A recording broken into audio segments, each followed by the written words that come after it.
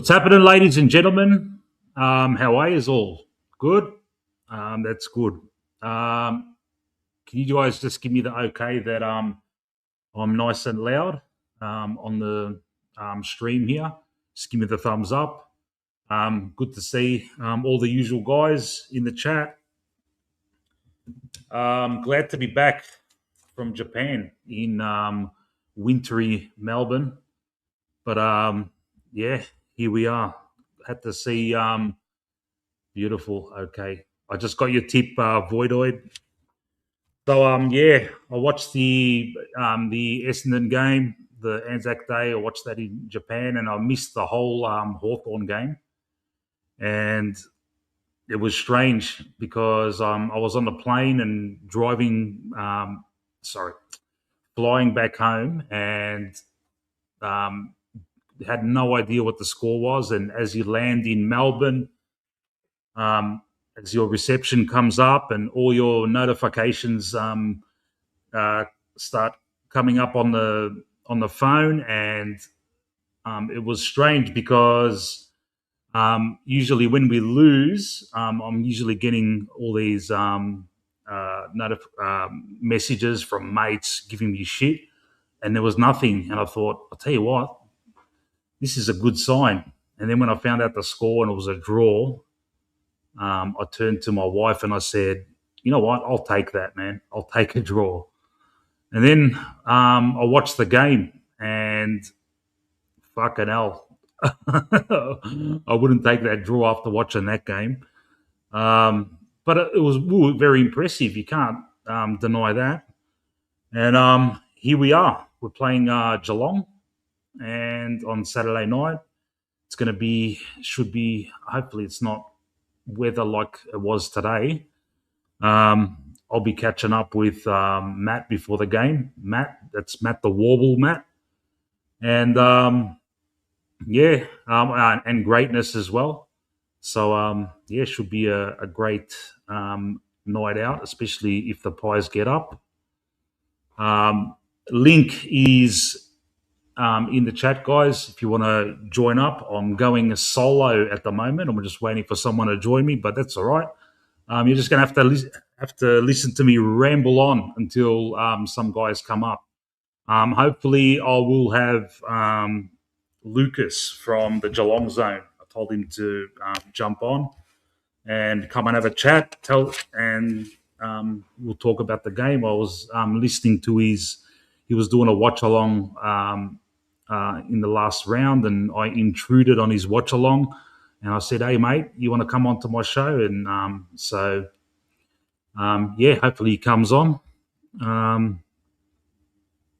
Yeah, so that's the team. We've got it up there.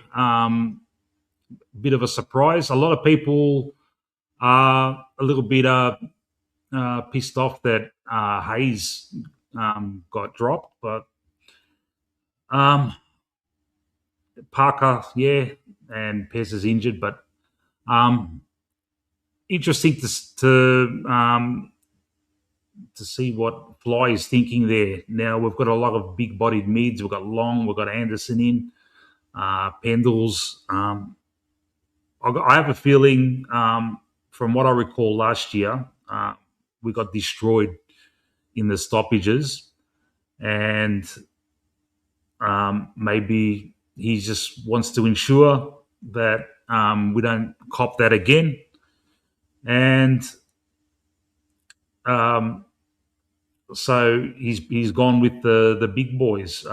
Will Hayes, unfortunate. I look at it this way: he kicked two great opportunistic goals, but he did only have 6 touches, 2 marks, 0 tackles from 70% game time. His exclusion is offset by Bo McCreary's inclusion. So you got Bo coming in, who gives us more tackling pressure. Now, Will Hayes, we've seen what he can bring to the table. I reckon he'll make it, but he'll go back to the twos. And I'll tell you what, on Saturday before the big game. We're playing their reserves. And I'll tell you what, it'll be great to see Will Hayes and Bobby Hill running around together. So that'll be interesting. Yeah. So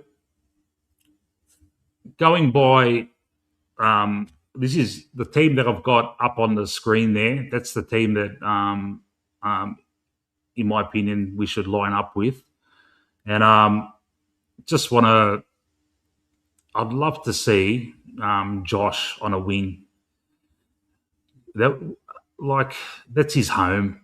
I reckon I was a big advocate of playing Josh like in the guts in the midfield with his brother. I did when he does go in there. I saw a few worrying signs. He was getting pushed off the ball a bit, but I just like to see him back on the wing, get him running in those open spaces. And we've got Dan, we've got Bruzzy, we've got IQ in the back line there to offer some distribution. I reckon it's time to push Josh up into the wing, and I like Crisp on the other wing now. Obviously, you got Rowan Steele there as well. The big talking point is Ollie Dempsey. I'd like to see Crisp on Ollie Dempsey. There's been some talk about IQ. Someone said that he was training on the wing. Look, I'd like to see Q on the wing one day, but you know what? I reckon Crispy will do a good job on Dempsey. So watching the Hawks and Frere going at each other, both forward lines very busy early. They can't defend one another. I watched a little bit of it just before. Fuck, it gives me the shits watching Jack Ginnivan fucking play so well. Like I loved him. Believe me, I love the kid, but he just seems to have stepped up to another level over there. If you can, guys, get your tips and predictions in. I've already got Boyd's gone for Pies by 45. He's got McStay, 8 score involvements and 3 goals. He's gone Houston, 5 score involvements and 1 goal and 33 posies. I'm going with, I'm going to put it up now. Just give me 1 second. These are mine here. I reckon we'll win by 25. And I've gone for Buller 3+. Just to be different. Everyone's going to be saying McStay and Jamie, but I'm going to go Buller. Breakout game for Jack Buller. And I've got a funny feeling a fresh Pendles come out and get 30+. So that's another one. And another one I've got here, I've got Oscar Steen. Now they're not any good with the rucks, are they? So I'd go Oscar Steen to have his best game yet against, he'll be up against the grandpa, Reece Stanley. Yeah. G'day, Chrissy Talbot. All right. What's Betty saying here? We are technically good structure-wise against Freo as well. Just messes it up with skills going forward and hesitated too much. Yeah. All right. Looks like my friend Lucas is backstage, and would have liked to have had a few people on to test him out a bit, but I'll just fly solo with him. I've invited him on. And I've asked him he can stick around for as long as he wants. So we'll talk about the game. And just give me 1 second. There he is. G'day, buddy. How are you? How you doing, Mick? Yeah, I'm doing well. Thank you so much for having me on, mate. I'm sure you will test me a lot in this game. I'm sure Collingwood will test me a lot during my watch along. But thank you for having me on, mate. I do appreciate it. No worries, pal. No worries. Yeah, I kind of like I was looking around for you. Then I found you on YouTube, and you were doing a watch along with your mate there, and you were looking. You weren't happy. It was halfway through the game, and North Melbourne were testing you, but you ended up smashing him. Yeah, you're looking okay. What can I say? Like, I was hoping North Melbourne would give you more of a run for your money, but you won that pretty easily, man. Yeah, it was easy, but it wasn't. I think the scoreboard was fluttering. I thought North Melbourne deserved to be closer. To be fair, the second quarter we just played awful, absolutely horrible, and it's just a shame from a North perspective because they lack that 10% polish. They don't have an A grade elite midfielder. They tried to choke us on the wing like Port Adelaide did, but they had Butters, they had Jason Horne-Francis. North don't have that. And at second quarter, our kicking was dismal. Tom Stewart was pathetic, to be honest. He really tested me, Tom Stewart. There's a couple of nasty things I said, but anyway, that's the beauty of a watch along, Mick. Sometimes players will frustrate you. It's like coaching. But no, my other mate Kiri, another member of the Geelong Zone, he was with me with his first watch along. He did all right. No, North Melbourne, it didn't deserve to be that much. I think we do play them later in the year. And Marvel, I think that's 50-50. I think North Melbourne would be better in the long run, and they're a chance against us against Marvel because we are terrible at Marvel. Mick, if any Geelong fans are out there, they should know that. We can't beat St Kilda to save our lives at Marvel. So, here's what it is. So how are you feeling for this game on Saturday? How are you going to beat us? And before you go on, I'm just going to get the Geelong team up on the screen. Just give me 1 second. There you go. That's the Geelong team. Hopefully it's nice and clear for everyone. Thank you. Very clear. Thank you. Yeah. Go on. Sorry, man. Sorry. I got the YouTube in the background accidentally. Sorry. Yeah. Right. Yeah. Go on. Yep. How are we going to beat Collingwood? Well, there's a player called Nick Dacos who seems to go all right.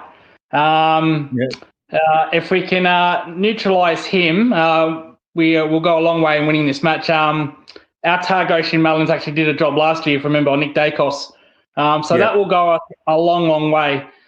The real question is, how is Collingwood going to beat Geelong? And that's pretty simple, Mick. Three things that always trouble Geelong is smash them on the loose ball gets, smash them on the inside, and efficiency. That seems to be a trend to beat Geelong. Gold Coast did it this year. Port Adelaide did it this year. Gold Coast last year. Carlton always bloody do that. St Kilda always do that to us. So if Collingwood want to win, Mick, if you want to win, smash us on the loose ball gets and on the inside. And you'll go a long way in winning this match, and you have the potential. Unlike North Melbourne, you've got Dacos, you've got DeGorry, very damaging players. Pendlebury, very damaging player. This game will be closer than what everybody thinks. There's some people saying that Geelong's going to win by 30, 40 points. No, they're not. They're not going to win by 30, 40 points. No way. It's going to be much closer than that, in my opinion. That's what I like about you, man. There's other Geelong supporters out there. They're absolutely fucking so one-eyed. You're so level-headed. Like, I really want to stick the boots into you, but you're just too much of a nice guy, man. I'm not nice on my watch-alongs. If anyone wants to watch those, I'm not nice on the watch-alongs. But sometimes, we can be a little bit deluded because we've won 4 in 20 years or whatnot, or 2 in 15, as I say. But don't tell that to the supporters because they'll say, 4 in 20, not 2 in 15. I try to be as even as I possibly can. If a team needs a building, then I'll admit it. But this is not the team that will do that. This will be very, very close. Because Collingwood, with all due respect, they are a good side. They're still a good side, Collingwood. Still a good side. Who's the obvious guy you're going to put on Dacos? Is it Atkins? No, it'll be our tagger Mullins. Ocean Mullins is our tagger. Sorry, yeah, Mullins. Sorry, I forgot about that. So he did a very good job last time. But having said that, you might want to consider that up to Pendlebury, especially if Pendlebury plays the game like he did against Essendon. So very, very interesting. But you think Dacos, but if you're coaching against Mullins, Mick, what you do is go forward, and Dacos can do that. Dacos has the ability to go forward. Because with all due respect to Mullins, he has no defensive game whatsoever. McCuggage exposed him. Sarong exposed him early in the year. Petrarca exposed him early in the year. So if he is tagging you, just push Dacos forward and expose him one-on-one. You'll win most of the one-on-ones, that's for sure. Yeah. Now, you're sounding like slightly pessimistic about this game. Now, I'm looking at your team and I'm looking at all these names, and there's all these I've got all these memories of all these fucking players just fucking playing well against us, you know. Guthrie, Jezza Cameron, Close, Dangerfield, Neil, Manna, you know, Tanner Bruin, and then, you know, Max Holmes. Now, that's a lot of good names. Bailey Smith. Yes, Bailey Smith. Dempsey. You got a lot of good names there, man. And when I look at that, it fucking worries me, man. Like, I've tipped us to win by 25, but I always tip confidently for the Pies, even though when I'm like, I always tip with my heart and never tip with my brain. But I'll tell you what, if I was gonna tip with my brain, I wouldn't tip us to win by 25. But still, man, I just look at the personnel in your team and I'm thinking, fuck, man, how do you do it, man? Just year after year, you just maintain like a good personnel that just keeps us up there. You must be stoked with the recent history of your team, man. Well, it's good that you're successful because you can bring players to your club, like Cameron, for example. You know, Cameron, when he left the GWS, Geelong was his only option. He only wanted to go Geelong, so that always helps. You know, we took a gamble on Stengel. I know he's not playing here, but you know he's rewarded us with a premiership. It's these players from other clubs, even going way back to Dangerfield. You know, who picked Geelong, didn't want to go anywhere else but Geelong. We just have the knack of picking up free agents. But that's culture. That's culture, Mick. If you have a good culture, if you're a successful team, you'll get these big free agents. That's why also, Mick, you guys always link to heavy big free agents because Collingwood's a powerful team. So unlike Carlton, Essendon, and Richmond, who couldn't get a second round draft pick to save their lives. Good culture means free agents will go to your club. Also draft picks. We draft really well, Mick. That's another big strength. Like half of these players. So I'm looking at the board now. So Mark O'Connor draft, Tom Stewart late boomer draft pick, late boomer. Lawson Humphreys high draft pick. Sam DeConey high draft pick. So there's a lot of high draft pick players in there that have developed really well. And if you've got a winning team, a winning mentality, Mick, it's going to accelerate their growth. You know, Sam DeConey's first year played in the premiership. So that goes a long way for growth. If you're on the other end of the ladder, if you're just losing after game after game after game, it doesn't help your growth, doesn't help your experience whatsoever. So half of these players are draft picks. So Shannon Neal's waited a long time, our forward. You know, he's hiding behind Hawkins. He's been at the club for 6-7 years, Shannon Neal, but only starting to get together.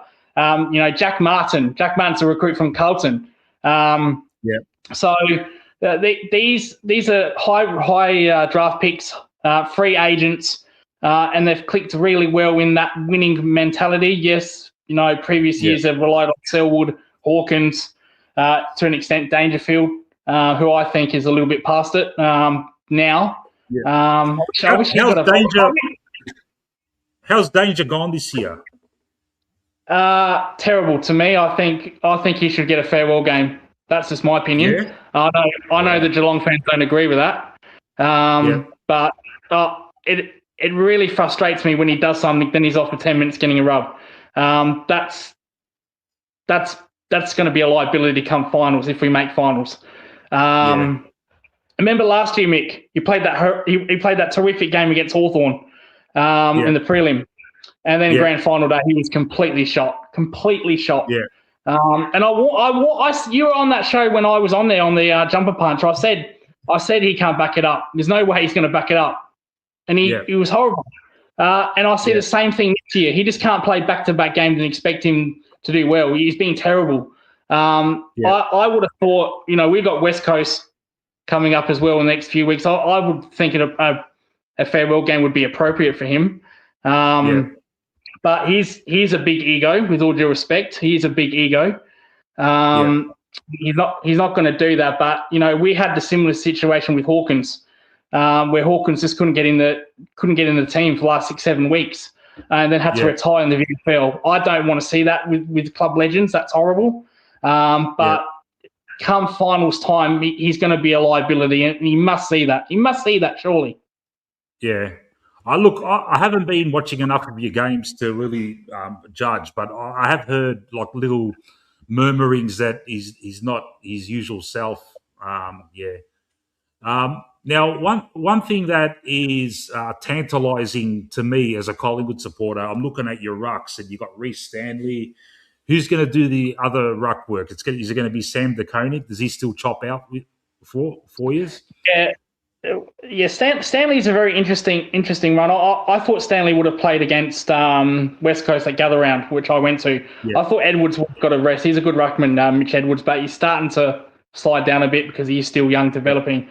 So very interesting. We've released him against Collingwood. Stanley, last game was the grand final against Brisbane. He was terrible, absolutely terrible.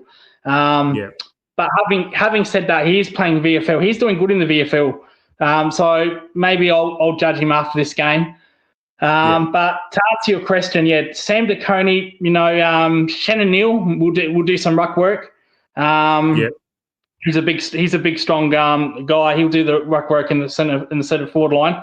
I know Tom Hawkins has worked with him on his ruck craft a lot. He does kick goals from the stoppages. Shannon Neal, when he's rucking 450, so that's probably something you got to look out for.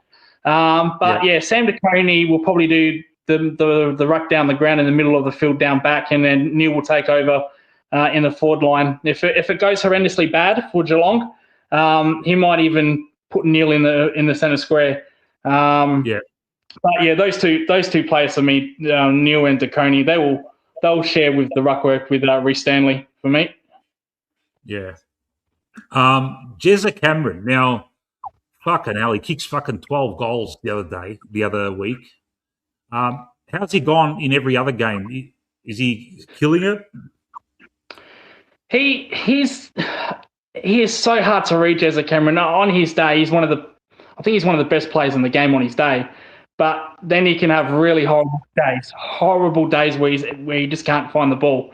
I've criticised him in the past a lot last year for not getting into games early and for not pushing up higher in the grounds. The grand final day was a bit of a disaster because he broke his arm and whatnot. But at times he can be a stat padder.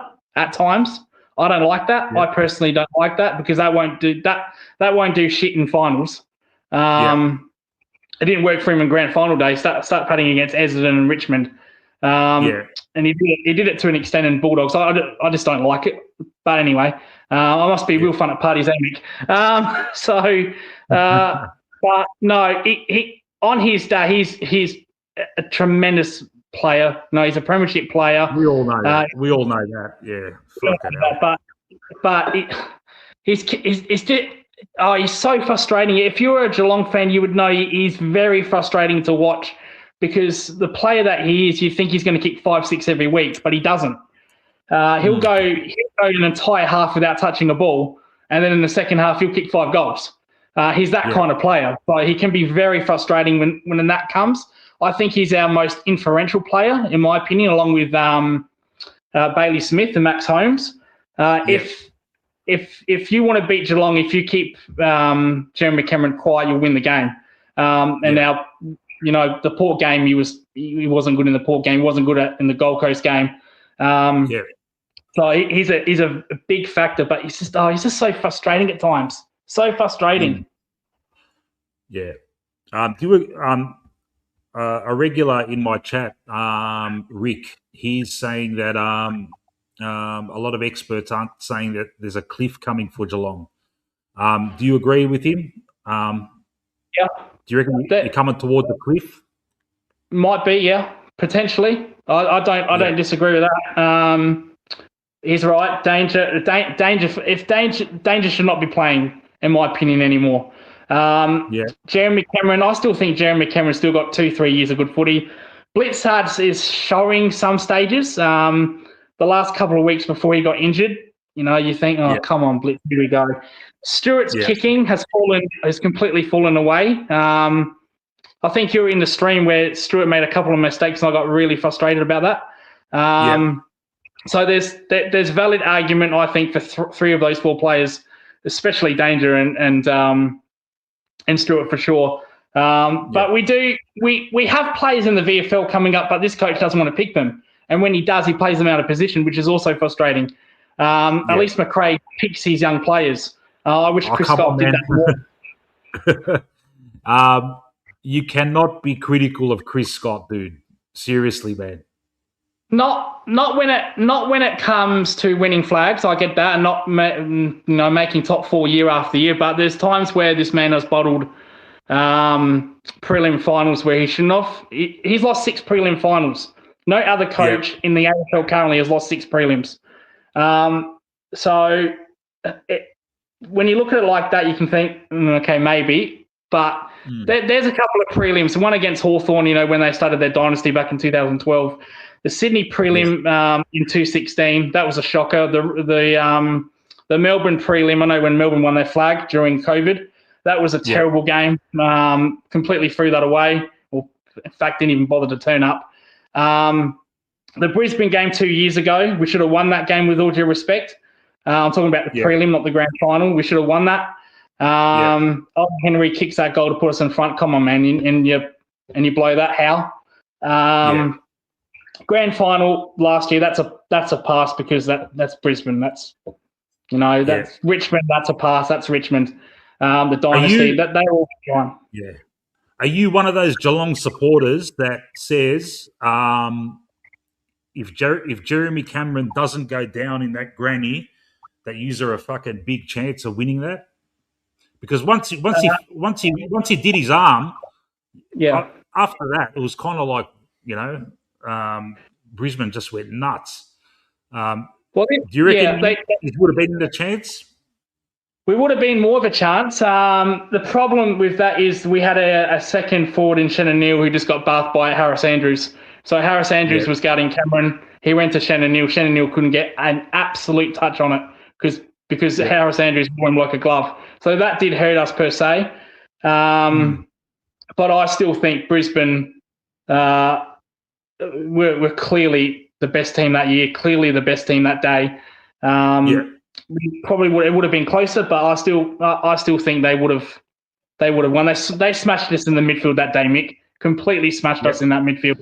So that it was irrelevant if we had Gary Ablett Senior, Tony Lockett, Jason Dunstall. It wouldn't have mattered. We just couldn't get the ball in that third quarter in the fourth. So I don't think it would have made that much of a difference per se. To be honest. Yeah. You got a great compliment from one of our good friends, Ben Zero. Lucas is a breath of fresh air for an Oppo supporter. No sugar or bias. Good shit. There you go. That's why I got him on. Ben. Thank you, Ben. I appreciate that. And I was hoping to get your mate, Ultimate Greatness, but Greatness. I reckon he's just probably finished footy training and he's absolutely knackered, but he might come on a little bit later. We'll see. No, I know Greatness. He joins our Twitter spaces sometimes. He's a good man, Greatness. So very good opinions with him. So yeah. All right. Now, a big bugbear for us Collingwood supporters is a gentleman called Ollie Henry. We think he's fucking weak as piss. We think he's a fucking sook. What's your perception of him? Have you been happy with his output? Yeah. His first year with us, when we made that prelim, he kicked 4 goals against Brisbane in the prelim final. He should have kicked that winning goal. That for me was an outstanding season for Ollie Henry. He kicked 40+ goals. Since that year, he's gone downhill, I'm afraid. He can't get games together. He doesn't use his body as much. The main problem with Ollie Henry, he tries to take mark of the year every fucking week. It's just so annoying because he is athletically, he is a good player. But he's another one, a bit like Cameron, that will just go out of games, that will just go missing. And then, for one quarter, he'll kick 2-3 goals. So his consistency is his biggest problem, Ollie Henry.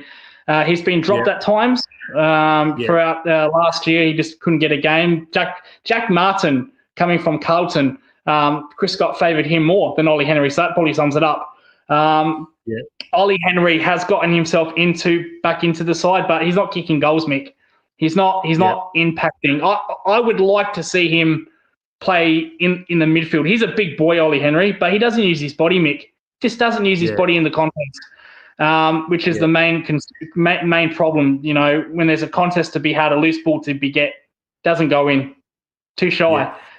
And that's surprising with a big body he is.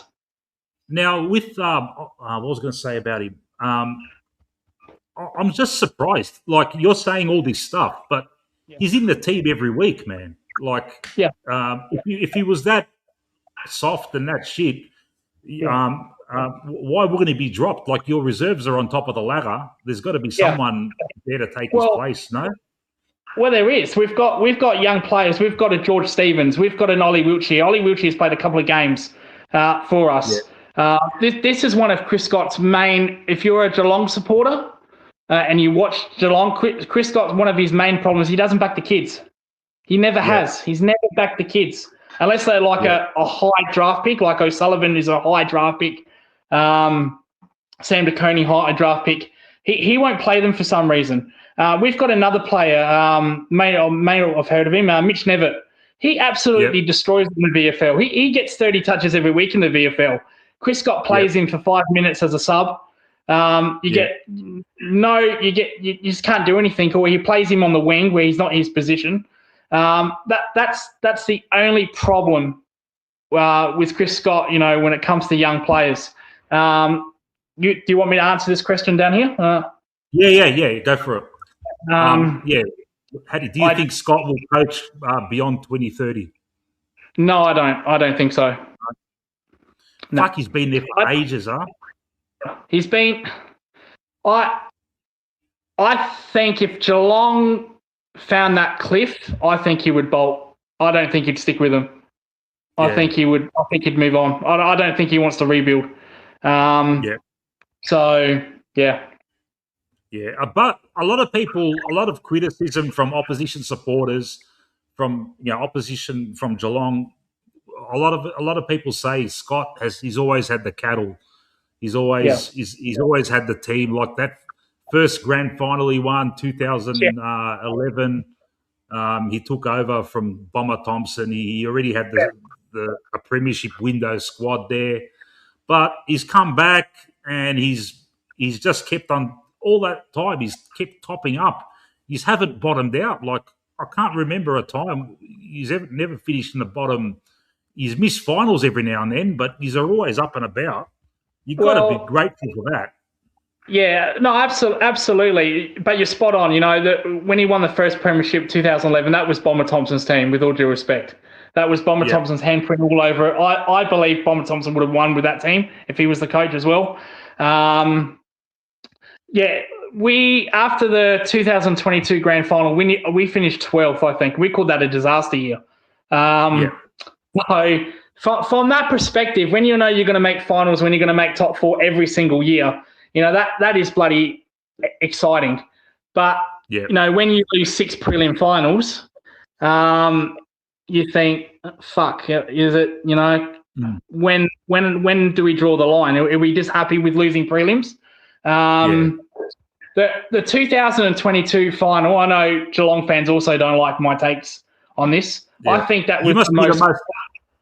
You got to be one of the most unpopular Geelong fans, because I'm telling you, man, I'm close with 2 or 3 Geelong fans, and they are fucking. They have a total different outlook to you, man. Yeah. The other Geelong channel, they don't agree with my opinions. I don't go on there. I don't go on there anymore. But that it is what it is with that one. But look, I try to be fair as I can. But you know, sometimes people don't like to hear that. You know, I think the 2022 premiership, I think that was the most compromised premiership in the history of the AFL. Look at the teams around that year when we won the year. Richmond were done, so their dynasty team was finished. For Melbourne, one-hit wonders, they were done. Crows, Brisbane, way too early. Sydney in grand finals, you know. What's the point? The only competition that we had was from you guys. That prelim final that year. You were our only competition that year. Adelaide too early, Brisbane too early. There was no competition, in my opinion, that year. And, you know, what happens a year later, Mick? You win the grand final in 2023, and Brisbane make the final. So those teams are too early, 1 year too early. So I think we took full advantage. You know, we had Selwood, Hawkins, Dangerfield, you know, at the primes of their career, or twilights. You know, Selwood retired after that game. I think we played the right teams at the right time, in my opinion. Geelong fans hate me for that, but you know, when I put it like that, it just makes so much sense because there was no one else around. Everyone was too late. Everyone was done or too early. If we played Collingwood a year later in that grand final, you probably would have bet us. We played Brisbane a year later. They probably would have bet us too. We played the right teams that year, and the Collingwood game I think was only 1 point, 1 or 2 points. So that was the team that gave us the most trouble, and then you win it the next year. So Geelong fans hate me for saying that, but that's my beliefs. That's it, man. You're a legend, mate. Like, as I said, man, and as Benny Zero said earlier, man, you're just straight out, no bullshit, and that's why I got you on. I knew you were like that, man. Well, thank you. I try to be. But look, you say all that, man. Every premiership that any team wins, man, there's an element of luck involved. 2023, mate, we won every final by less than a goal, mate. One umpiring decision, one different, you know, the ball bounces one way, it's a totally different result, and all of a sudden we're not considered a successful group, you know, but you need the luck. Yeah. Black and White United is asking, do you want to tell us about your channel, Lucas? Yeah, it's called the Geelong Zone. So just put in the Geelong Zone. I do what Geelongs are my biggest strength.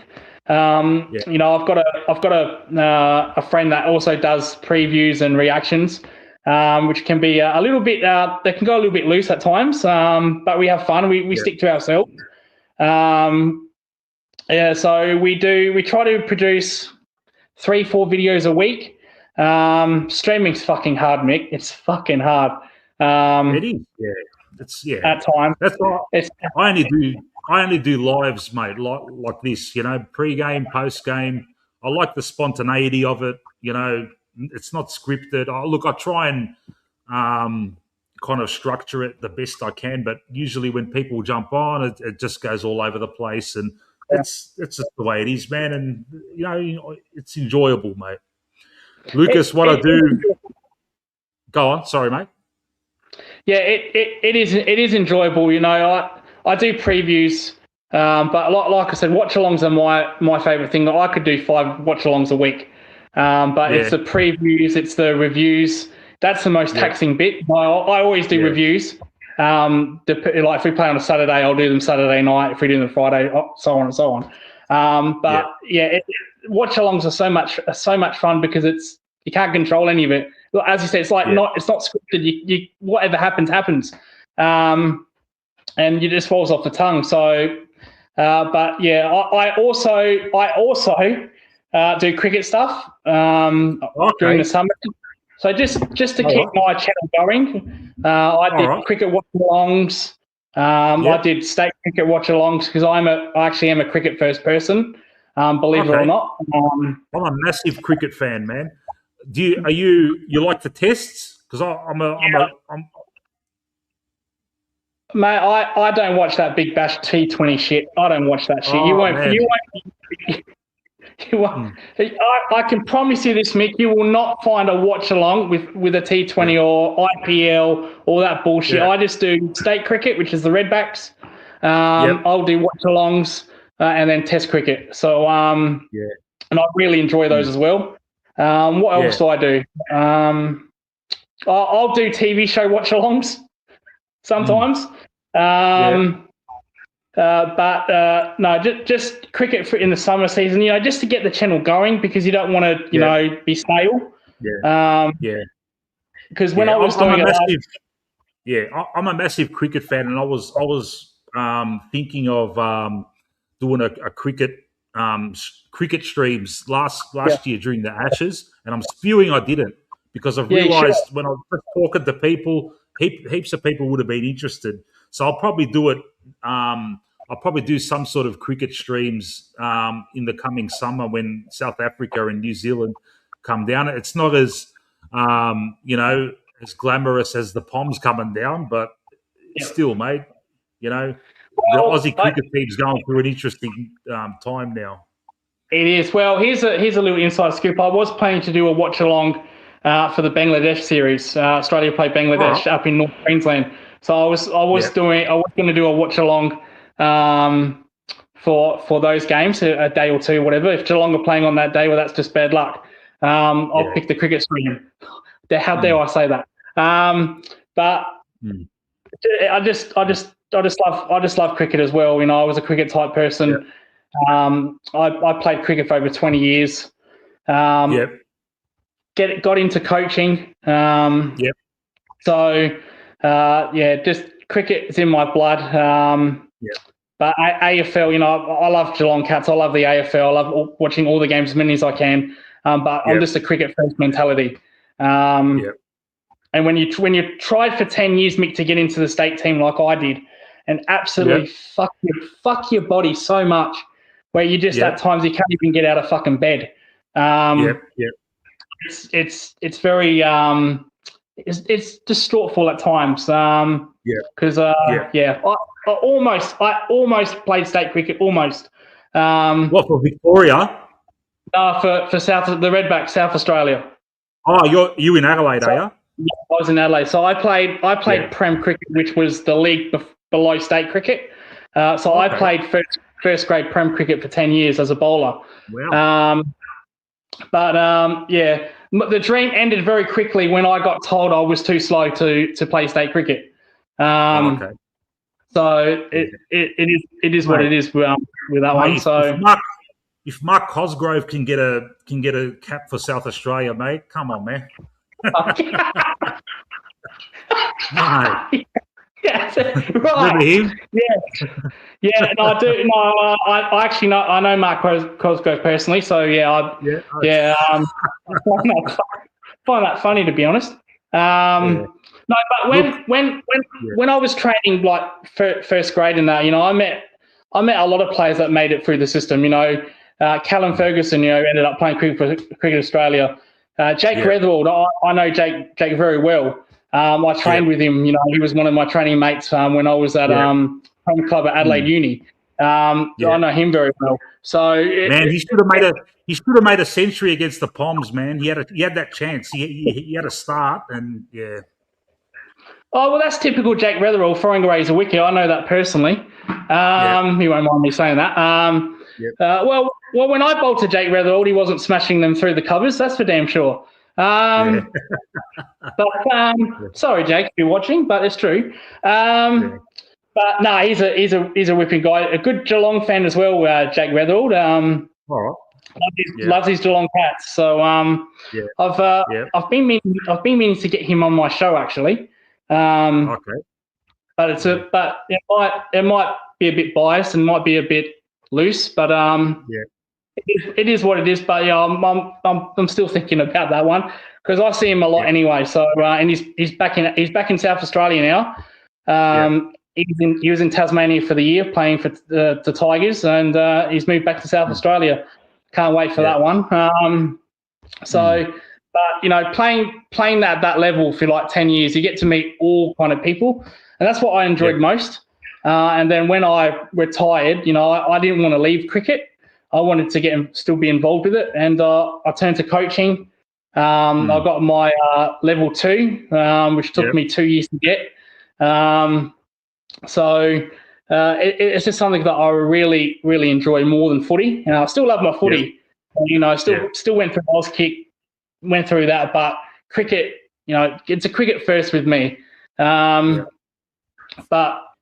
that it is what I'll tell you what, Mick. I'll tell you what, you might be different here. Someone says to me, Geelong winning the flag or Australia winning the Ashes and winning the series in England. I'm going to take the England series all day long. Sorry, Cats fans. Wow.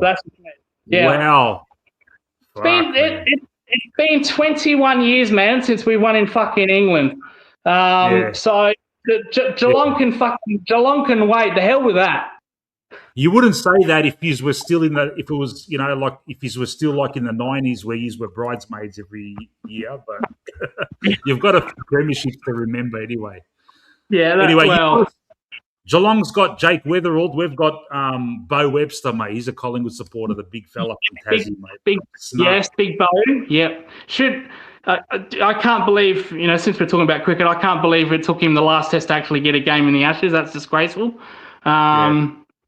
But no, Big Bo is a fantastic player.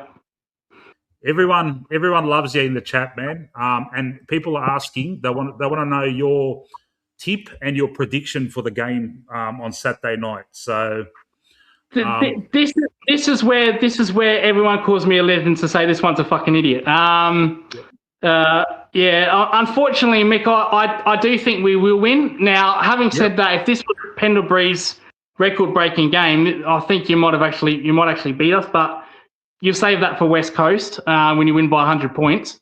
I think Geelong will win I got Geelong by 3 goals, so around about 17 points. It'll be closer than everyone thinks. It won't be 30, 40 points or Geelong are going to do well. They're not. I'd be surprised in that, but you're going to give us a good fright. It depends, Mick. If you can play quarters for 4 quarters of footy, you might beat us. So if that's how if you want to beat Geelong, play 4 quarters, smash us on the inside, loose ball gets, and restrict our corridor movement. So if you can do that, then you'll win the game. Yeah. So you're tipping Geelong by how much? I'm tipping Geelong by 17 points. Okay. All right. Just give me a second, Lucas. What I do is when people do their tips, I've got this thing going with this channel.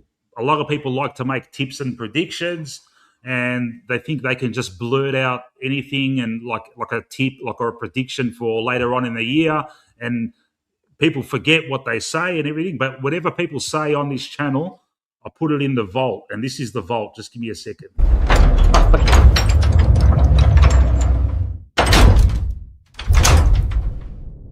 What goes in the vault stays in the vault.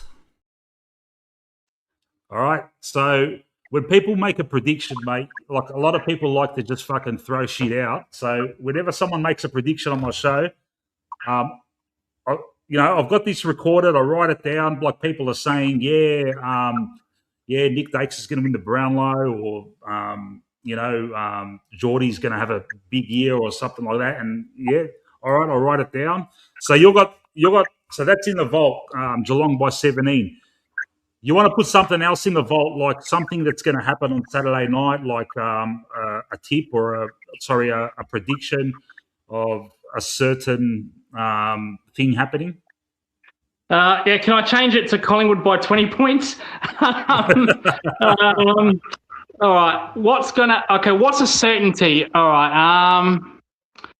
Here's one that I can be horribly embarrassed about. Nick Dacos will have less than 25 disposals. Okay, well, all right. Yeah. He'll probably have 40 now, but I'll stick with that. All right, no worries. What about something from a Geelong player? I was going to say Tom Stewart 0 turnovers, but that's impossible. I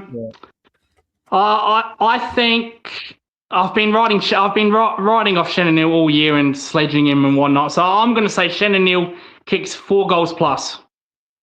All right. It gives me another reason to hate him if he doesn't. So yeah.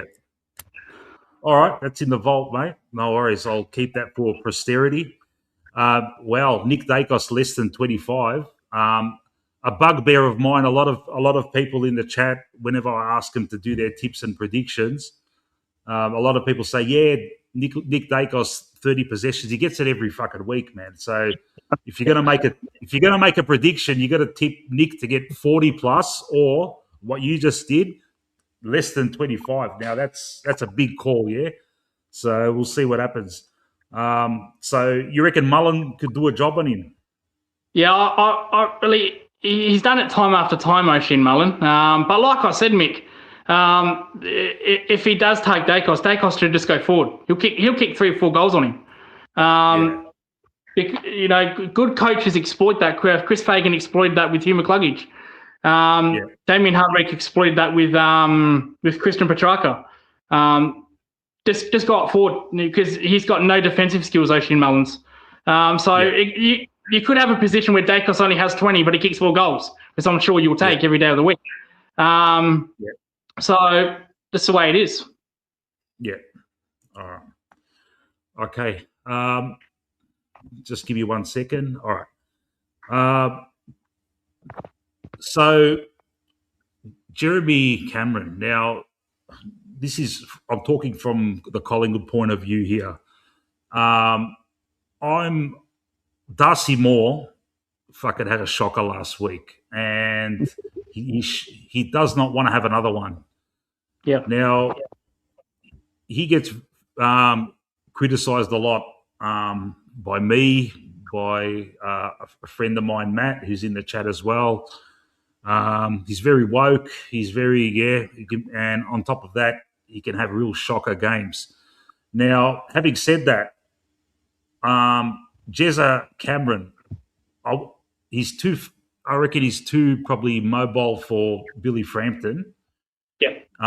He's too tall for Jeremy Howe. We're going to have to put Darcy Moore on him. Now, Black and White United, Andreas, I saw your preview and I am stealing that off you. I saw you saying to put Darcy Moore on Jeremy Cameron, and I agree with that. I just feel it has to happen for his sake too, because he's got to show to the Collingwood people that he's a worthy captain, and the only way he can do that is by doing a job on Jeremy Cameron on Saturday night. I'm sure by the look on your face, Lucas, I've just struck fear into you thinking that if Darcy Moore goes on Jeremy Cameron. But I think that's what's needed to be done, because Jeremy Cameron likes to, he likes to run towards the centre. Darcy Moore's probably got the mobility to keep up with him, and then he can do his intercept sort of game as well. So that's what I reckon needs to happen. Go on. Yep. If I said to you that, and I agree with that, what Josh just said there, Darcy Moore played really well on Gunston, but they're two different forwards. Gunston's a run and gun into space. Cameron, likes to get physical. Likes to push up to the wing. What from a Collingwood point of view, if I said that I would love Frampton to be on Jeremy Cameron, would you find that disrespectful? Would you say, Frampton's a better defender than what people think? Because, I don't rate Frampton. I know he's a premiership player. And I would love if Frampton, marked Cameron, because I think Cameron would kick probably 6 or 7. Yeah.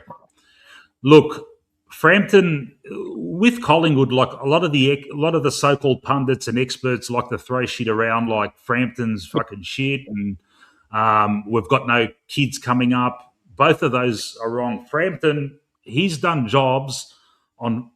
doing jobs on key opposition forwards for a good 2-3 years now. He's beaten Tom Lynch. He's played on Curnow. He's played on Harry Mackay. He's played. He's done jobs on all of them. We just accept that a couple of times he's gonna do some real embarrassing clangers, but he does a job, and the Collingwood Army just fucking love him. But having said that, Jeremy Cameron just seems to be a bit more classy than those forwards that I mentioned, like your Curnows and your Mackays and all that. So go on. Did he play Philthorpe? He did a good job on Philthorpe. Or was that more? When we played Adelaide, our midfield was that bad that the ball was going in so much that anyone would have kicked goals. And Philthorpe, we play this weird zone defense bullshit, and fucking it shits me like Quaynor ends up on fucking Philthorpe and stuff like that. Yeah. And I've been hearing Quaynor on Jeremy Cameron. I fucking hate that, man. Please, man. I know we played on him once, probably for a half or something. Do you remember that? Yeah, I would love that personally. I think that's better. I think that's a better matchup than Frampton from my perspective. Is it? I hope he doesn't put Frampton on him. Yeah. Yeah. With Frampton, as you just said, he from time to time he makes these embarrassing mistakes. Is that kind of a victim of his own self-destruction there? Because people, they don't see him as a good defender because he makes those stupid mistakes. Does that hurt him a bit, in your opinion? But he doesn't do a lot of them. He'll make one or two a game, but he's always doing his job. He's always getting the punch away. He's keeping his man to less than 3 goals, and he's been the rock this year for us in defence, and our defence has been fucking good, and he's one of the reasons why. So we like the fact that pundits and opposition supporters laugh at him and think he's fucking shit, because we know that he's doing okay. So, but I wouldn't want to see him running around trying to pick up Cameron. As someone said in the chat, Rick, put him on Shannon Neal, and we'll take it like that. Matt, the Warble, is saying put the Bruz on Cameron. Once again, look, that's all right, but fuck, man. Cameron's just going to go to the square, and Bruz can't jump up with him. So, we'll see what happens anyway. Probably a good option if because Cameron does like to. He's almost like that linchpin. He does like to push up to the wings. So maybe Crane or that are good when he pushes up. But when he is into the goal square, he's that's you don't probably see that. I want to see that from my perspective, but probably not from yours, Mick, or your fans in the chat. Yeah. Now, with you asked earlier about Frampton on Philthorpe. He beat him last year, but this year, Philthorpe. That's why I mentioned it. Yeah, he did. He did a good job on him. Yeah, but this year, Adelaide just fucking they had so many inside 50s, mate. Anyone could have had a day out, Yeah. And as Rick has put the stats up there. He's only lost 6 out of 29 one-on-ones this year. He's rated the second best spoiler in the AFL. And people only look at, the one clanger kick, the one or two clanger kicks that he has each game, and they look at that and they think he's fucking hopeless. And yeah, we like that because we think, as Collingwood supporters, we think he's doing a stellar job. One player I want to talk about. That Go, stat, Lucas. so yeah, that stat that he just put up, that. No, I would have never predicted that. I would have never have predicted second best spoiler in the AFL. So that's a very underrated stat. That. Yeah.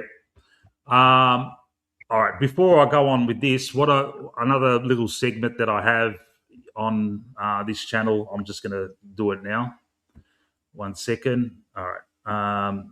This one here. Hey, Fly, listen to me, mate.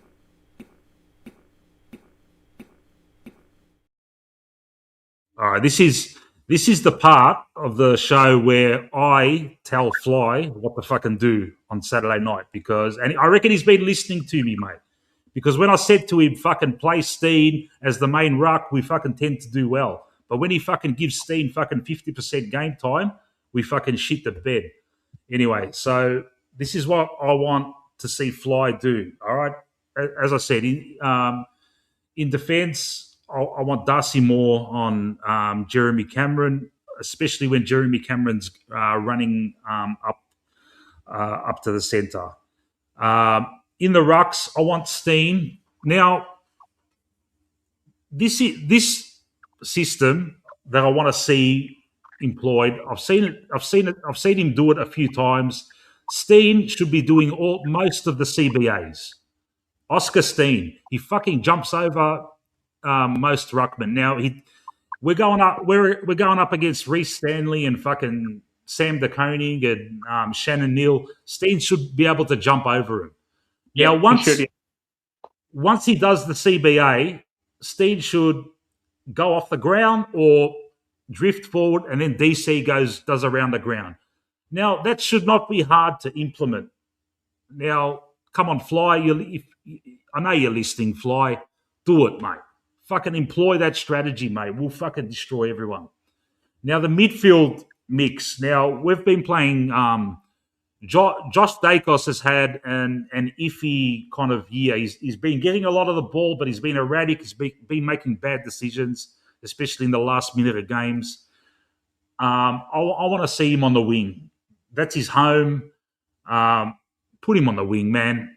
Enough of this defence. We've got IQ. We've got Bruzzy. We've got Dan Houston at the back there to do the distribution.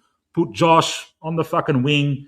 Let him run the open expanse of the MCG in between, linking him from defence to forward. That's his bread and butter.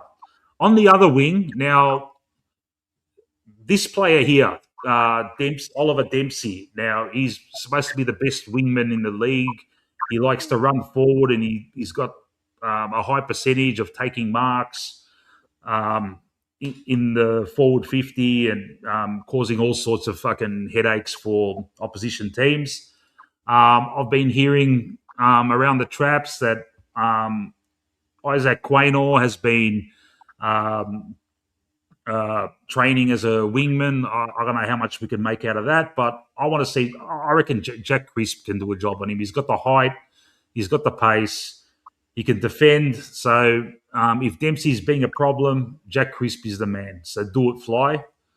And just with the forwards, last week we saw McStay playing a lot up the ground like a classic centre-half forward type player, and leaving the deep forward line open for Jamie Elliott, and that's what I want to see more of. McStay getting those marks in between the 50-metre line and the centre square. He did it well last week. McStay, as the year began, he was a whipping boy for a lot of us, but he started the last couple of weeks. He's starting to, he's starting to improve. So it's good signs, but he's still got work to do. So that's my little thing there.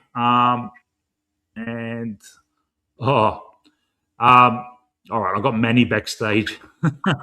All right, just give me 1 second. I'll get this off the. I'm going to get our team back on. All right, yeah. All right, Lucas, I'm going to introduce you to a regular on my channel. Okay, he's from your neck of the woods, Adelaide, and I'll get him on. His name's Manny, and there he is. Manny, how are you, pal? Hello, buddy. What are you doing, Mick? All right, buddy? Fantastic, bro. Give me 2 minutes. I was having a smoke. I'm going to walk in. I'll be back in 1 minute. Mate, I'm having a smoke. Go in your garage, mate. Come on, man. No, I just locking the door there. 2 seconds. How you been there? You back? Rejuvenated? I am rejuvenated, man. Fucking 12 Right, days in holiday, buddy? Japan. What? Good holiday? It was a fantastic holiday, man. That's it, buddy. It was great, man. The food there's mad. Even the culture is mad. It just doesn't stop. Tokyo, and we went to other parts of Japan as well. And I used to live there back when I was in my early 20s, so I had a lot of old friends there. We had some monumental fucking benders, man. Fuck, man. Because What are we thinking today? What are we thinking for the weekend today?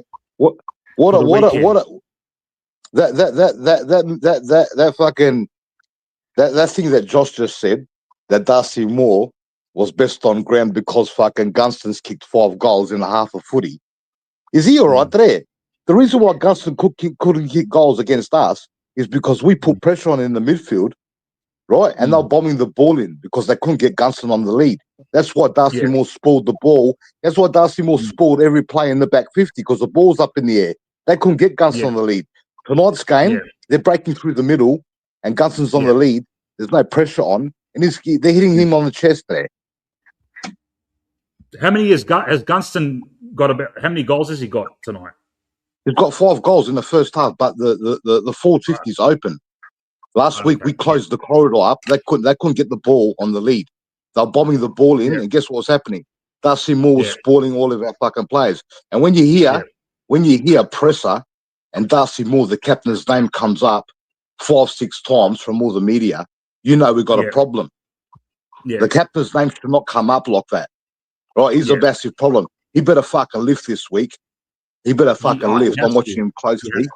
Right? They know our system better than any other team in the AFL. They know exactly how we play. They love getting goals over the back, like last time. Goals over the back, open goals on the goal line. They know us better than anyone. If we don't put the pressure on if we don't win out of the midfield, and we let their forwards come out on us, they're going to open us up like we haven't seen before. Yeah. Hey, Manny, Josh was fucking around when he said that, yeah? Oh, was he? Yeah. I thought he was on fucking drugs. I thought he was on something. Yeah, he's mucking around. All right. Hopefully Myers isn't playing in Stengel, because normally Stengel gives it to us. 3-4 goals from the fucking boundary, and that Myers always hits targets on the inside. You just got to hold Cameron back, right? Keep him close, hold him, right? Because he runs up the ground and he gets the ball up the ground, then he goes back inside 50, and he gets lost. They lose him. That's why he gets so much of the footy. You got to keep an eye on him, and fucking and even Dempsey. Don't worry about what Dempsey's doing up the field on the wing. He can do whatever he wants. But when Dempsey rolls inside the 50, forward 50, someone's got to lock onto him. If you don't lock onto him, you know what he's going to do? He's going to start taking hangers on fucking side bottom like last time. Yeah. I reckon, look, go. Good news. Yeah, it's good news for Manny because Stengel and Myers are not playing. They're both out. Yeah. Fucking oath. Big outs. Yeah. Look, man, do you agree with me, Manny? Darcy Moore, to prove himself, has got to fucking play on Jeremy Cameron on Saturday and fucking do a job just to prove that he's fucking worthy of fucking playing for us, mate. Like, for being the captain, mate. Mick. I know you don't want him on Jeremy Cameron. Mick, I don't know if you heard me or not, but on Anthony's pre-game show against Hawthorn, I told Anthony, I said, Darcy Moore, don't get too fucking excited. Don't get too excited. He cost us 4 goals. And I said it before the game because I know exactly what he plays like, bro. I've been watching this dickhead for fucking 2 years, and people were getting on to me about it, right? I said I'll watch him on purpose, but the only reason why I watch him is because he's the captain, right? So when he goes out in the circle and he revs up the fucking boys, right? What does he say to him? What does he say to him? Go out there and play like shit. You know what I mean? What are you saying to him, buddy? Right? And you know what the other problem is? You know why he's that much of a? You know what? I don't want a smart footballer outside of the fucking ground. I don't want a PC man, right, that talks and does studying and does PhDs and all this bullshit. I want a captain on the field captain. I don't want some fucking imposter from the outside. You know what happened? You know what I'm pissed off? You know why he deserves to cop it from me? Because the first quarter I gave him an out. But if you're a captain and you can't adjust your fucking game, right? You can't adjust your game after the first quarter and you keep making mistakes and you don't adjust yourself and you cost us the game, which he cost us a fucking game. You got to adjust your game. You know you're making mistakes as a captain. How you going to tell other players on the field adjust your game when you can't adjust your own fucking game? It's fucking pathetic. Yeah. I agree with that. It's a bit like me with Dangerfield. Completely agree with that. You know what I mean? Yeah. Yeah. Well, it's got to adjust, Lucas, bro. He's the fucking captain. Yeah. Lucas, listen, pal, more than welcome to stick around for as long as you like. I've got some other guys coming on now. It's starting to build up now. There's more people listening in. It's all happening. I'm going to get a regular who's got his own channel. His name's Matt. I'll be going to the footy with him on Saturday. I'll get him on now. G'day, Matty. Evening, Mick. Evening, Manny. Welcome, Lucas. Thank you very much. Hey, Matty. How's it going, guys? Yeah, not too bad yourself. I don't think you're a fan of Darcy Moore on Jezza Cameron, are you? Well, the thing is, I think anyone's going to get a good chance to get spanked on Jeremy Cameron. So, but if Darcy Moore played on Jeremy Cameron and he didn't have any glaring fuck ups and he was to keep him to 4 goals and no more output than that, then that'd be a good result. But I don't. It would be suicide to play Darcy Moore and Jeremy Cameron. Like, let's be honest. Yeah. So you think Brozzy? You know what the problem is? He took 9 goals on him, and 5 blunders from Moore bring 5 goals. That's probably saying it lightly. It will be a train wreck if he plays on Jeremy Cameron. All right. Hey, Mick, you know what the problem is? You know what the problem is with our side? This is our problem. We don't play one-on-one defence. We play a system defence. So what happens is, if that ball, exactly. So if that ball comes in quickly, so if our midfielders can't put the pressure on, and that ball comes in too quickly, and our defenders can't pick up a player, or they haven't got time to pick them up, that's when you find Quaynor on Cameron, or you might find Houston on Cameron, and then what happens is we get smacked. That's the problem. So the midfield battle's critical. See, because we play a system fucking defense. That's the problem. Yeah. But the thing is, Manny, this system defense, whatever the fuck we're doing, it's been effective, yeah? You know, we're probably not against the fucking big teams, but for most teams, we're keeping them to low scores, man. Exactly. It would have beaten Hawthorn if it wasn't for if Darcy Moore had 50% of the fuck ups last week. We'd beat Hawthorn by a couple of goals. Yeah, and that's down to our defense. And actually, we were actually pretty efficient going inside 50, or at least scoring from inside 50s, I should say. So, and that's the thing. People are saying Darcy Moore just at the fucking end. It wasn't just at the end, mate. He was fucking first up the goal. whole game, mate. I think it was the first goal. I'll tell you exactly what he did. I'll tell you exactly what he did. This is how much I watch him, Mick. Right? This is how much I watch his fucking dickhead. Right? Because he's the captain. And I watch my captain. Because if we sink, the captain sinks the ship. Right? I'll tell you what he did. First quarter cost us a goal. The ball goes in. Instead of him spoiling the ball over the goal line, he spoils it back in play. Watson runs onto it. spins around another defender on the goal line, kicks a goal. Number one. Number two, the ball goes in our back 50. Cameron's about to mark the ball. Darcy jumps up, spoils the ball. McDonald picks up the ball, right? He spoiled Darcy Cameron. He was by himself. He spoiled Darcy Cameron. The ball falls on the ground. McDonald picks up the ball, scores a goal. Number three, gets the ball. Second quarter, gets the ball. We've got a player on the wing, kicks the ball out of bounds. All right. Again, the next mistake he made. Watson's got the ball. Watson's got the ball on the boundary line. Instead of him pushing him over the boundary line, he tackles him high. Watson gets a free kick in red time. They kick the ball in. Right, they score another goal. That's like 5 mistakes. Then there was another one. The ball gets bombed back in again. He spoils someone else. There was another spoil. They nearly scored from that goal as well. Then, right, instead of adjusting his game, the last quarter, right, they kick the ball in. He's supposed to mark it. He calls Bruzzy out the way. I saw his lips move. I watched the replay. Bruzzy's in front of him, about to take the mark. As captain, he called Bruzzy out of the mark. And what happens is Bruzzy didn't go for the mark because Bruzzy's in front of him. He drops the mark, and then he high tackles fucking what's his name, Moore, and he fucking buried us. Yeah. It was so bad. So he made He made 6 mistakes. It was that bad. It was becoming fucking embarrassing. That's why today, in the press conference with Fly, 5 journos asked him about Moore. Yeah. Now, I've seen Moore get spoken about in press conferences before. They've asked him about Moore. Last year, he was doing the same shit. Right? And you know what the coach said? What were they asking, he's been spoken Manny? to. What was the line of questioning they were asking him? They were asking him about how Moore.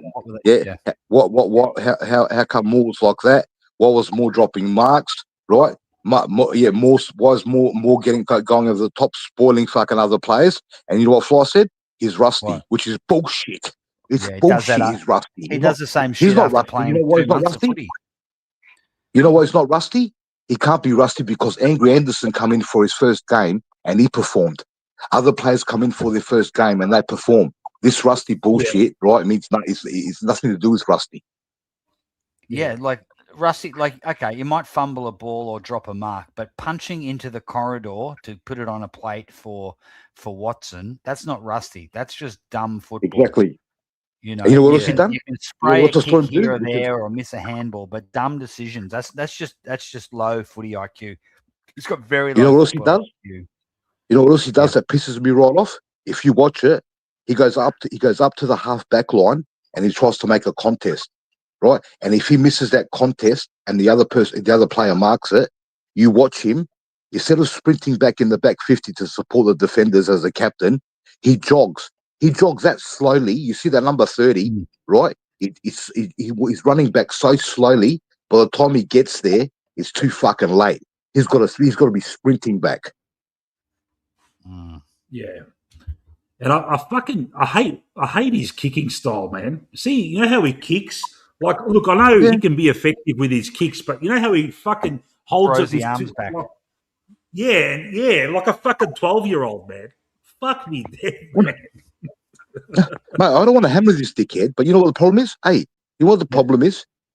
When you take the money, when you take $1 million a season and you put your hand up to be the Collingwood captain, you need to go out there and put your balls on the fucking line. Do you understand? You have to put your balls on the line. You want to put your hand up and be the Collingwood captain? You play like a captain.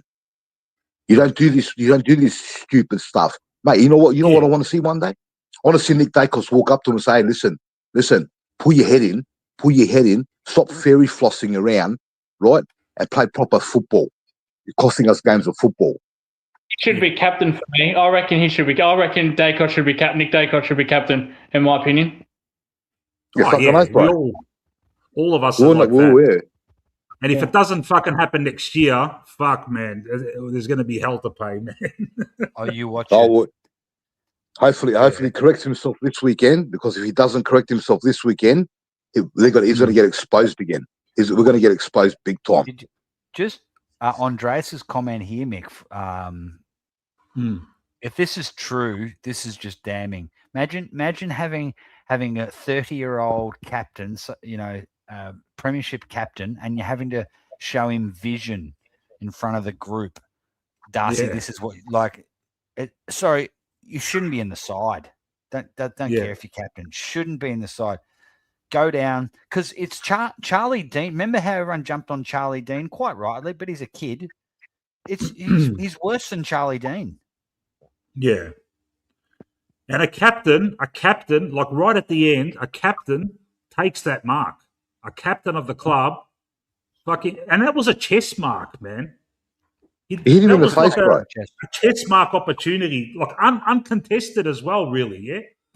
It's just, you take that, and it's game over, and we celebrate beating Hawthorn. But instead, it's the total fucking opposite, almost. You know, becoming a liability, mate.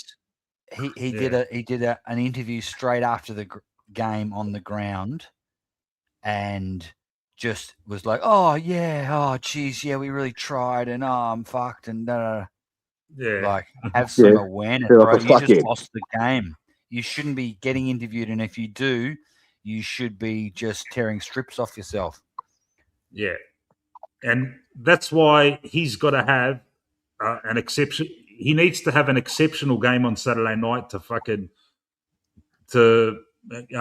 what's the word? To, redeem himself. Yeah, exactly. Yeah. Mate, listen. And Mick, one more thing. Even if you go back and watch the 2023 Premiership season, you go back and watch that season, the 2023 season, I'll guarantee you, right? Darcy Moore, he only had 3-4 good games. The rest of them were shit. The other boys made him Premiership captain. He didn't do fuck all. I've gone back and watched him. I watched him closely. Murphy used to fucking tell him where to go, man. Fucking Nathan Murphy used to fucking tell him. And he's captain, and he's got some other fucking player younger than him telling him where to fucking position himself and shit. Yeah. You do also see people like Howe. You see him ticking him off as well. Like, what are you doing? Like, you see it in real time. It's like my wife was asking me before. It says how come he's captain? Oh, the players vote for him. The players vote for him? How come? They really vote for him? I go, well, that's what the club says. No way. Cannot believe that. They say the same thing for Dangerfield.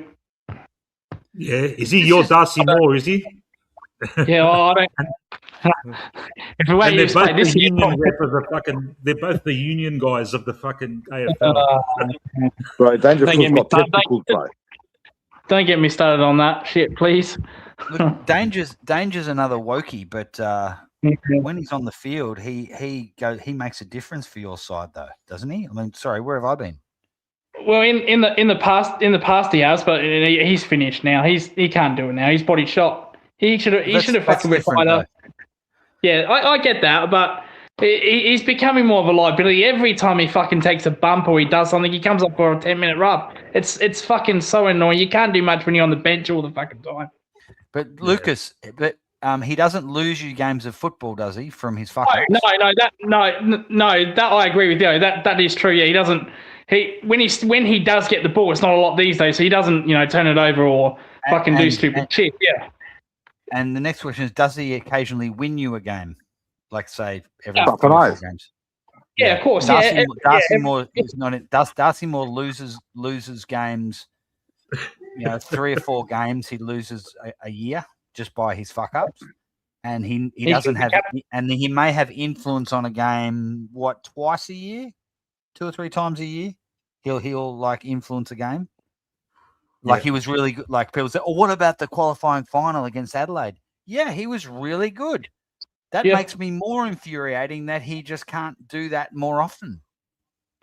Inconsistency is his problem, isn't it? He's too inconsistent. Yeah, well, 1 good game out of 10 is pretty inconsistent. Yeah. For your captain. Yeah, which he shouldn't be. If your captain's stitching up that shit, then he shouldn't be captain at all, in my opinion. Now, you get a guy like Nick Maxwell, who was our last captain. He was our captain before Pendles. Now he would have a game where he might get 5 possessions, but he would keep his man quiet, and he wouldn't have these huge blunders. But he was also, the team respected him, and he would throw his head over the ball and he'd throw himself into packs. We didn't care if he had 5 kicks. He would do his part, and he was inspirational. He was a leader, and you could rely on him. So you can still be a defender and be a captain. Absolutely. Do you think the Collingwood players respect Darcy Moore? No, not at all. Absolutely not. Interesting. Not in any way or form, but in the media they will say they do. But behind closed doors, surely they could not.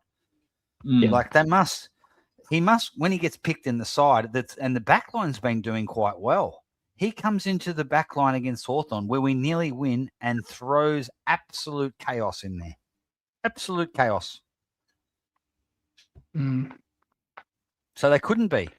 I'm sure they all lovey-dovey and they're all friends and they love each other, and I'm sure they want him to do well, but they would be just like, come on, Darcy, come on.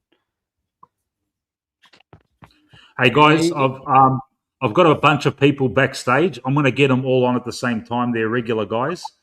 I'm going to get. I've got Mikkels. I've got Ben Zero. I've got Adrian, and I've got Ultimate Greatness. There you go, mate. Oh, what a Full lineup! fucking board. And Manny's dropped out, but he's welcome to come back anytime. Mikkels, how are you, pal? Haven't heard from you for a while. Yo, can you hear me? What's going on, pal? Not much, man. Just hyped up against Geelong because far out. I remember hearing. I don't remember if it was a promo or something, and they mentioned how for Scott's upcoming breaking record game, right? Yeah. They mentioned that Geelong and Sydney are in the firing line right now. So I feel I'm like, I hope so. Yeah. But hearing all this Darcy Moore talk, I just want to add in and chime in a little bit on this. I have an idea for Darcy. If he doesn't lift this game, send him to VFL to get form back and let him stay there until he performs like not exceptionally well. He has to do really well. Yeah, it just won't happen. They won't drop him. Won't happen. Like we've done this with Bobby Hill, right? We've done this with some players, some, not all, of course. So what if that works, right? Then why not Darcy? But of course, like you all say, it probably won't happen because there's something that's going on in that club. It's kind of like Geelong not having a good fucking ruckman. It's corporate. Yeah. It's a corporate thing. It's a corporate thing. And the thing is, like, I've mentioned to, what was it, Mick as well. Sorry to hog a bit. My housemates, they're all like Geelong supporters as well, and they tell me every year, "Fuck, we're gonna win." Like they're almost a bit like Carlton fans. We're gonna win. We're gonna be strong this year. We're gonna win the flag.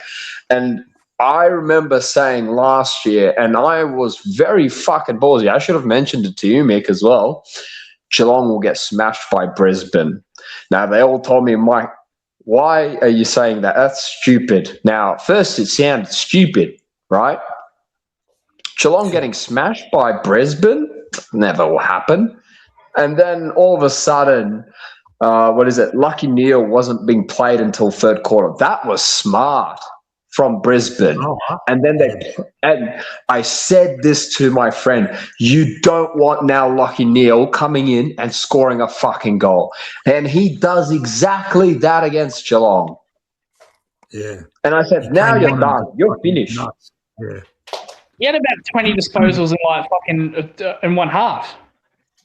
In one half with a broken foot. Yeah, expected stats. He fucking like, if he would have played a full game, he would have had 40. He would have won the Norm Smith. Yeah, he could have. Yeah, but with this upcoming game, the team. I don't know if you guys have paid attention. I mean, of course, Geelong, being the favourite, it's very tough to tip and beat them. But if you've noticed the teams who have beaten them, and I was at that Hawthorn game where my friend shouted me because he's a Hawthorn member, and I wanted to watch this game because, two sides that will be playing soon. And Hawthorn played with absolute spirit. Like, that's also, I noticed the running theme with Geelong's losses. Teams with spirit and keep fighting tooth and nail to the last second always beat Geelong. Oh. The North could have bet us last week, but they just didn't have that 10% polish. They just didn't have that 10% in midfield. Yeah. I noticed when I was watching that game as well, they fought very hard for 3 quarters, but of course, being a shit team still for a bit, who knows, maybe 2 years' time, they might be actually good, top 8 team. They fought Geelong for 3 quarters, and it was good footy, but then the 4th quarter got blown out. It was just class. Too much for North. The scoreboard did not reflect how well North Melbourne were, especially in that second and early in that 3rd quarter. They just couldn't play 4 quarters of it. Port Adelaide did because of their class. I think the scoreboard did kind of reflect it pretty decent. Like, North did fight, they did score, they did, respond to Geelong, and but I think they just kind of. It got too much for them because, playing a good side like Geelong, right? To beat Geelong, it's... And I'm watching right now, Hawthorn smacking around Freo right now. Jesus. And it's the 3rd quarter, right? They played really well, but it's just, again, it's a shit team, but they're upcoming now. And who knows? Like I said, 2 years' time, maybe they will actually beat Geelong by 1 point. Fuck. But yeah. Not, but they just need that 10% North, and Port Adelaide had it with Butters and Jason Horne-Francis. I'm sure North Melbourne. Fuck that team. Like Adelaide Crows, who were playing Collingwood, getting sick and tired of losing to us all the time, and especially with all the drama that's surrounding, between us and them, they must have been like, let's beat these fuckers. And exactly that happens. And so Port Adelaide was the same.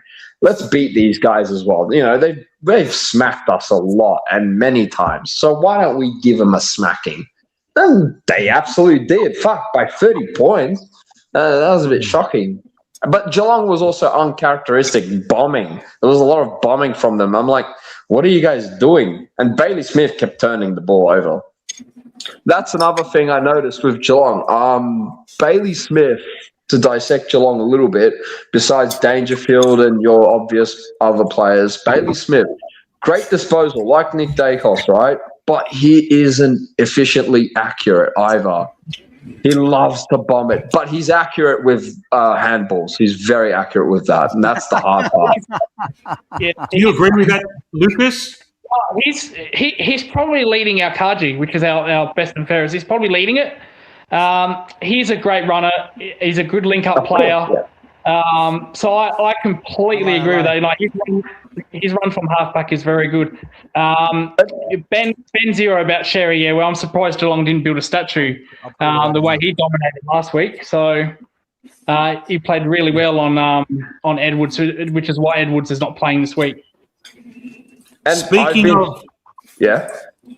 Sorry, Mickles, man. I've got 3 other guys on. I just want to get their input. Yeah, you go on. Speaking of Ben Zero, he's on the chat here. Benny, how are you, pal? Good evening, Mick. Welcome back, mate, and hello every usual fella on the stream with us. And g'day, Lucas. Good to see you for the first time, mate. Love listening to your take on Geelong. Appreciate it, Ben. Thank you so much, mate. Hey, Benny, will you be joining us for some refreshments pre-game on Saturday night with myself, Matt, and Ultimate Greatness? You can always have a Coke Zero or a kombucha or whatever the fuck you drink. Yes, I can't even have a Coke Zero, mate. I'd love to. That sounds like a freaking marvelous Saturday. But I'll be going up to see my mum for early Mother's Day because we got Okay. so many mothers in the family to go check out over the weekend. So I thought I'm taking my mum to sort of late lunch, early dinner up on the peninsula. So I'll be absent from the game, unfortunately. She would have loved to have been there too, but we've kind of just had to work it that way. So unfortunately, no, you guys will have to cheer a bit extra louder for me as well to make up for it. No worries, pal. How are you feeling for Saturday night at the game? Yeah, look, pretty confident. I think Collingwood and Geelong usually match pretty well against each other, and it's often just a few moments or acts of toughness. Say like Dangerfield last quarter last year kind of ripped it apart and busted through every tackle we threw at him and kind of made the difference. So,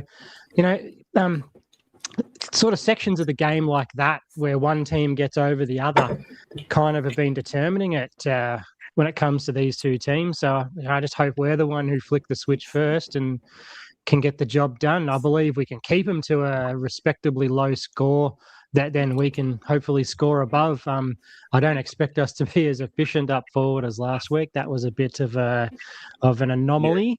But, if we kick a few more behinds, maybe we keep the territory by locking it into the forward line a bit as well. So, it plays a bit back and forward how it'll play out. But typical us, our defence will probably hold up as best it can. And, I think we can hopefully look for a bit of a lift from our mids. What do you reckon?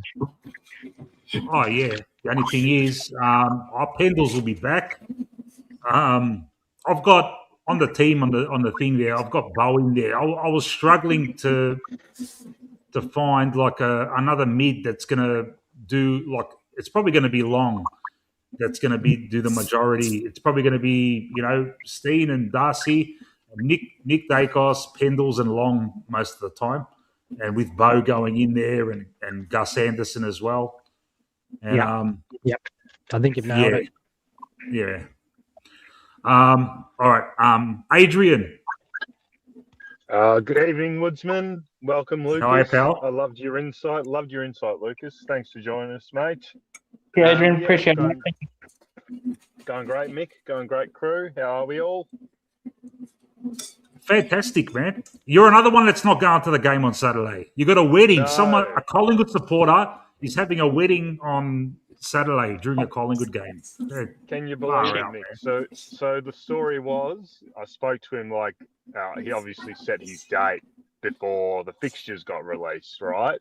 And he said, it's a Saturday. We don't play Saturday too often, We're usually Thursday, Friday night or the occasional Sunday. So he's like, it should be fairly safe, just a random date in the middle of May. And sure enough, it's a Saturday night fixture. So what do you do, mate? What do you do? Yeah. I'll be glued to the phone, though, I reckon. Yeah. I got the same predicament against the Bulldogs. My cousins decided it was probably his wife's decision, but that game I'll be at the reception watching it on my phone, being antisocial. But I reckon there'll be like a whole bunch of us watching the game. Yeah, on our phones. Well, this wedding I'm going to, it's probably 75% of the people there are Collingwood supporters, I reckon. So it'll be one of those nights, I think. So might have to get it up somehow on the bloody projector or something. See how we go. Yeah. I haven't been going around asking everyone's predictions, but while I got you there, Age, I'll get your tip and your prediction for the game. Yeah, Ben put it perfectly, mate. Everything you said was spot on. The difference last year was Dangerfield in that fourth quarter. He was absolutely sensational, and I was actually amazed to hear Lucas shit talking him a bit. I think the bloke's been a gun forever, but look, it's one of those things where I think, like Ben said, moments. We played really well for those 3 quarters against Geelong last year. We had our opportunities in that game, and obviously the last gasp opportunity at the end there. Match up really well. Look, I'll just go with us by 2 goals. My standard answer. But Yep. yeah, look, I do really think it's going to be a goal or two either way. Feels like that sort of game. Feels like we're sort of on level pegging this year as well. We look like we're quite evenly sort of positioned, I think. So Yeah. just the usual Collingwood Geelong game. It's probably going to be close, and yeah. Yeah. All right. Ultimate greatness. I keep putting you on mute because I think you're watching the Hawthorn Freo game in the background. You got something going? It should be all right. If it's too loud, let me know. But I'll just How are you, pal? Yeah, no, doing pretty good. So I've sort of like noticed, and I think that this is becoming a bit of a theme that I'm sort of going into these streams every single week, not knowing the changes and stuff. So I don't know. I'm kind of emotionally sort of like distancing myself from the club because there's just so many choices. I mean, I don't get into the politics of things. In fact, I hate politics with a passion. So when all that stuff is played at the club, I'd rather just win games of football. So there's especially the fact I went down to the VFL Friday night. It's like there is no excuses why Alan shouldn't be in this side and should be playing midfield. It's one thing to see it on TV. Instead of Long? Anybody, because he is literally like what we need right now, because we need a bit of speed, we need a bit of like fresh legs or just freshness in general. I don't know exactly what role he could have, but whether if it's a defensive role in like crisp, or I mean, I could even see him play a same role like a Degoe, be sort of like in and out, and just be that damage. Whether if he's winning the ball himself or whether if he's receiving the ball on the outside, and a lot of his kicks as well, especially going inside forward 50, like it's I mean, there's definitely plenty of players. Don't even know why Hayes got dropped, because I don't even think we even dropped a forward. So that's interesting. So I'm fucking furious. I'm furious about like, that. It's just, I am steaming. The only thing I can think about with the Hayes dropping is that he just wants to ensure that we don't fuck up in the stoppages, because that's where Geelong fucked us last week. That's the only thing I can think that Fly is thinking. I don't agree with the Hayes dropping. Like, we all want to see. A lot of people are saying like Ned forward, putting pressure. on. He's probably thought with Bo McCreary coming in, it's kind of like he's probably going to get a better output if he has Bo in. I don't know, man. Bo doesn't kick goals. Yeah, you brought in a guy who puts pressure, who kicks goals, a guy who puts pressure, and Bo's good, but they're different types. They're different types of players. Now that Hayes dropping is the reason why I just can't stand Fly. Not just as a coach, as a bloke. Like that is just straight out bullying. Yeah. That can devastate a young man's confidence. Seriously, I'm not hyperboling this. That is just disgraceful.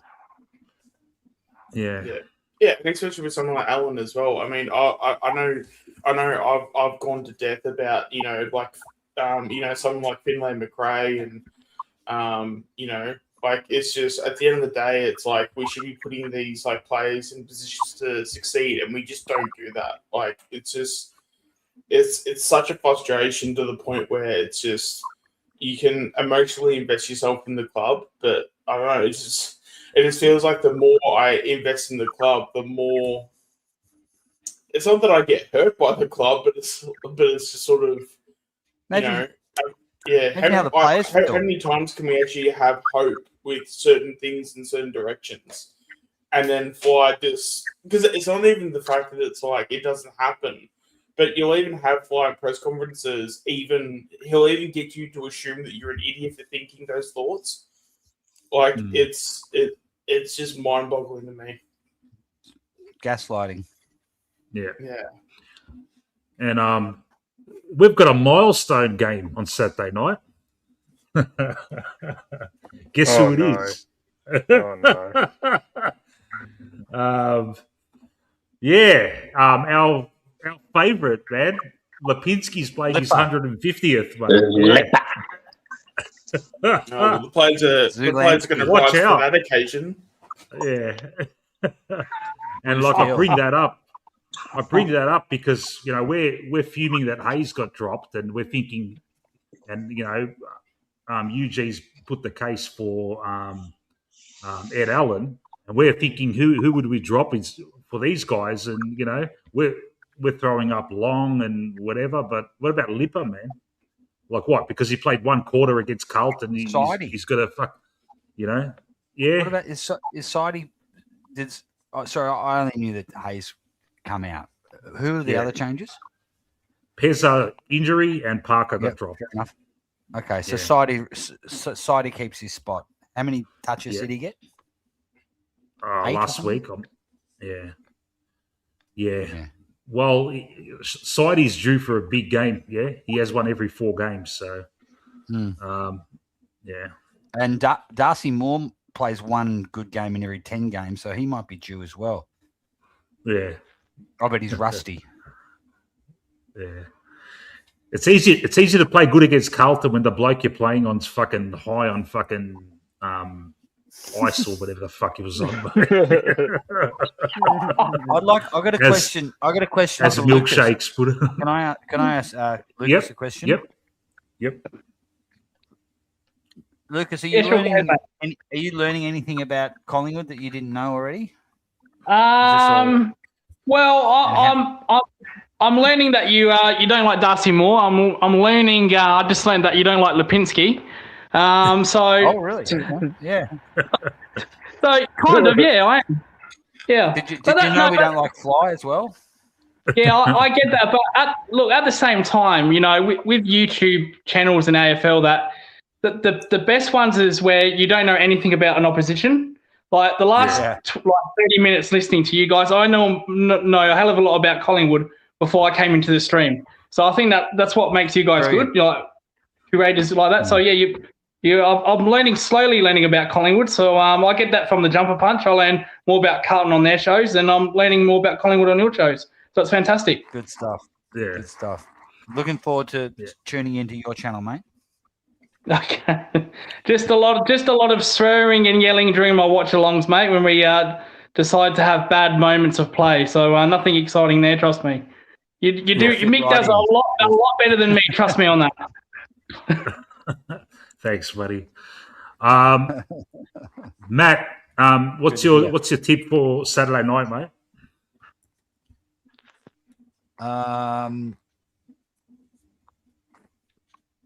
Collingwood by 22 points.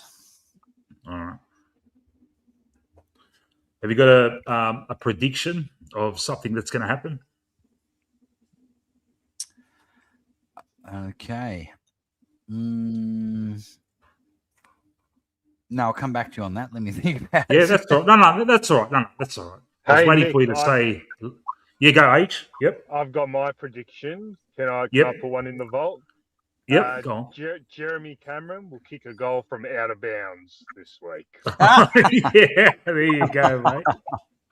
That's and the umpires are going to absolutely fucking love Geelong, like that fucking final back in 2022. 2022, the qualifying final. Do you remember that game, Lucas? Of course I do. Like I just said, the only opposition we had that year was bloody Collingwood. I was actually glad we didn't play them in the grand final. I'm glad we played Sydney, not Collingwood. Could have been a different story. You know who your best asset was in 2022, Lucas, and it really came through in that 2022 final, the qualifying final. You know who the best asset was for Chris Scott? Yeah, Chris. Yeah. Well, Brad Scott, his brother, who was the boss of the umpiring. That was a great manoeuvre by Geelong to have that. Talk about farms and cotton on. You get your twin brother as the umpiring coach. He's got a pretty good fucking chance of winning the qualifying final. Don't knock Reece Stanley's farm. Apparently he's got about 3 houses down there on on acres of land. So what I do love about nearly all of my Geelong mates, when I bring up this sort of topic, there's no denying it. At least you guys own it. That's what I like. It's like, yep, we do it. Yeah. We've got farms, we've got cotton on. Come down and play for the Cats. Yep. We are the Geelong greatest team of all. We'll look after Zach Butters. You know, he can live one of Reece Stanley's farm. I don't think Zach Butters is a country boy, but I think he'll be all right down there. If we offer him 2.5 a year. Yeah. I've got a gentleman backstage. Okay, 2 guys backstage. All right. This guy here, all right, that I'm going to bring on is the Forrest Gump of Collingwood supporters. All right. Oh. He has, just like Forrest Gump in that movie, he was everywhere in world events and everything. This dude here has been everywhere, whether it be back in 1990 when Dennis Banks hijacked the bus. He was right there on the bus. Yeah, he was privy. He was privy to conversations between Buckley and Malthouse in those tumultuous 2000s when the shit was happening.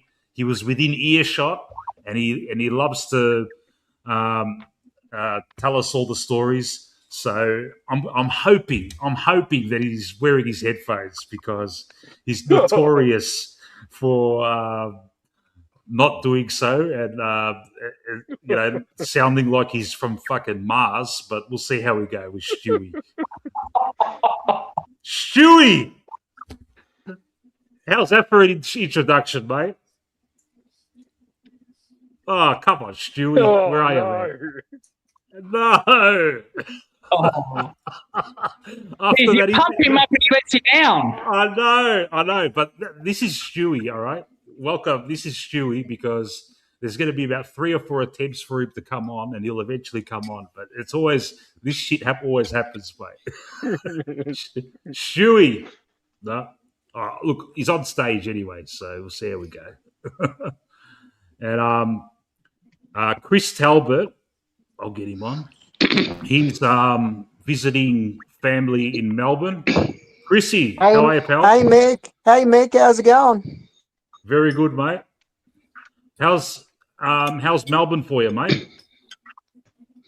I don't like it. It's freaking too cold.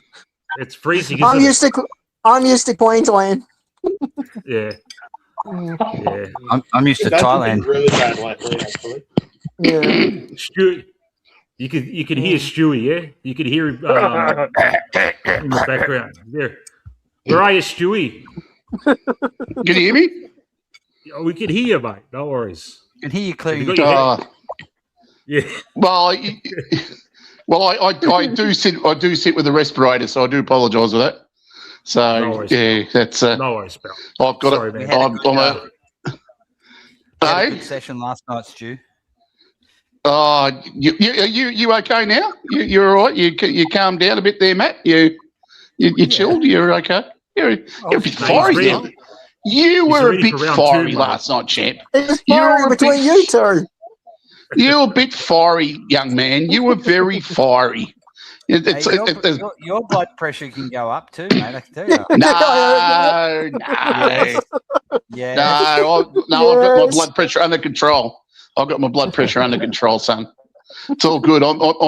Mate, I'm as zen as a fucking Buddhist monk, mate. Don't worry about me. Oh, yeah. Don't worry about me.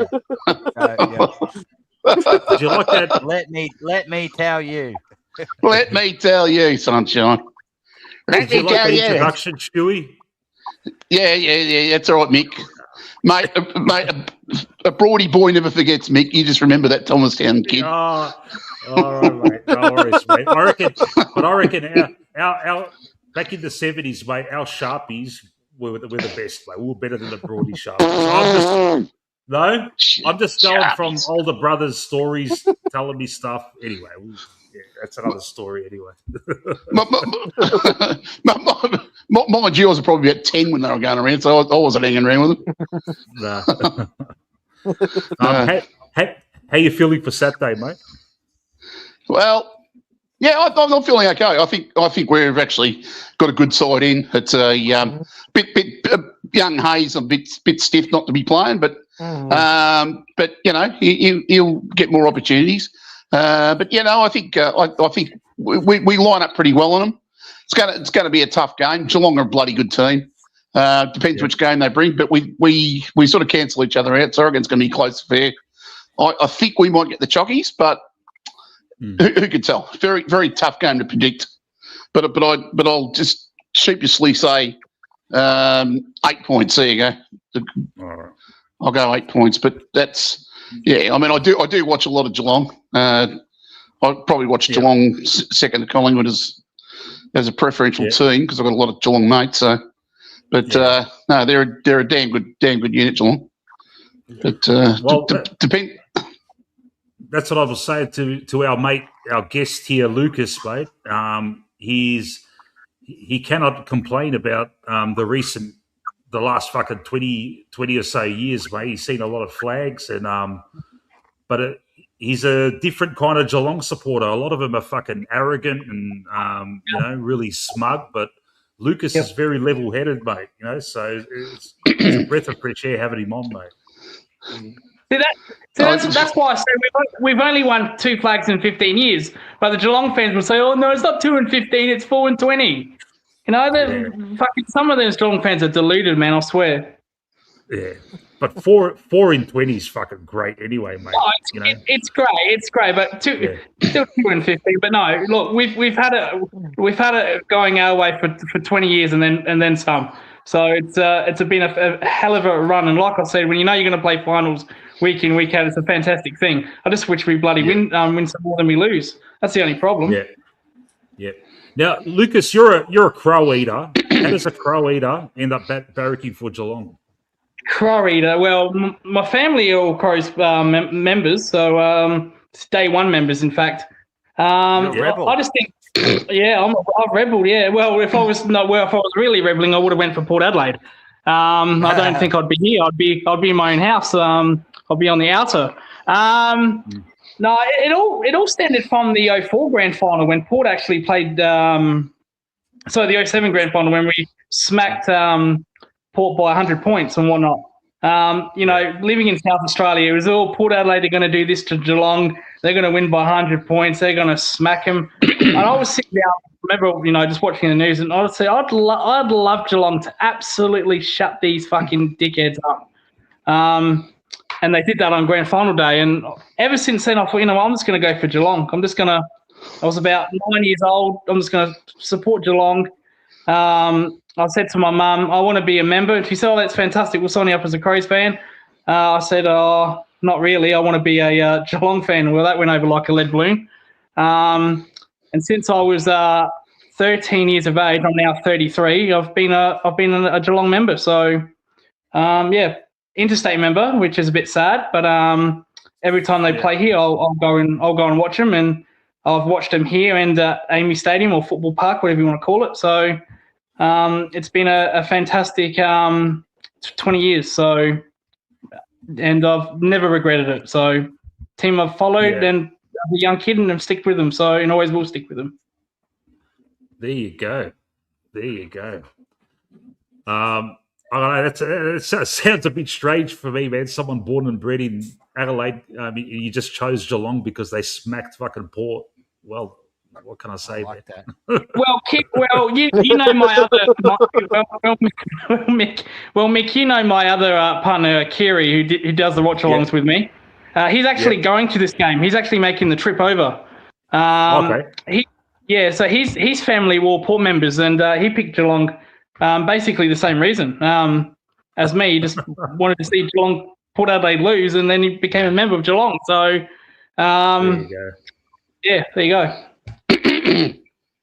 There you go. Greatness. Hey, what's going on?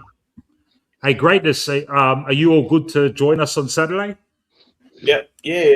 I'm definitely good to go. Beautiful. Also, just real quick as well too, because I know we've been showing Hayes some love, but like I'd put even Parker in the same box as Hayes as well, because like even I'm like the only thing I can think of is that the defense is probably harder to get into than probably our forward line, but I'm sort of like that is probably one thing where I'm sort of a bit, I don't know if confused is the right word, but it's like, yeah, I feel like Parker's just as stiff as what Hayes is at the moment. I don't know if anyone would agree. Parker didn't have a good game last week though. That's probably the downside of it. Hayes didn't deserve to be dropped. Yeah. Look, man, we've got selection headaches now, man. It's fucking hard to get in this team all of a sudden. Now we can say this guy's stiff and this guy's stiff. Yeah, I know. Like, who are you going to drop? You don't want to drop Anderson. He had his first shit game, and he still did okay, even though he only had 10 possessions or something. Yeah. Do you drop Longy. him? Do you drop Longy? Longy had a lot of the ball. Sidey. A lot of people are saying he had a good game, but Sidey, I'm with Matt on that. all right. So you take Sidey out, you Sidey, Lipper and Long, and Yeah, I agree with Matt.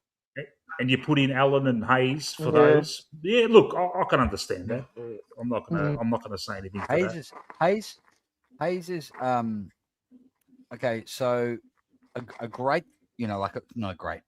You're expecting a really good small forward in any era kicks 45 to 50 goals a year and adds pressure and hands off goals, goal assists, score involvements. Will Hayes has done that in the last 2 weeks. Yeah. And I was, and like others, very excited, almost as excited for Will Hayes as I was for Oscar Steen have been. Yeah. For Fly to drop Hayes, it is just a kick in the guts, and that is Fly saying, "I am the boss. You did everything you could possibly do as a young small forward, and all of the team would be buzzing, and because he seems like a nice guy, Will Hayes. The team would be just absolutely buzzing, and Fly has stepped in and say, no, I am the boss here.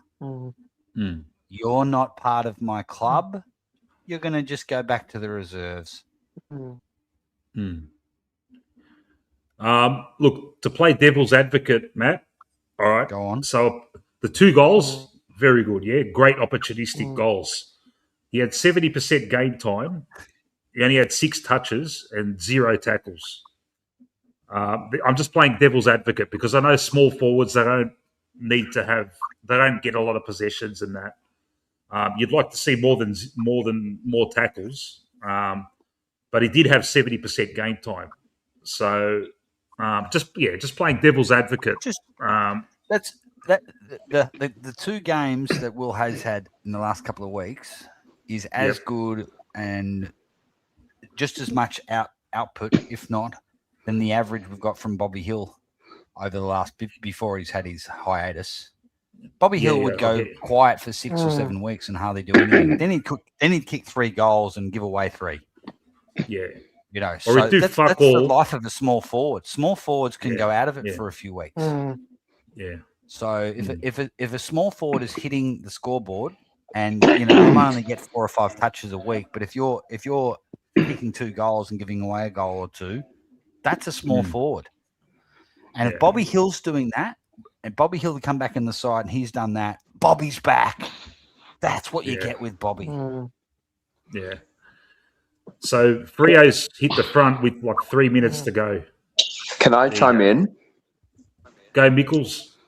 So, another devil's advocate. Now, I hope we're wrong with Fly being like that. I hope he's not like that. And I know it's looking like that. But in support of this, there is, if you look at what last year, right? We had Ned Long playing a stellar game, right? Each game. And throughout first half of the season, we already looked like champions. We already dominated the league. But, of course, teams don't stand still. They analyze us. And eventually we started to crumble. Each game started playing. And things got worse from there afterwards.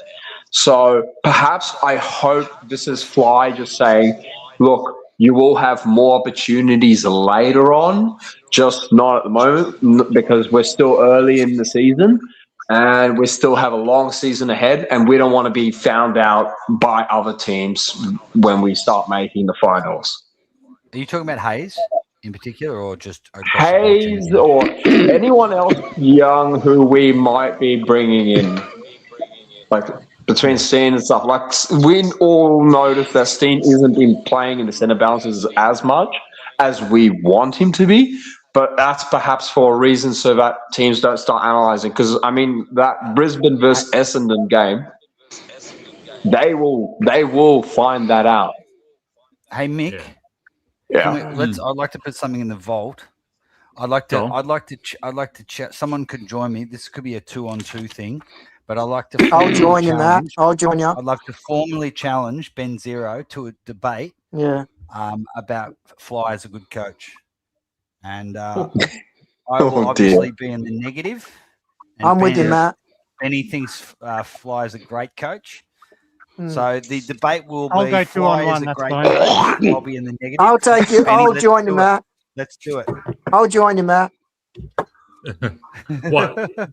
You want the debate to happen now?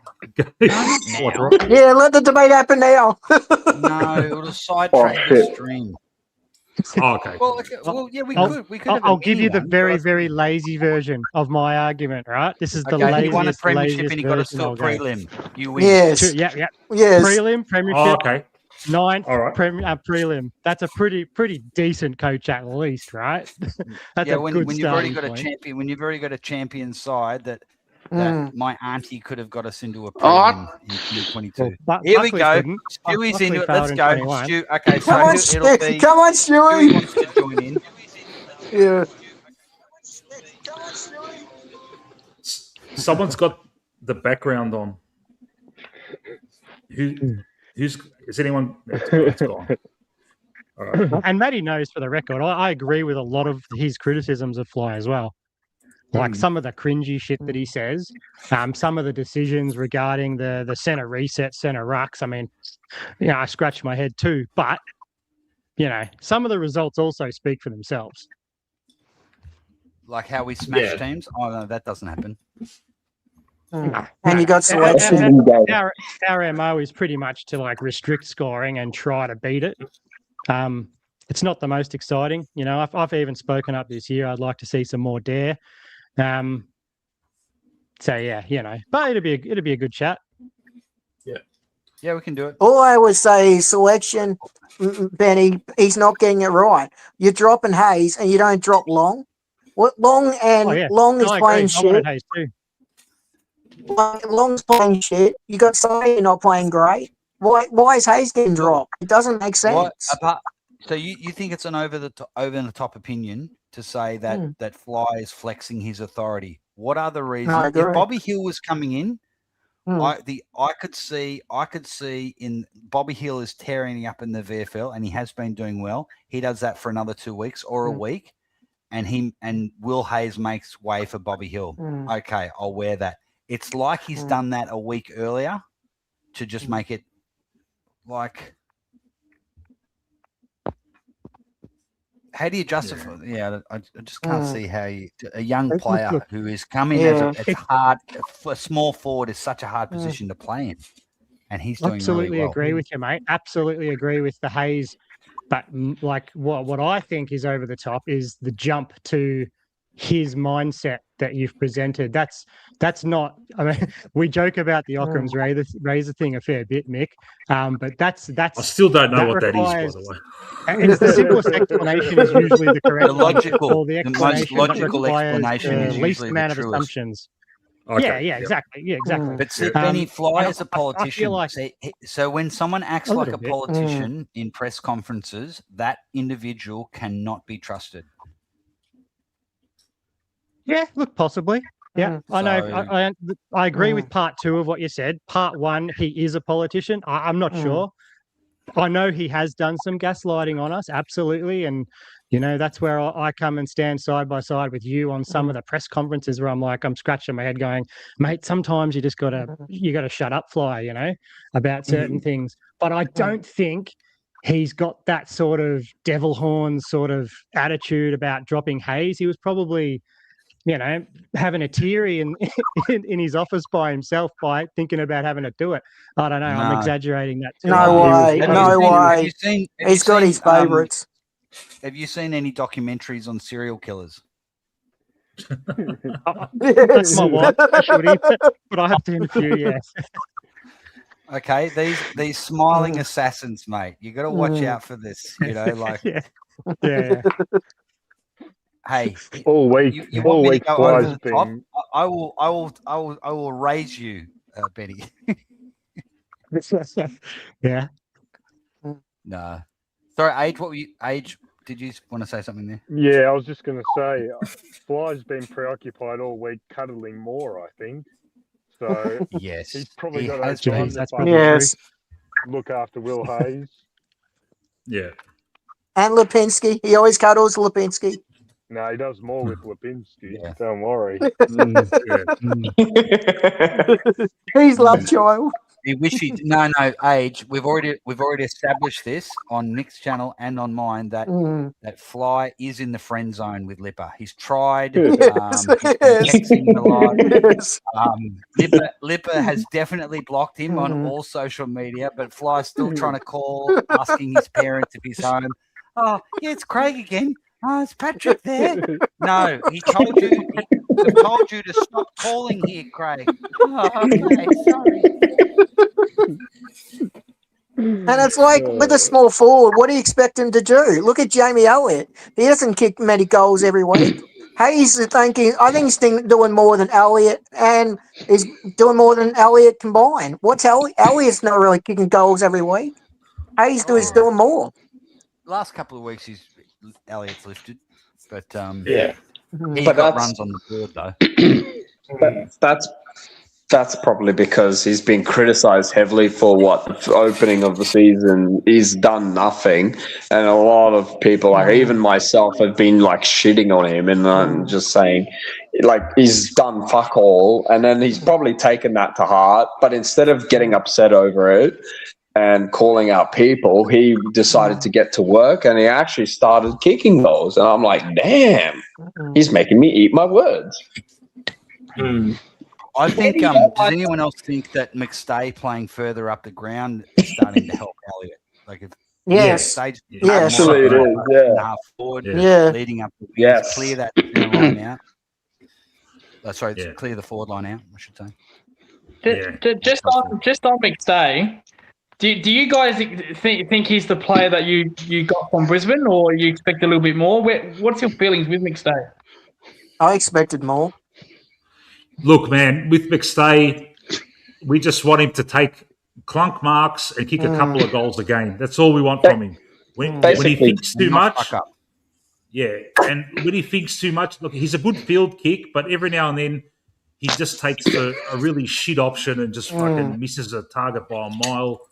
And another bugbear is that when he's like about 20 metres out, he does this fucking side-style snap fucking shot. And he's shanked a couple of them. And it just, in front of 80,000 people at the G, it just looks ridiculous, mate. What are you doing, mate?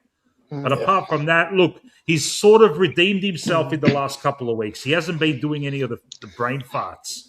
So he's doing okay. He's a centre-half forward. Yeah. He's not a full forward. He's a centre-half forward. And I don't care if he kicks 1 or 2 goals a game, not even that.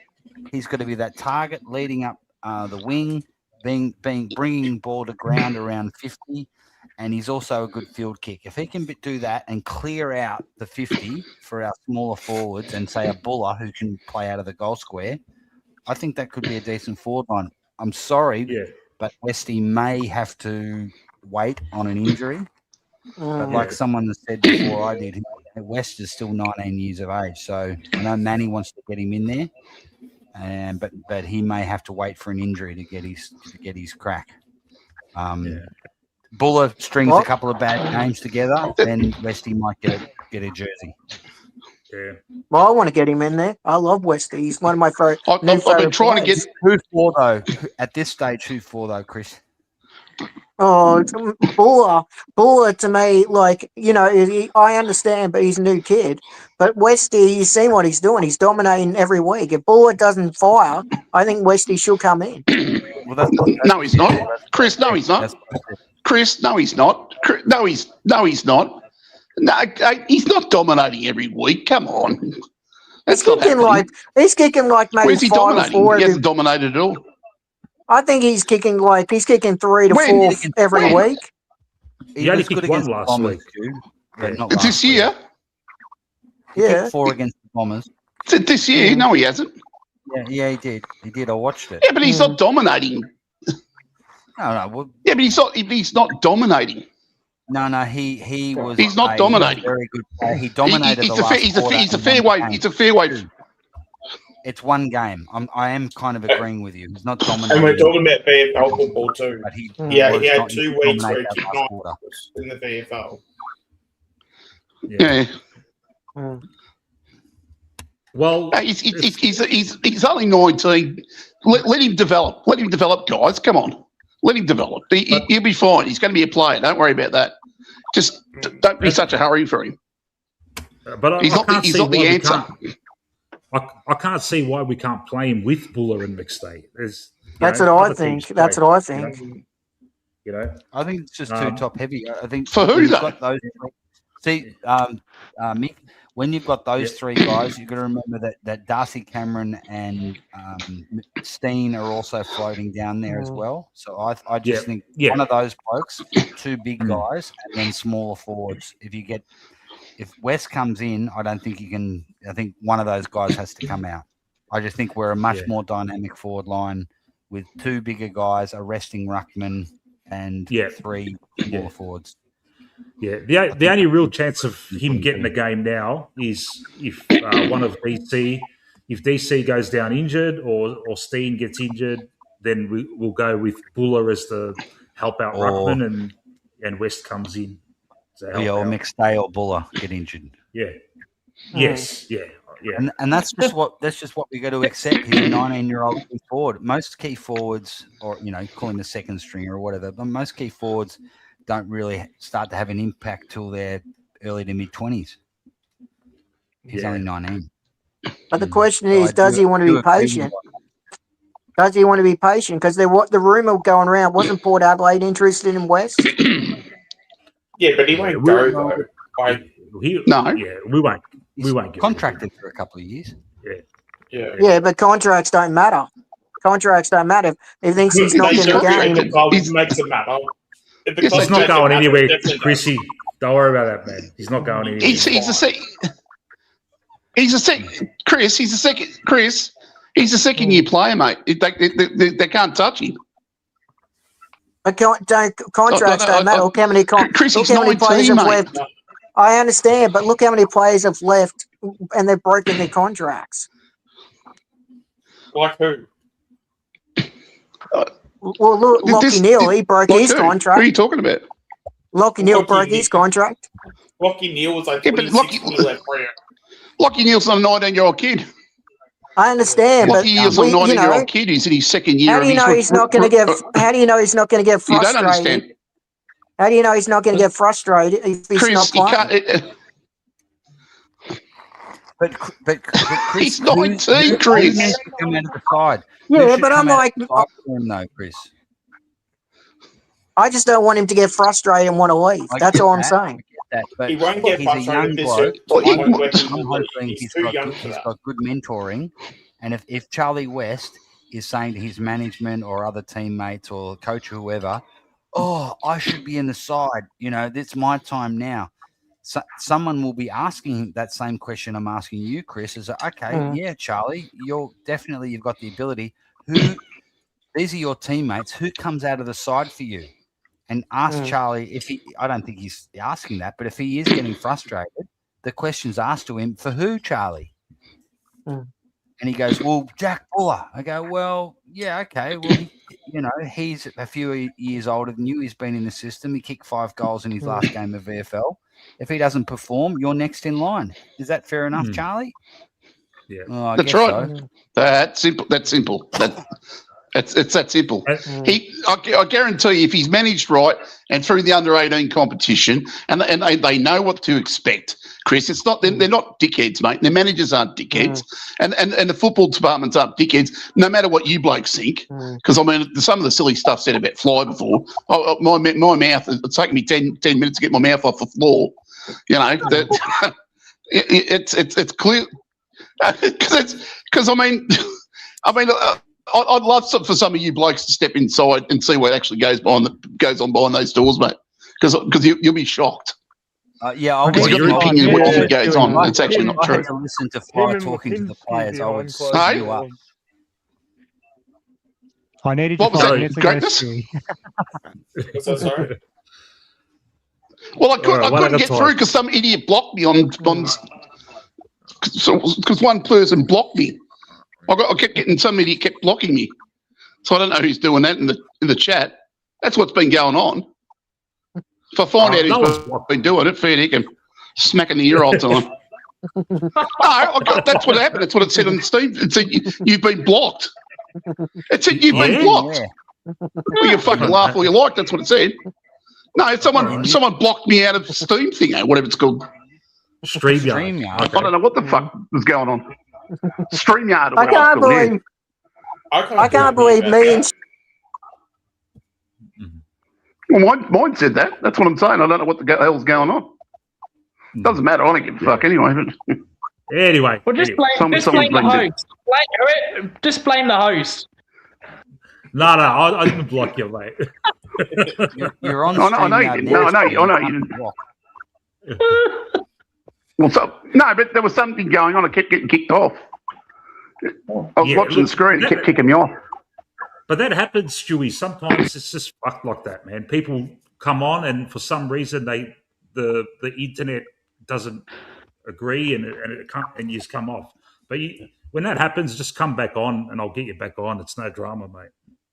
Yeah, it was actually funny because that happened to me when Matt was going off against Fly. Because I was about to write a comment being like, "Hey guys, is the audio screwed?" Because I think Fly might try to be taking the stream down. Right now, all the audio was not going great, but I think it was just my internet. I think my internet cut out for a bit, but I'm back now, obviously. Yeah. I got a question for you guys. Now you've put Bo in the midfield, which I like. Is there a time where? So let's say Mullins is tagging Nick Dacos. Nick Dacos goes forward. Would you be tempted, if you were the coach, would you be tempted to put Josh Dacos in the midfield for a quarter or two? Yeah, yes. I was. Yeah, absolutely. Yeah, for a quarter or two, yes. Yeah. But he seems to get pushed off the ball too much for my liking from what I've seen in his midfield time. And I like him on a wing. And he hasn't been playing wing. He's been playing at half-back or like a defensive midfield type. But he can pinch hit in the midfield, yes, but not as a long term for the whole game. No. Yes. Yeah. Because he had that wonderful quarter. It was the last two where he had like 16 touches in the fourth quarter and a goal. Yeah. And that was my after seeing that quarter. Since then, I've been always saying it. Fucking put Josh in the midfield full time with his brother because they work so well together. But he gets pushed off the ball, man. The bigger opposition mids just push him out of the way like he's nothing, mate. He's an outside player, man. You know, and that's why the wing suits him, mate. But I do like Bo McCreary in the midfield. I really do like that, especially with his pace. So I think I actually like that move. I wish Chris Scott would do that with Dempsey and move him in the midfield. I've been waiting for that for fucking 2 years now. Bo McCreary, he's good in the centre bounces when Oscar Steen is rucking because Oscar Steen gives us first use. If Cameron's rucking, forget about it, mate. He's not going to get anywhere near it. But having said that, Bo, we've been craving for Bo to become a midfielder, and it just hasn't happened yet. He's done well in little bursts, and he just seems to get that. He struggles to get more than 15 posies, and he needs to get up to that if he wants to. If he's got any, if the club's got any aspirations for him to make it as a midfielder, he's got to start getting the ball more. Man, he goes missing for long periods of time, but he does what he does do, like his pressure and his tackling and his fucking running. It's fucking great, man. We can't complain, and we've had so many great moments from him since he's been playing. Yeah. Look, I'll put him in the mids there because I couldn't, I don't know, man, Long, I didn't want to put Long in there, and Anderson's only played, this will be his 5th game, so I couldn't think of anyone else to put in there, so I just put him in there. That's the reason. Especially as well with Bo, every time we do put him in the midfield, especially because he has done this a few times now where he just seems to have this knack of getting injured the second he looks amazing. I remember he got injured a couple of years ago, he played Carlton and stuff, and that was like the first glimpse of like us being, oh damn, this Bo playing in the midfield could actually be like all right. And then I think he got concussed. Was it concussed or maybe he got like an injury or something? But it just seemed, and I don't know if that's just like the wear and tear for him being in the midfield and stuff, and maybe his body wasn't used to it. Obviously, when you continue to do it over time and stuff, your body does get used to it. So hopefully we get to a point where he's he's able to play midfield, and we don't then see him on the injury list like the week after. But I've been wanting Basey Bo in the midfield pretty much since he got drafted because how old is he? How old is Bo? He's only like 24. See, so I'm reading Josh's comments here. Sorry if I'm not looking at. I'm looking at it on YouTube. So Josh says high impact, low disposal, but wasn't Pendlebury like that? His early stage of his career, he was a high impact player, but he was low disposals. Then he built and built and built. Never. Ever? Yeah, right from the start, Lucas, he was just an absolute ball getter, man. Yeah. In terms of the standard of like an average footballer, it was high, but because Pendles was like the standards of Pendles was high pretty much from the start. That's where it's like, oh, we expect you to get 25, 30 disposals. So in that sense, he was getting that, but the best part about Pendles was that he would get that every single week. There wouldn't be a week where he would get anything under 25. We would be like, oh damn, okay, that's out of character. Like, what's going on? Which shows how good Pendles has been over time.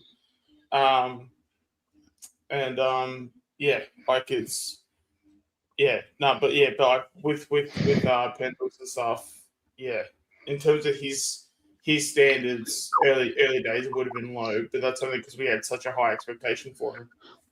Okay. Yeah. How did I know he had 40 touches against Essendon, but how did you feel how his impact was against Essendon? Because when I watched, I saw him. It was more like he was getting a shitload of touches in the centre square.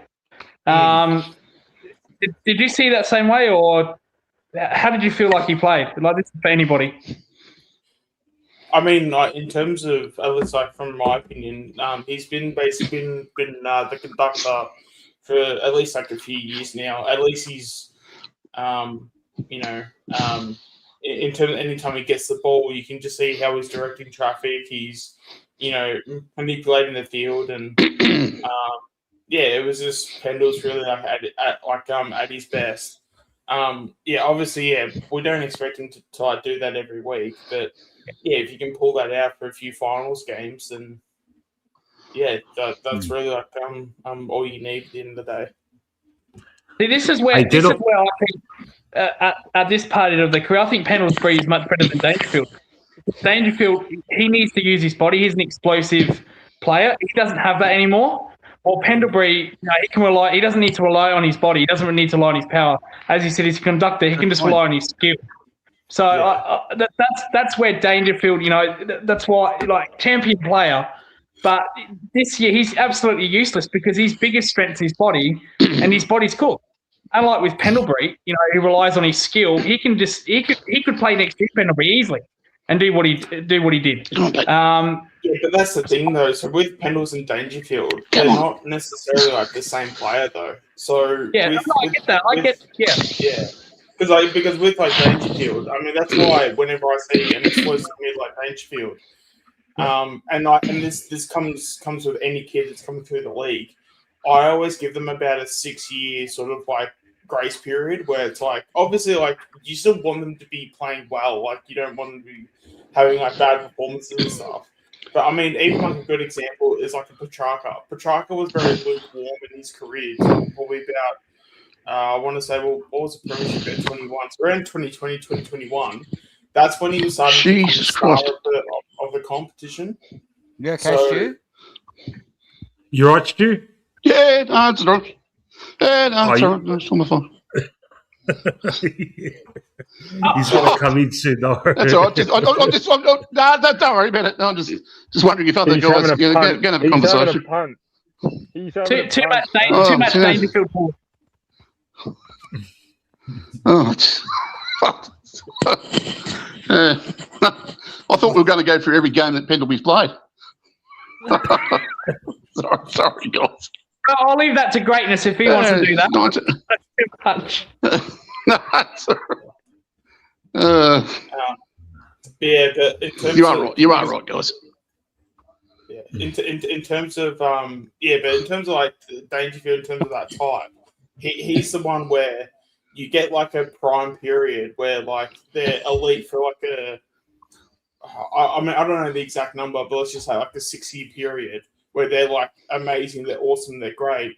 But then once they get there, it's only a short period of time before they then start to like taper off, and then when they taper off, it's like a massive drop. So with a lot of those like digital types, it's really high highs, and I don't want to say it's like low lows, but like as long as you can keep up to a acceptable standard, then your lows aren't really that low, but low in that context. But then with like somewhat Pendlebury, because Pendlebury hadn't relied on like extreme like explosive pace and stuff, and he was more he when he would run, he'd run through more efficiency and stuff. And when he would like do that, that's why he's been able to play as long as he has. Because not necessarily, I'm just gonna like power run through the game and like try and get through each week. He's more he runs not through power and strength, he runs through more efficiency. So that because it's not like crash bang, it's kind of like like inside mids when they put their head over the ball. You don't see inside mids going to like 35, 36 unless if you're a like a freak or whatever. So on like average and stuff, if you're going to be copying more knocks than not, that's sort of like where your career probably falls short quicker than others. But it's but then insane because I think how old is Dangerfield at the moment? He's like 34. 35. I think. Yeah. 2 years too long for me. 2 years too long. Yeah. The fact. What's that? Sorry. Is his grandma still alive? Or, no, sorry, I was just curious. As far as I'm aware, yeah. Yeah. What the fuck's that, Stu, man? What's the point? Yeah. What the fuck, Stu? Stewie, man. I don't know. I'm getting. Trying to get me cancelled or what? You know you have. Oh fuck! I don't know. Oh, we'll move away. No, I'm just sitting here. What the I'm just sitting here reading the on side for sorry, pleasure at the moment. Stewie, mate, we do these streams and we what was up with that comment, Stewie? Stu, we do these streams. We go for how it is, mate. We go for ages, mate.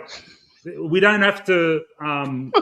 We can talk about the one topic for a while. It's no problem, man. We don't condense everything into like, you know. Sorry, guys. I was just going to say, would you play Pendlebury for another year, or do you think you should retire? I'll just say that for you, Stuart. I'll leave that one for you. No, I think you should go for another 10 years. Why not? Do it. Nah. In all seriousness, you gotta love Stu. In all seriousness, no, he'll make the decision. I reckon he'll make the decision. Yeah. But I'd like to see. He'll make the decision when he does. Yeah. I think he's still got a year. I think he will. Yeah. I think hey guys, he will. I'm gonna refill my cup of coffee and I'm gonna fill up the cat's bowl and I'll be back in 1 second. If you guys can just continue on without me for about a minute. Mick, I'm gonna before you go, Mick, I'm just gonna say that I'm gonna go now. It's been a pleasure being on this show. To everyone in the chat, thank you so much for having me on, and I really do appreciate it. Sorry if I pissed you off with some of my opinions, but no, you haven't, mate. You haven't, mate. You're a legend, man. Absolutely not. No problem. Yeah. No, it's just me and Stewie having a disagreement tonight. I would say, Lucas, no, more of that. We love that. Yeah, man. You're welcome anytime, mate. You're welcome anytime, mate. I'll try to come back after the after the game if you have me for that. Yeah, all right. No worries. Depending on my mood, if we've got belted or if we've won, yeah. But no, I do appreciate you guys. Thank you so much, and have a good game for the Lucas. Before you go, Lucas, you're not Jeremy Cameron in a fat suit with a disguise, are you? Matt, really? You've got a bit of Jeremy Cameron look about you. You're Jeremy Cameron. You're on the piss, Matt. Eh? It does look like Jeremy Cameron. You're on the piss, Matt. What about you? You said about Dangerfield. What about you? What you said about Dangerfield? Lucas. Well, I've been on that guy for 10 years, so that's what I'll say about him. The only thing I've got in common with Jeremy Cameron is I live 1 hour out of the city, so that's the only thing I've got in common with him. But no, it's cool, guys. I appreciate it, and thank you for having me on. Nice, Lucas. Lucas, win, lose or draw. I want to see you come on the after the game stream. Win, lose or draw, mate. No, I'll be there, mate. And if anyone wants to pop in on my watch along on Saturday, you're more than welcome to out the Geelong zone. There you go. Thank you so much, guys. Thank you for good on you, mate. Hey, Lucas. Good on you, mate. Absolute legend. No worries. All right, guys. I'm just going to go fill up my coffee. I'll be back in a second. What's this? Does anyone can tell me what's this uploading recordings thing that's flashing on StreamYard? Does anyone know what that is? I don't get that either. You've got to close your OnlyFans tab, mate, and it'll stop recording it. Yeah, well, I couldn't. I couldn't. Hey, listen, I couldn't close my OnlyFans because your mum needs the money. So, you know. Don't forget my dad. He's like a top tier supporter. Who would have thought me and you would have a disagreement tonight? Is that your dad sitting in the chair in the rocking chair in the corner? Is it? Okay. He's enjoying himself. He's got a big smile on his face. Who would have thought it would have been me and Stewie having a disagreement tonight? He's just putting up a sign said. He just put up a sign said, "Show me the money." Well done. He's saying, "Take it off, Stewie."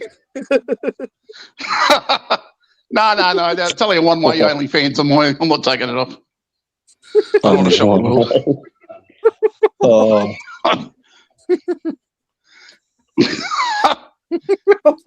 This is serious. I know a bloke I used to work with. Apparently, his wife has got an OnlyFans account, and I guarantee you, I've not been tempted. I have not been tempted. Really, Stewie? No, really, no. I've never looked at Only. I've got 2 daughters, mate. I'm not going to look at OnlyFans, for Christ's sake. No, that's not for me. It's pretty funny, though. Pretty funny, OnlyFans. It's pretty funny. Where did this come from? What is this? Oh. Stewie, he would have thought me and you would be. Who would have thought me and you would be having the disagreement tonight after you had that disagreement with Matt last night? No, the problem is you and Matt have got to realise one thing. I'm always right. So when you start establishing the fact that I'm always right, there is... Matt, do you agree with that? Matt, do you agree with that he's always right? Absolutely. Stu is always right in his own mind. That is a fact. That's all that matters. That's all that matters. You got to have a laugh, don't you? You got to have a laugh. You got to have a laugh. Yeah, you got to have a laugh. That's what I used to say to my kids. They go, Dad, why do you think you know everything? I say, because my word is never to be doubted. That's how good was my Lucas? word is never to be doubted. Yeah, He was great. Man. Very good. He was great. he was Where'd you awesome. find him? He's a massive cricket fan as well. And good on him. He does cricket. He does cricket streams in the summer. So I reckon we all get together with him. We'll talk some cricket come summertime. I reckon. Yeah, Absolutely. Yeah, that's good. You know, he's a good bloke. I've known him for a bit. yeah. He told me he was mate. He's known you for a while. Yeah. And he's a good sport too. Go on. Who was that? Mickles? Go on. I was going to say, before I do shoot off, I want to say, what is it? So my prediction would be, and maybe lock this in a vault too, Collingwood to win by, the margin is tough, but I want to say 19. Yep. Nick Dacos records 27 disposals, 2 goals. Yep. That might be pushing it, the 2 goals. And I'm going to say my big call for this year would be Pendles won't retire this year. He will do one last run next year. Oh, yep. Pendles won't and it will be retire. like the last dance, basically, next year. I can see that. I can see that. Right. That's in the vault, Nichols. To be honest. Yep. I think he's most likely to go on out of the 3. I agree. Yeah. And is that the 3 out of Pendles, Howe, and Sidebottom? Yeah. Yep. Yeah.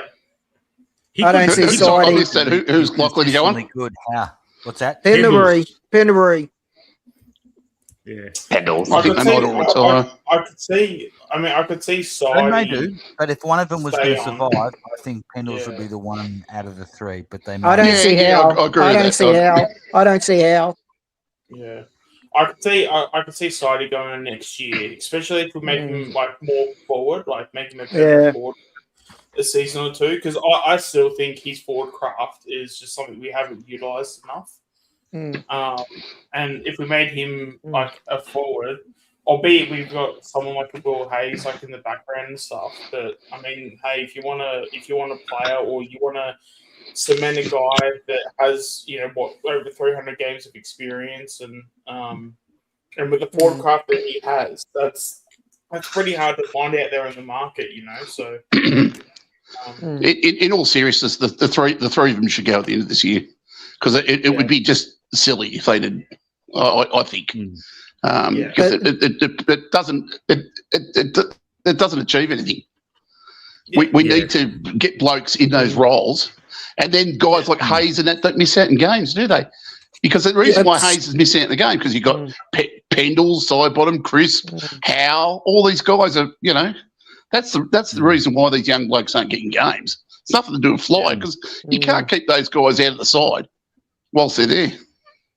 Yeah, that's just the thing is, what if we make another? My take on it. If we make, if these oldies take us to another prelim or another grand final, it's kind of like fuck, man. We're doing all right with them, you know. It's hard to if they want to stay on. It's hard to say to them, you know? Because we've been relatively successful all these last few years, you know, and we've just kept on. Because don't forget, we've got the other. Because don't forget, we've got the next tier of guys under them, the Jamie Elliott's, the Crisps, and all those guys who are coming up to that age group as well. So we can't have them all on the list at the one time. Makes no sense. Makes no sense. Good day, Blue Bagger, Carlton supporters, come on. Can we have a player named IQ from your back line? We need some IQ in our side. You need a lot of take Jeremy L. Take Jeremy L. No, take Darcy Moore. Take Darcy Moore. You can have Darcy Moore. We'll give you Darcy Moore. Actually, I'm pretty sure they wanted IQ. They actually wanted footy IQ. No, they can have Darcy Moore. Take it or leave it. If you want footy IQ, I wouldn't be taking Darcy Moore. Yeah, but Carlton have none. So maybe they take Darcy Moore. I reckon they need the Wizard of Oz. They need the Wizard of Oz. They need heart, courage, and a brain. That's what they need. We need to start offloading 30-plus players. The 30-plus players, we need to start offloading them.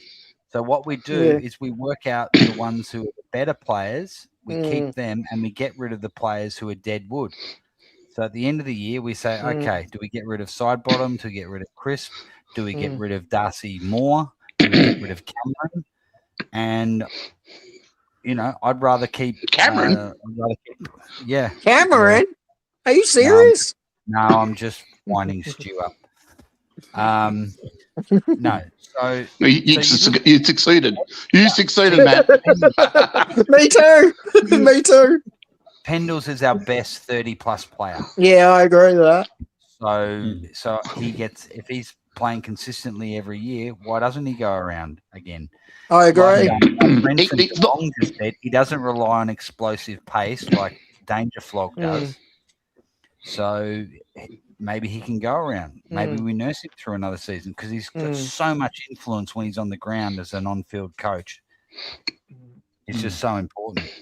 So, and especially I think you'll follow. I think you'll. Yeah, because especially as well, if he's in our top 18 players every week, like, there's no reason to not have him on the list. Because if he keeps performing every week, like he could be 45 for all I care. But if he's in our top 18 players, like and at the end of the day, like you could argue that there's like a young kid coming in that could have that spot, but and again, it is also like a very good argument to have.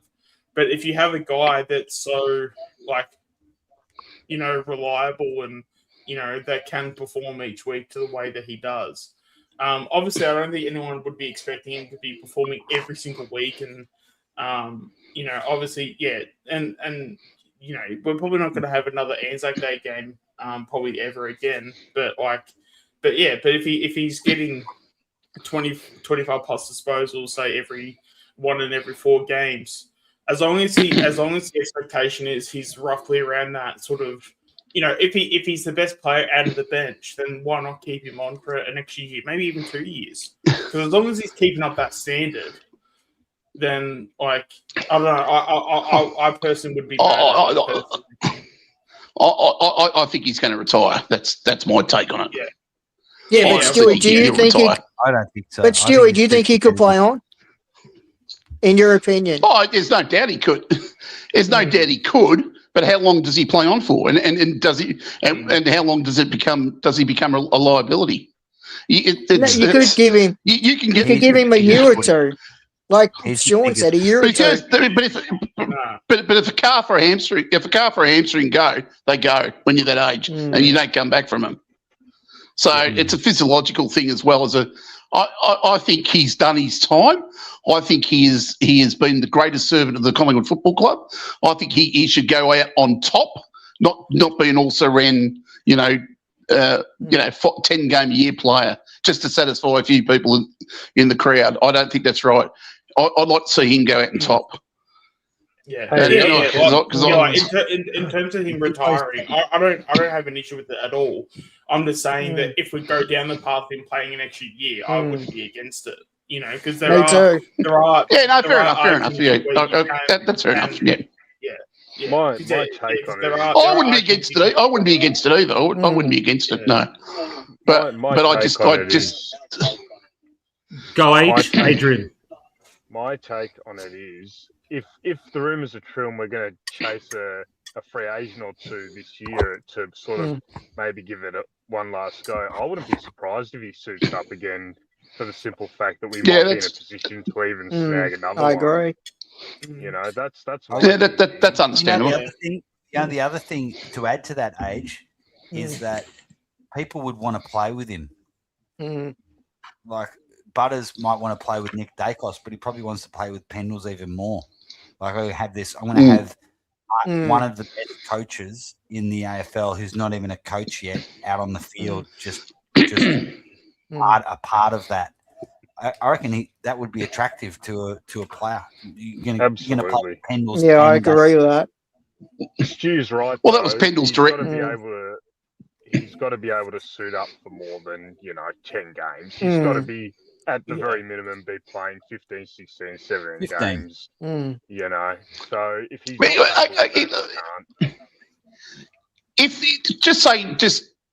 an alternative universe, just say they increase the lists up to 50 players, then fair enough, keep him there. But the problem is we've only got an X amount of list space, and sometimes that decision could be to the detriment of the club. So it's a fine line. I'm not saying, all being well, I'd have Pendlebury, but it's a fine line that you got to tread. And somewhere along the line, someone's got to make the decision if he can't. Stu, I want to ask you one question. Out of the three, who could you see retiring? Out of all those three, all three of them. You couldn't just see one of them. You couldn't see one or two playing off. Not the way side bottom, not the way they're playing at the moment. No, and the fact that Howe keeps getting soft tissue injuries is a worry, and the fact that they have to manage him all the time, it's not right. And then Howe and Sidey are definitely. And then young blokes young blokes aren't getting to go. They're just not getting to go because those blokes are holding on. Yeah, they're going to go. Well, you know what? We need these guys to go because Fly won't play. Like he's shown how the lack of support he has for young guys. We need the older guys to retire or to be forced out, so that Fly is forced to play the younger players. So that's a good point. My point is about Pendles though. When we've got a bit of dead wood in our list. There's 5 or 6 players that you could just go right. We've got to get rid of them when we can. So we bring in another 6 or 7 players. Do we keep Pendles for an extra year? Is he better off? Are we better off having Pendles for one more year than one of these guys like a TJ, who doesn't even look like he's an AFL? Like it doesn't look he hardly looks like he's played the game. Maybe I would say yes. I would say yes. TJ. Oh, for sure. Pendles ahead of TJ. For sure. Yeah. For sure. Like we've got a few list cloggers there. So I'd prefer Pendles for 15 games a list clogger. Depends how this year goes. I think it'll all come down to that. You know, if we go deep this year and add a couple of players to the end of the year, I wouldn't be surprised if Pendles goes around again. But yeah, I mean, if we flunk the season and we miss finals, I don't think it will happen. But if we did, I think then you'd see the clean out for sure. And also, I can see that. But it also depends where the pressures are going to come from outside for Pendlebury, because I got a funny feeling that someone's going to push his button to be a coach, big time, and I think he could do it without doing an apprenticeship. He's been in the system. He knows what goes on. You know, he's been privy to everything. It'd be a little bit unprecedented these days, but it's not out of the realms of possibility that someone could come to him and say, "We'd like you to coach our club." Well, the only way I could see that happening, the only way I could see that happening is someone does like a North Melbourne says, gives you like a couple, North of Melbourne or Carlton say, you play 1 or 2 years at our club, then you coach our club maybe in a couple of years. No, they won't do that. No, not as a player, no. I could honestly see that happening. Because I don't think he needs to do an apprenticeship as a coach. You know where? That's my opinion. Hey, how about this for left field? I reckon you might agree with this, Stu. You know where he could go, like next year or the year after? He could. Well, I've got a couple. He could go to Richmond because I don't reckon this Uze, like Adam Uze, I don't reckon he's got it. But if Scott Pendlebury goes to Richmond, he can just galvanise that club and just go, here we go. Here's what you need to do, boys. But I don't reckon it's too much out of the realms of possibilities that a Richmond could say, Pendles, we're going to get you in for, doesn't have to be Richmond, 1 year as a player, could do, but teach our guys on the field how it's done. I just don't think he plays like another club, though. I can see it happening.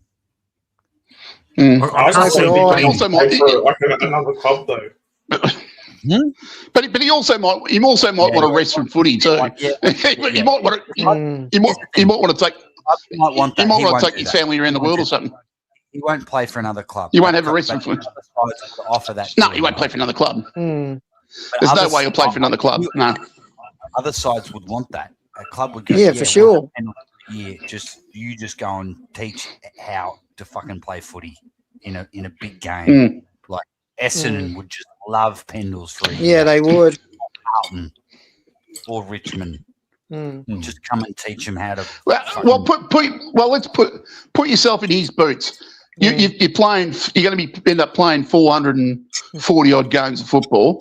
You got a wife with 2 kids who have been with you by his side for 20 odd years.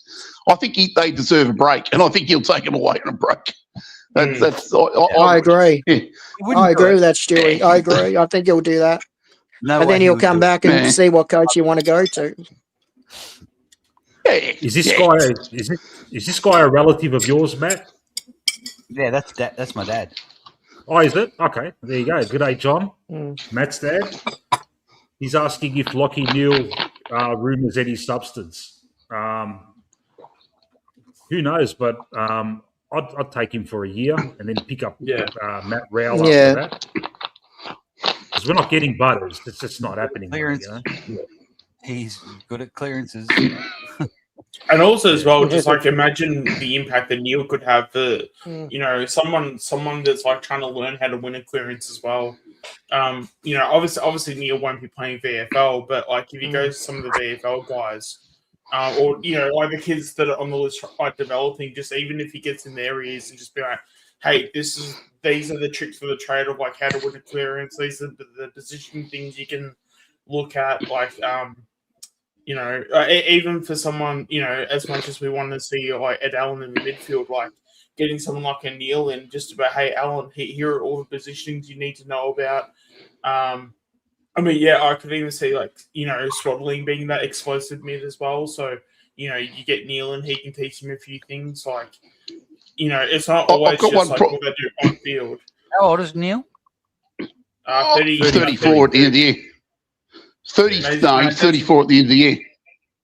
He's finished. He turned 34 at the end of this year. 34. He turns this year. He's still a top quality mid, though. That's the thing. But don't we think he'll go to? I'm going to tell. Don't we think he'll go to WA? No, because his wife and kids have moved to Melbourne. Yeah, but I thought he was from. Yeah, but I thought he wanted to go home to WA. What? Be 4 hours away from his wife and kids? No, I thought he wanted to take his whole family. I thought he wanted to take his whole family back to WA. That was no. His wife. I don't think that's No, his wife has moved to Melbourne, and his kids are living in Melbourne. That's why he wants to come back to Melbourne. That's the whole reason for the rumour. That's the whole reason. Yeah. It's nothing to do with WA. But I'm going to say one thing about Lockie Neal. The reason I don't want him, there's a main reason why I don't want him. He's a fucking flog. Have you ever watched that flog? He is a dead set flog. Oh, I can't stand the moron. I wanted to choke him with 2 Brownlow medals. He's a flog. And he's 34. He's 34. Do we really want another 30-year-old in our club? And he's a flog. Yeah. If we paid him peanuts, I'd take him for a year. But Mick, he's 34. Do we really want? Then we can't get like the kids in, like Mick, Stewie was saying. But we don't have anyone coming through at that ability, though. Chris. So this apart from Nick, for a year without, if you're throwing him in 3 years, that's a disaster. A year, we'll give you a year with a performance basis that you're not getting injury. It just has Daniel Wells written all over it. Yeah. But that's the thing, though. Depending on how much you're paying for him, though, could it be worth the gamble? Like if you. But how much are you going to pay him? No, but that's the thing. So if you throw, and that's the thing, like you can't lowball it too much. But in like today's like sort of standard of money, I mean, could you throw like a 600 at him and just because obviously he knows he'll be what so he's going to be 33 in about 2 weeks. But if you throw say 600 at him, maybe even if you make it like a 1.2 mil over 2 years, so it's like 600K each year. That's not a lot of money to us, but that's still $1.2 million to him. Is that sort of the realm? I didn't see who it was, but someone just put on the chat said, "Who cares if he's a flog? He's a midfield." You know what? The reason I'm saying, I'm serious. What I'm saying, you don't want this prick around your club. He's a fucking tool, mate. He's a tool, and I tell you right now, I don't know how many of his teammates have been lined up wanting to knock him out. He's a dickwad. I agree with Stewie. I agree with Stewie. I don't want him either. Fuck him. And I don't give a shit how good he is. I don't want him at the club. Yeah, me and the too. thing is, and like one thing I'll say, all right, he's a top tier mid, but he's also got fucking guns all around him, which kind of like, of course he has, make him look a lot better, But he's good, I'm not, apart from the. I'm not saying he's not good. I'm not saying he's not good, but the thing about his age, then you're going to have another 30-year-old. He's going to be 34 next year. Especially if you, but that's the thing though. If you've got the intent to bring in someone, and this is a guy that's going to impact straight away, we've got him at least for 1 year on solid form, maybe 2 if we push it. Like in terms of looking at the risk, I don't think the risk is like that high. But hang on, but why would you bring a 34-year-old in? We were 15 minutes ago. We're discussing how Pendlebury and Sidebottom. They're over 30. We should look at getting rid of them, and then we're going to bring a 34-year-old in. Yeah, but he's up. Yeah, no. So there's 34-year-olds and there's 34-year-olds. Like, and you were saying before, we're also talking about how Sidey and how they're probably definitely gone, but Pendles is definitely worth keeping because of his consistency.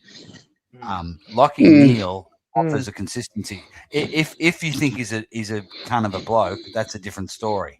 Yeah, but you were saying before we don't have any young players. I think we do. We've got Anderson, we've got Swaddling. You could even have Printable if he comes along. We have players that could take the Lockie Neal's place in the midfield. But what Sean is saying is, all right, we're doing a money ball thing. Here's a guy who is a proven guy within the year, could help us win a flag. What have we got to lose? That's the sort of argument there. Especially as well. You throw out Sidebottom and Pendlebury. 600. Well, not Pendlebury. Sidebottom plays one game in 6 these days. Well, it doesn't make much sense to me anyway. I can't work out. I'm with Stewie. I'm with Stewie on that. If you got Toby Green, let's keep his age out of it. Toby Green's up for grabs. Who'd you rather take? Bringing in Lockie Neal is like bringing in another Pendles who's 4 years younger. But who would you want, Matt? Toby Green or Lockie Neal? Lockie Neal. I'd rather Toby Green actually because Toby. So would Green I. Because Toby Green So would would I. actually help out the forward line, and he Mm. would make And he's the a, forward and he's a line leader. go. Yeah, I agree with that. And he's a leader. Yeah, We're seeing what he can do. He's a match winner. Hey? He's How been is quiet What's this that? year. He's in his Toby Green's 30s. been quiet. Yeah. Say, I'm putting it out there. Yeah. Yeah. Anyway, I think wait and see at the end of the year anyway. Collingwood are in a gap year for a couple of years, but we potentially can win a flag, but we need some top up players to do that right here and now. Until guys like Swadling and guys like Anderson and until we get a free agent like a Butters till they come through, you get someone like I don't know about his personality, Neil. Haven't you ever seen him talking shit? I've seen him play football. I haven't seen him interviewed or anything. I don't know. I'll take your word for it that he's a flog. I mean, But don't you think, Matt? Is he a bigger flog as Darcy Moore? But Matt, don't you think Anderson and Swadley could do the job over Neil? Not right now. They're nowhere near Lockie Neal level. Lockie Neal is like elite level, win you a grand final midfielder at the current point in time. And Nick is craving to have another A-lister next to him every week. Yeah, yep. It's kind of like Lockie Neal's that. And if Lockie Neal can do it for 1 year, and then we pick up Rowell from Gold Coast the year after, because he'll be a free agent. So we're not going after Butters now. We're not going after Butters. Yeah, I don't think we're not going to get him. It's unrealistic. I don't think so. I don't think. Why? Why? We'll have to throw the kitchen sink at him. That's why. We'll give, I think we can get King. I think we can get King. No, we're not going after King. We're cashed up. We're cashed up. We can get Butters. We're cashed up. When you say we could get King, Butters, no dramas.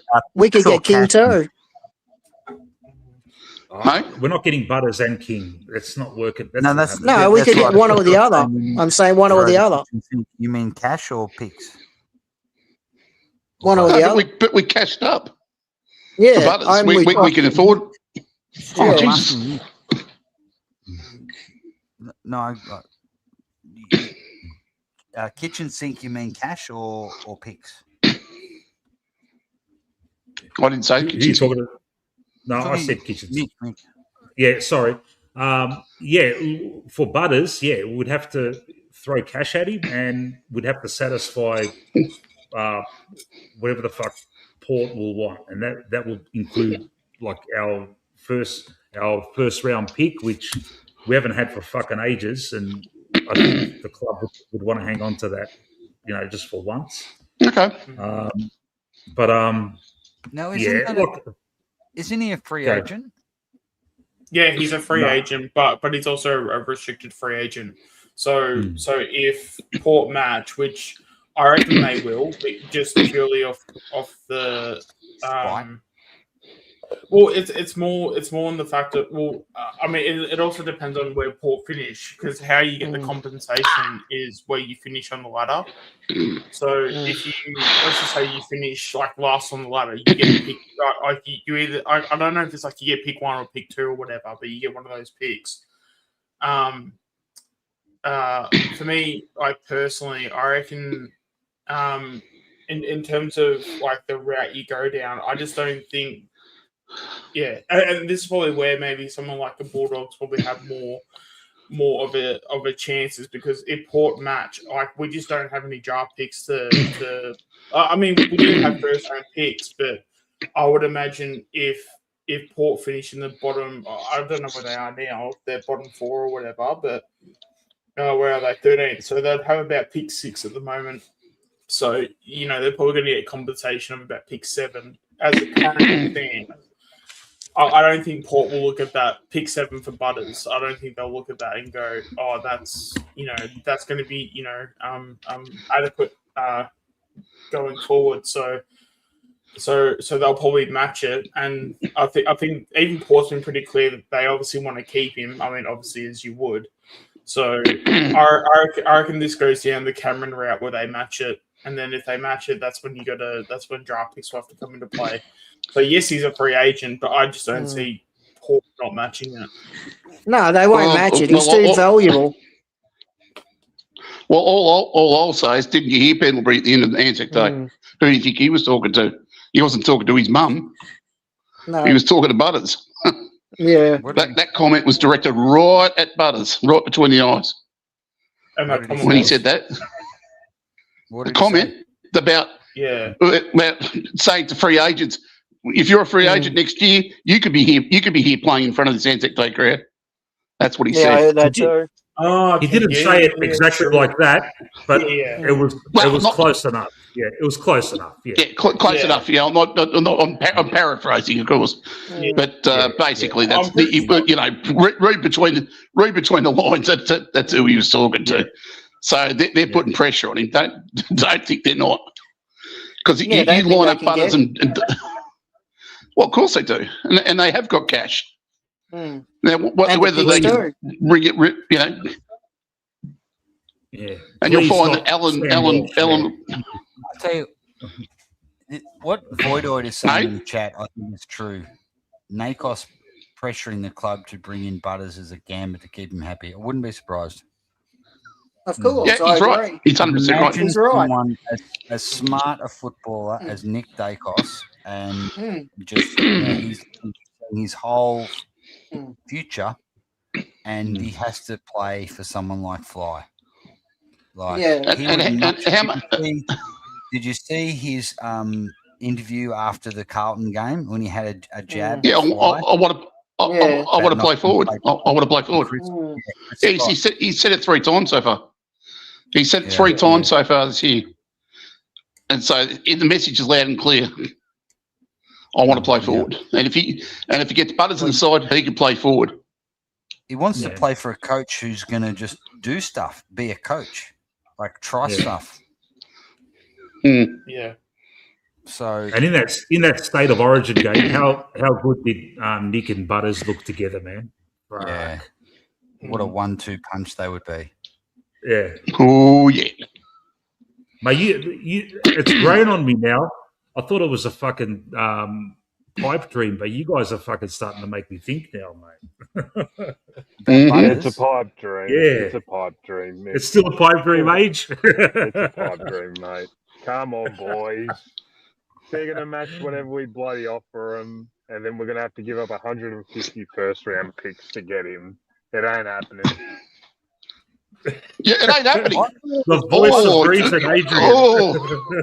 Are you putting it in the vault, Age? Can you put that in the vault, please? Absolutely. Oh, wow. No, seriously, guys. It ain't happening. Think about it. Think about it.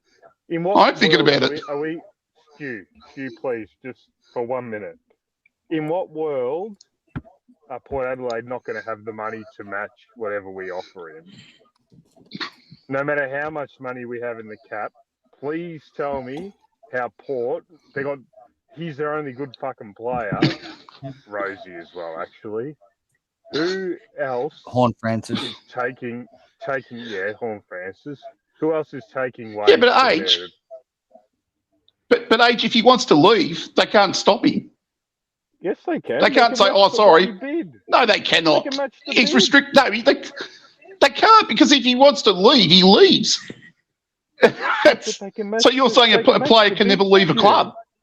No, they can't leave, but they can match the offer, Stewie. They can match the offer. Stu, please let me speak for 1 minute. Yeah. They can match, and we need to give up 100 picks to get him. Do you want to give up 100 picks to get him? Okay, we'll see at the end of the year. I asked you a question. Do you want to give up 100? Oh, we're not going to give. No one's giving away 100 picks. That's just being silly. That's being silly, because that's not going to happen. The only way we can do that, Stu, is by giving up all these other players to get picks to satisfy Port, and it's just not going to happen, mate. If he is out of contract, he is allowed to talk to other clubs. And whether they match the bid or not is irrelevant. Then he goes to a different. Then he goes to different things. If he wants out, he's out. Of course, he's out. But we'd have to give me another example of a player. Give me another example of a player that a club has matched the contract and he stayed on. It doesn't happen. No. But no, he's out of contract, Stu. He's out of contract, but they can match the offer. Then we have to give. That's what they're saying. You got to give away your picks to get him. But who else has that happened to? We're not saying you won't get to Collingwood, but we're saying you would have to give up the picks to get him. That's right. But name me one other player that's ever happened to. None. I can't name you one.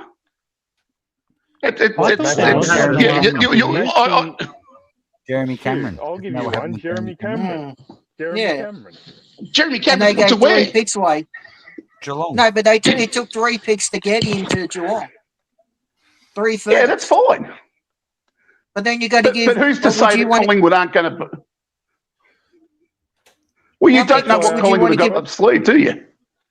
How many picks would you give to Port Adelaide? You don't know what if you want him. I'm not giving any picks to Port Adelaide. I'm not the one making the decision. But what I'm trying to tell you is that Collingwood will have, if they want Butters, they will get him. Yeah. And if you think that they won't have the collateral or the work, because they can bargain chips, you can trade players out, trade players in, blah blah blah blah blah. If you're saying right now, given what we've got as opposed to what we've got at the end of the year, yeah, we'll never get him. But at the end of the year, why are they bothering? But that's so you're saying we'll never get Butters. Happening. That's what I'm saying. The only way I can see it happening is Bo McCreary, Bobby Hill, Ed Allen. Somehow you package it up and you get some first-round picks out of that. You give that to Port plus our fucking first-round pick that we've already got. That's the only way, man. I can't. I don't even think that's possible. Well, there's not. Well, that's what I was going to ask. If we want Butters, we can get him. Like Stu says, there's not. That's many right. That's all I'm saying. That's right. That's all I'm saying. I was going to ask Stewie this: if you want him, you would have to trade someone out. Who are you going to trade out to get Butters? Like anyone. I don't know. Except for Nick Dacos. I don't know. I don't know at this stage. I don't know. I can't give you that answer because I don't know. I wouldn't trade anyone right now because we're in the middle of this. We're in round 9 of the season, so I wouldn't trade anybody. Who would you trade, Matt? You're saying you would trade. Who would you trade? Nick Dacos is off the table. Brazzy's off the table.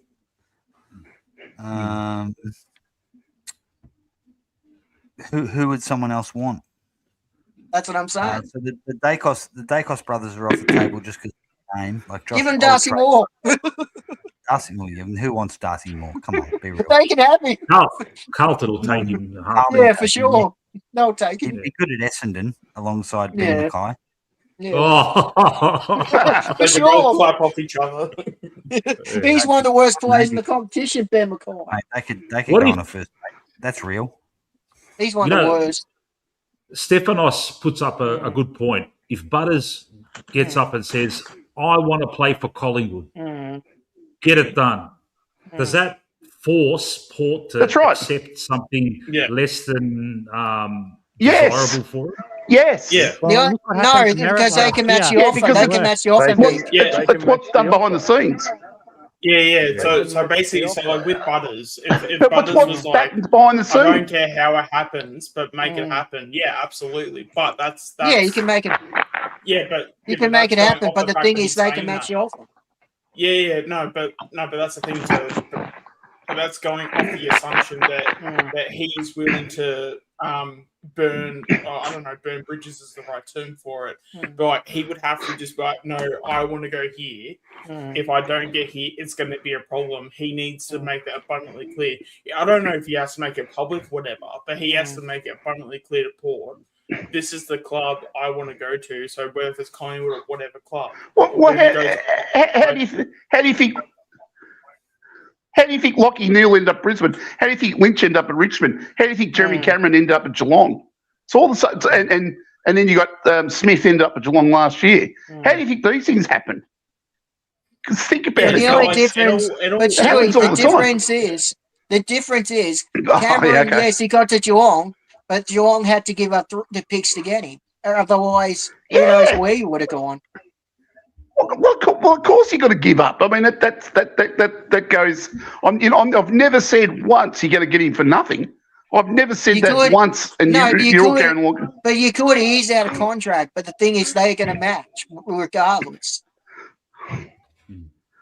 Well, they can match all they fucking like. If he says I want to go to Collingwood, then they have to accept the deal.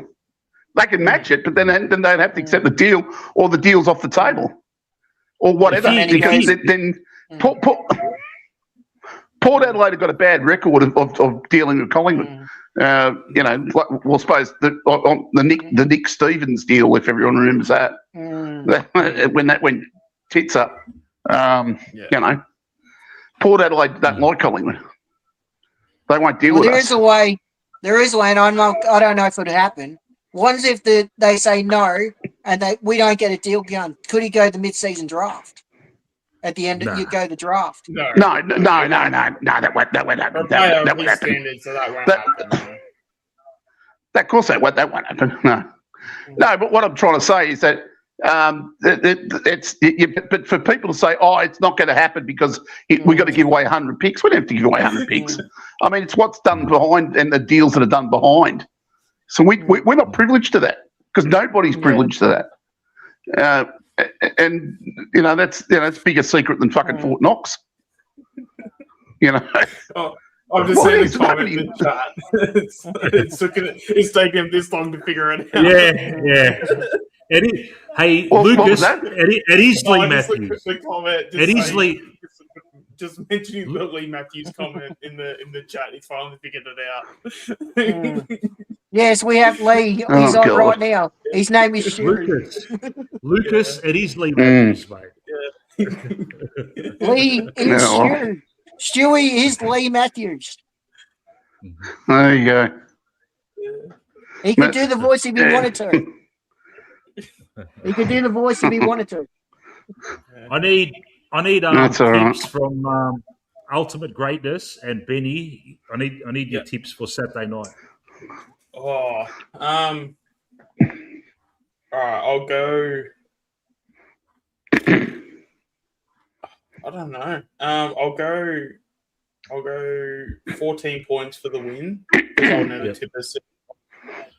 And for a prediction, I'll say Steam plays his best game. Oh, that's what I said. Yeah. Oh, was it? Okay. No, that's all right. No, that's okay. You didn't know that I said it, so it's all good. No, I said that Steen would play his best game for the club because their ruckman a fucking shit house, mate. So you should have a field day. And also as well too, every time we come up against Geelong, our taller guys seem to perform. Even when Cox was at his worst, whenever he would play against Geelong, he'd always play well. So hopefully Steen if Steen can do the same, that'd be a good prediction then. Yeah. That is really what's a bit? Yeah. Betty Zero, you on drugs or something? What's going on there?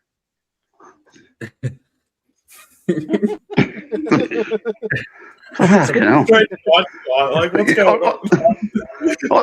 I think What are you doing, Betty Benny? Zero smoking his. I think he's smoking his beanie. What? What are you Or he's doing, smoking Benny? crack. Benny. Probably smoking Yeah. Anthony's crack. Benny. Please. That's private. What are you doing, Benny? You got to sign up. Have you got a tip for us, Ben? Yep. Let's go the Pies by 18, and we'll go Geordie and Jamie 3 goals each. All right. Ooh, I like that one. I like that. Yeah. Yeah, that one's good. That's solid. All right. Thank God, Benny, you said something that makes sense tonight.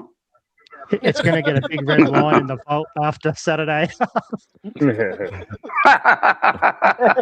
there's a lot of red lines in the vault. Don't you worry about that, mate. Fucking hell. We're all fucking... I don't think anyone's made any big predictions, but yeah. It's hard to make big predictions, isn't it? So hard. I know. But that's why I've got the vault, Stu, because from last year, I just remembered everyone likes to throw in, this is going to happen, but they never get called up on it. But now I write it all down, mate. So, So basically, I'm the worst. No, everyone's the worst one. We're all fucking. We're all doing terrible. I'm the worst tipster every time. I'm shocking. Yeah. I couldn't pick my nose rather than pick a team. Terrible. That's it. What matters is I'm currently beating Anthony in the tipping comp by margin only. So that's all that matters, good. right? That's good, That's all right. That's all that matters. Yes. That's all that matters. And you should be bragging about his love child. Hey, I did. I kicked him out for long, remember? Yeah. Yes, and then you got back beat, and then Teresa was pissed off with you. Yeah, they weren't happy with him. She was fired up tonight, wasn't she, Teresa? Yes. She's fired up at everybody. No one backs in her mind. Don't back Lipper. Don't back Lipper. Yeah, she fired right up. She was so mad with Benny. I get in trouble for the She wrong fired shirt, up with mate. Manny, Benny. I'm lucky. I can say one thing, and I haven't gone on that bad side yet. About Lipinski. Even though I don't like to it. to be fair, Lipinski's last 2 weeks have been pretty good, has to be said. But, it's one of those things. It's taken him 40 games to put 2 together. 40. Because Fly's been his stalker. Fly's been his stalker. We've all said it. Fly's his stalker. He calls him up and says, Lipinski, I love you. And then Lipinski says, oh, fuck. Oh, no, I'm going to play and look good now. I don't want Fly on my bad side. It's pretty hard to stalk him when you got Anthony in the window. No, and we also know Fly stalking Darcy Moore too. I think Darcy Moore's stalking Darcy Moore. Hey, did anyone see Fly's presser? Did anyone see Fly's presser today? You having another go at Darcy Moore? I don't think Fly's happy with him at all. He's not happy. Yeah, but if he was so not happy with him, why wouldn't he play him in the VFL then? He's really not happy. That's not going to happen. That's not going to happen. You know what is going to happen? I could just see this happening. Darcy Moore's going to have a fucking big game on Saturday night, man. I could just see it happening. He'll get his intercept game back. Are you serious? Are you serious, Mick? Yeah, because put it in the vault. Put it in the vault. All right, I'll put it in, mate. I'll tell you why, but because Frampton and Howie are playing, he's going to have a lot more freedom, and he'll be allowed to take all those intercepts. So I'll put it in the vault. Fucking oath. All right, more. Stewie, what do you think of that? I hope you're right, Mick. I hope you're right, but with the way that he was, there's no Darcy out, Mercedes. Both Darcys are in. Nah, look, Mick, I want to be with you, but I don't see it. Right. The only one I can see is Brampton. Yeah. I'm the tempted problem to was, give him a mulligan. Yeah. Oh! How many mulligans does he need, though? How many mulligans does he need? That's what I'm thinking. Last week, after a few days, I've cooled down on it. I'm prepared to give him a mulligan for last week. Fair, you're a good man, Age. You're a good man, Age. No excuses on Saturday night now. Absolutely none. I think everyone's on board with that. I'm with you. I can't be so with what's you. going to happen? No, I can't.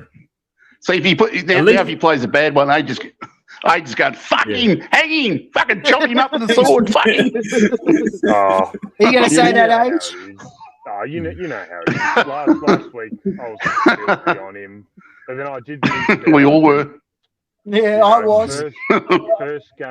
First game back, I'll give him a fucking mulligan. Just this one fucking time. But I reckon mix on for something. I think Howe back will help him out. Because I think Did anyone hear me? I hope. Yeah, you got good logic there, Nick. Good logic. Did anyone hear me on Anthony's stream losing to Darcy Moore? Yeah, he had to calm me down. Yeah. He had to calm me down. No, I didn't want to calm down. He's taken one thing out of his game. He's gotten rid of those double fist fucking punches. Remember he was doing that all the time. It's like, mate, you fucking mark the ball, man. Fuck me dead, mate. No, the reason he stopped doing that because his missus stopped doing it to him, giving him the double fist. But anyway, that's another story. Yeah. He's got to get rid of. We've all said it. Get rid of that headband. Get rid of the headband for God's sake. Get rid of the headband. Manny's going to cut his hair with that headband. Yeah, again, I think.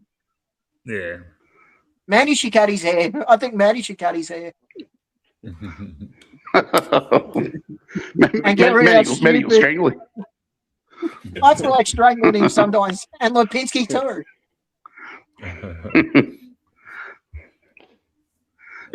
Someone put up before about Lipinski. The only reason why Lipinski had a good game against Carlton was he was playing on Elijah Hollands. True. Hard to argue with that. Yeah. Very hard to argue with that. Oh God.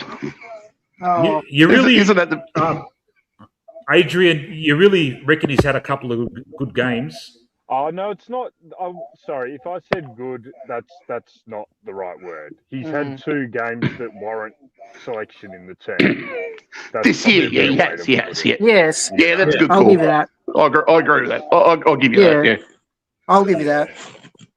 And I think the thing with Lipinski is, like we said at the start of the year and all last year, the thing is he just seems to be undroppable now, which is, I think, the thing that frustrates the fuck out of all of us. Because he can string 5 or 6 poor games together, and he's never under threat. He's never under threat losing his spot. Nah. He's not, because of Fly. Fly loves him. It's one of his favourite players. Yeah. I'd love to see Harvey Harrison put in a nice block of 3 fucking ripper games in the Rezzies, and then the big calls made in about 3 or 4 weeks, and Lipper gets dropped, Harrison comes in, and we just see the end of him, mate. I was going to ask Sean that. Sean, when do you think Harrison will come in? Harvey Harrison. Yeah. Well, he didn't play Friday night, so I think he was. I don't know if it was a managed thing or whatever, but he didn't play against Hawthorn. Yeah, he didn't play Friday. Yeah. Oh, okay. I wouldn't give him a massive tick if he continued his form into last Friday. I would have said get him in the side, but I don't know if that's an injury or whatever. I know. Well, obviously it's out now. Cochrane's now got a shoulder. Because he was going to play the VFL game Friday as well, but I went to the ground and I saw him in a sling, and I'm like, oh, that's not a good sign.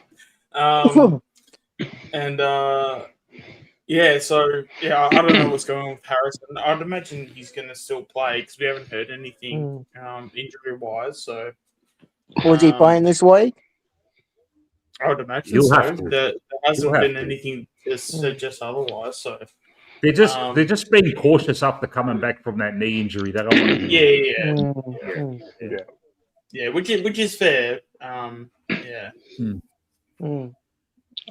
trying to force Anthony. I'm trying to force it. Go, Stu. I said I'm trying to force Anthony to go watch the reserves at Victoria Park. He's never been to a match at Victoria Park. He's never even been there. How can you never be there? How can you be a Collingwood and never actually visit Victoria Park? Well, you're going to be angry with me, Stewie. I've never been there either. I've never been there either, Stewie. What? Yeah, but you live in Brisbane, Chris. Well, you're in Melbourne, mate. No, but I used to live in Melbourne. I just moved up here to Queensland recently. They're young kids, man. Well, Anthony's probably like 27 or something, you know. No excuse. It's a temple. You go to Bali, you see some old crappy temple. You go to Indonesia or wherever you're in Thailand, you go see a temple. That's a temple, mate. That's the temple of gods, mate. That's Victoria Park. That's the Field of Dreams. Yeah. That's where it all started. Yeah. You don't ignore your roots. My daughter's 7 years old, and I've already taken her there twice, mate. That's just how it is. That's it. Yeah, my daughter was 2 years old, kicking a footy around with Jet Buckley on that ground. I'll tell you right now, bugger him. Do you know who this is, Sean? Who's Void talking about here?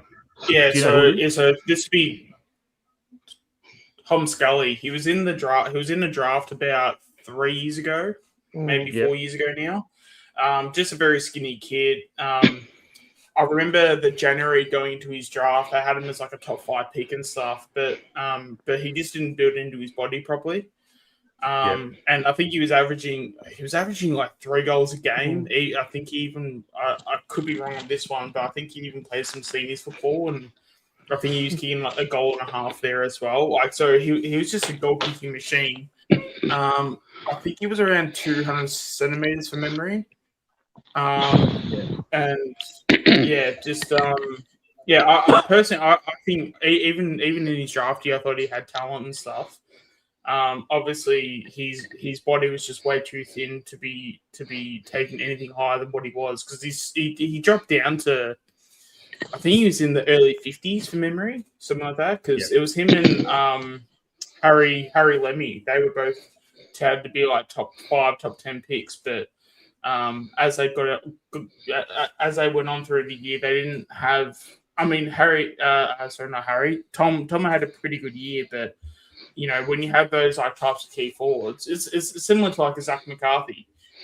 You know, you can perform every week, but if your body doesn't look like, if your body doesn't look that flash, clubs are going to look at you and go, well, damn, you're going to clog our list for about 3-4 years. That's going to take a toll on your draft stocks. So but everything he did on paper was great. It was just his body. He didn't have that physical, like the physical frame to go with, a key forward's body. So I'd imagine he'd be about 22, maybe. I don't know. That's just a guess. But he was drafted about 3-4 years ago. So, I mean, I wouldn't be against it. I will say though, like with a lot of these names coming out, like it could be players we're like looking at, but one thing I do like to remind people as well is that when it comes to these, like, oh, we're into this or we're being linked to that player, this player. There was one guy from that's playing the Waffle, playing for Pure Thunder. Apparently, we're into him as well. So obviously, the club's going to have options, but at the end of the day, like, I don't think, in terms of the player we actually pick, I don't think the media will sort of know who we pick, because I feel like every player we do pick, like the media, even when it comes to, like, even if you look at the trade period, like we've got Houston, Schultz, all these players in. They don't say their names till like about maybe 2 weeks before the trade period, or like if that. Sometimes, like, even Houston wasn't allowed to go to Collingwood until halfway through the trade period. The trade period he actually came to us. So like, it's just, I don't know. Whenever I say, oh, this player's linked to Collingwood and that player's linked to Collingwood, I just take it with a grain of salt. And, I know there was someone in the Discord as well that was talking about a Geelong midfielder that we were interested in. Cool, fine. If that's the player we get, awesome, great. But that doesn't necessarily mean it's like going to happen. But it was exciting. Isn't it funny? But isn't it funny how many people have got Shane O'Brien's phone number? It's amazing, isn't it? Yeah. Because they all know what Shane O'Brien's thinking. They all know who he's looking at, which I guarantee nobody does. 100%, nobody does. Well, Sean, do you think we'll go for anyone in the mid-season draft because of Reef? I mean, honestly, I haven't looked into this mid-season draft, so only outside of the people that have said that we have interest in, I don't even know any names. And honestly, to be honest, because it's the mid-season draft, I think I'm going to keep it that way. Normally from a history point of view, we do kind of go for ready-made guys in a sense, but they're more in the future sort of route rather than the.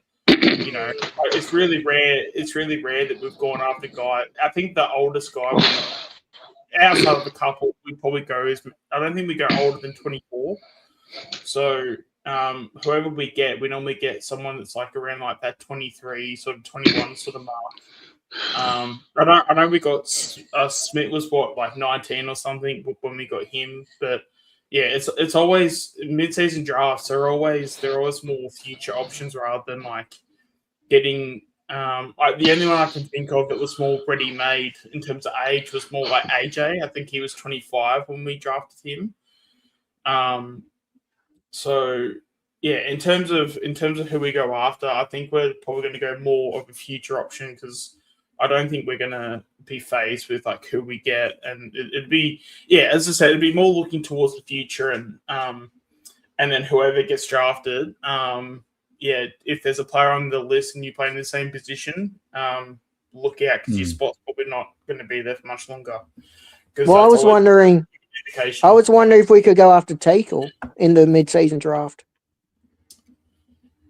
I mean, like when it comes to, Tackle's been good, but the other thing is as well, like it's easy to look at a Collingwood VFL player and go, "Oh, he looks good," and like O'Brien is incredible at what he does. Like I've said this time and time again. Any decision that O'Brien makes, I'm willing to blindly back him in just because his track record is just that good.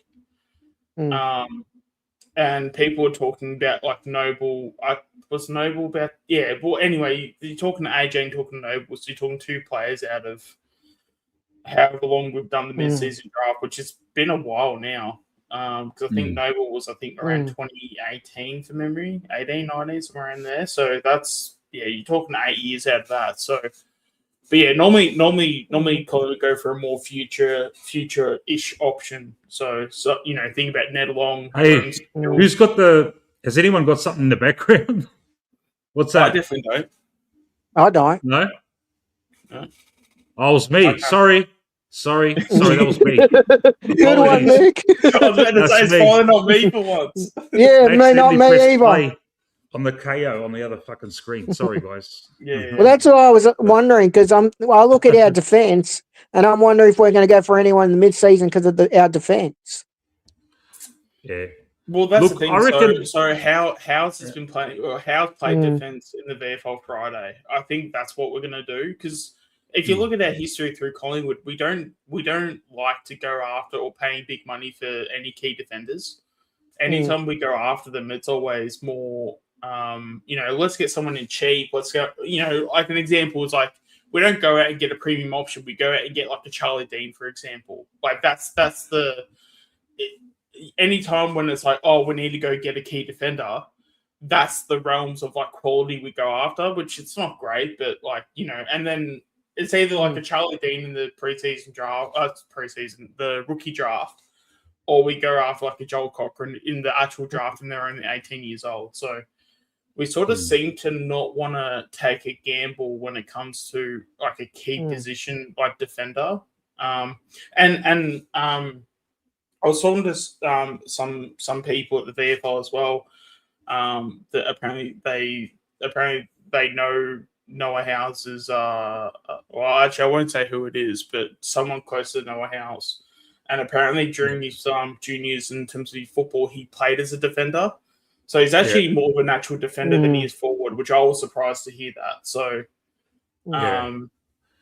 well, he's played the last 2 VFL games. He's played as a key defender, and he's done really well, hasn't he? Yes. Yeah. I mean, he like there are definitely moments to his game where he looks supernatural, which is probably why it makes sense that he was a defender throughout his like football like sort of like journey, and then obviously at some point he made the switch forward whenever that was. Maybe potentially when he missed out in the drafts because that's normally when they start to see shift. So if you've got a key a key defender, if you miss out in the draft, normally they have a I don't know what do you say like sort of like a second wind at it, being like, okay, well I'm gonna try and go for the mid-season draft as a forward sort of thing,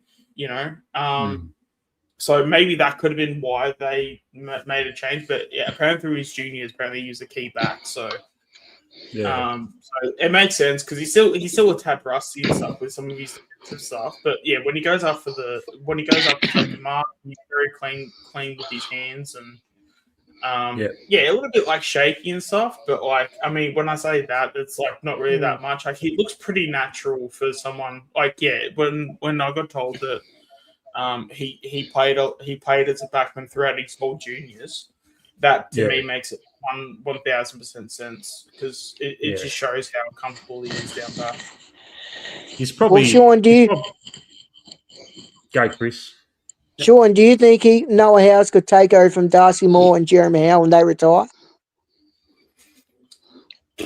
Oh, it's I mean, on paper, absolutely, but in terms of execution, and I think you still got a little bit to go in terms of development. I mean, there's still plenty of the season to go. I don't think he's going to debut anytime soon, especially this year. It just kind of depends. Like, as long as he's doing what he's doing now, like he's not taking any wrong steps at the moment. Like he looks good, and touch wood and heaven forbid we're in a position where we get some injuries.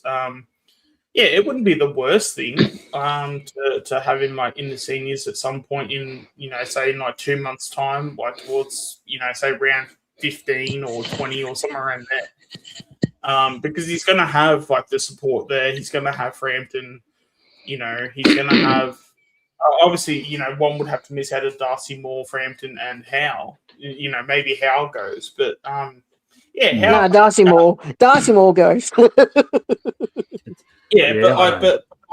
it's just but with like Howe's, he's one where you could take Howe out, put Moore in Howe's position, and Moore can then potentially be that third tall.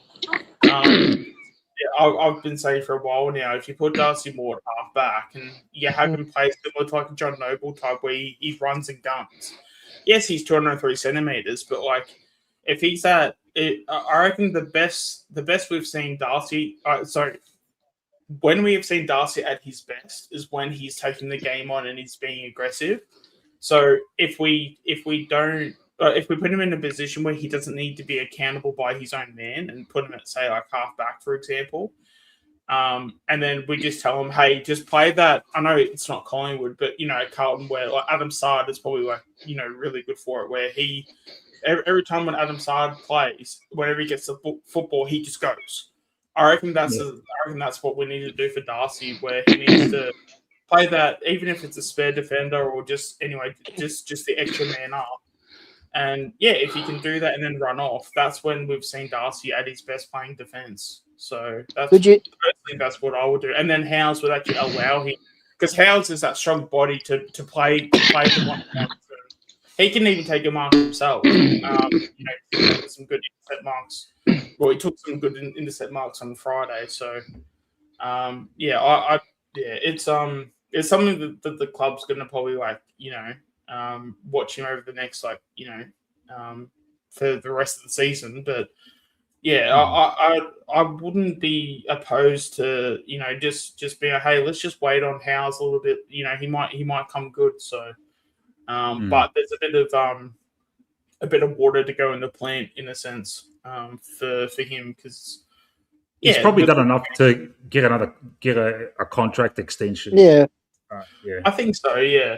Especially, I guess it depends on what's out there too. Because I mean, who knows? Maybe it's like a kid. Because there's always, if you have a pick anywhere between 30 to 40, there's always like a key defender that was in the All Australian squad. Yeah. So, could you see Darcy Moore as a forward or a ruckman? I mean, I still don't know why we haven't thrown Darcy Moore forward, to be honest, because I do think he could. But how that all works and stuff, but I don't know. I just feel like with Darcy, as much as we do sort of criticize him and all of it's extremely fair, I still think that there is like a bit of talent there, and if there is a path to make Darcy Moore a good footballer, because it's not like he hadn't played good football before, right? So there is a way to do it, but it's more on the sense of you just got to make him the least accountable as possible.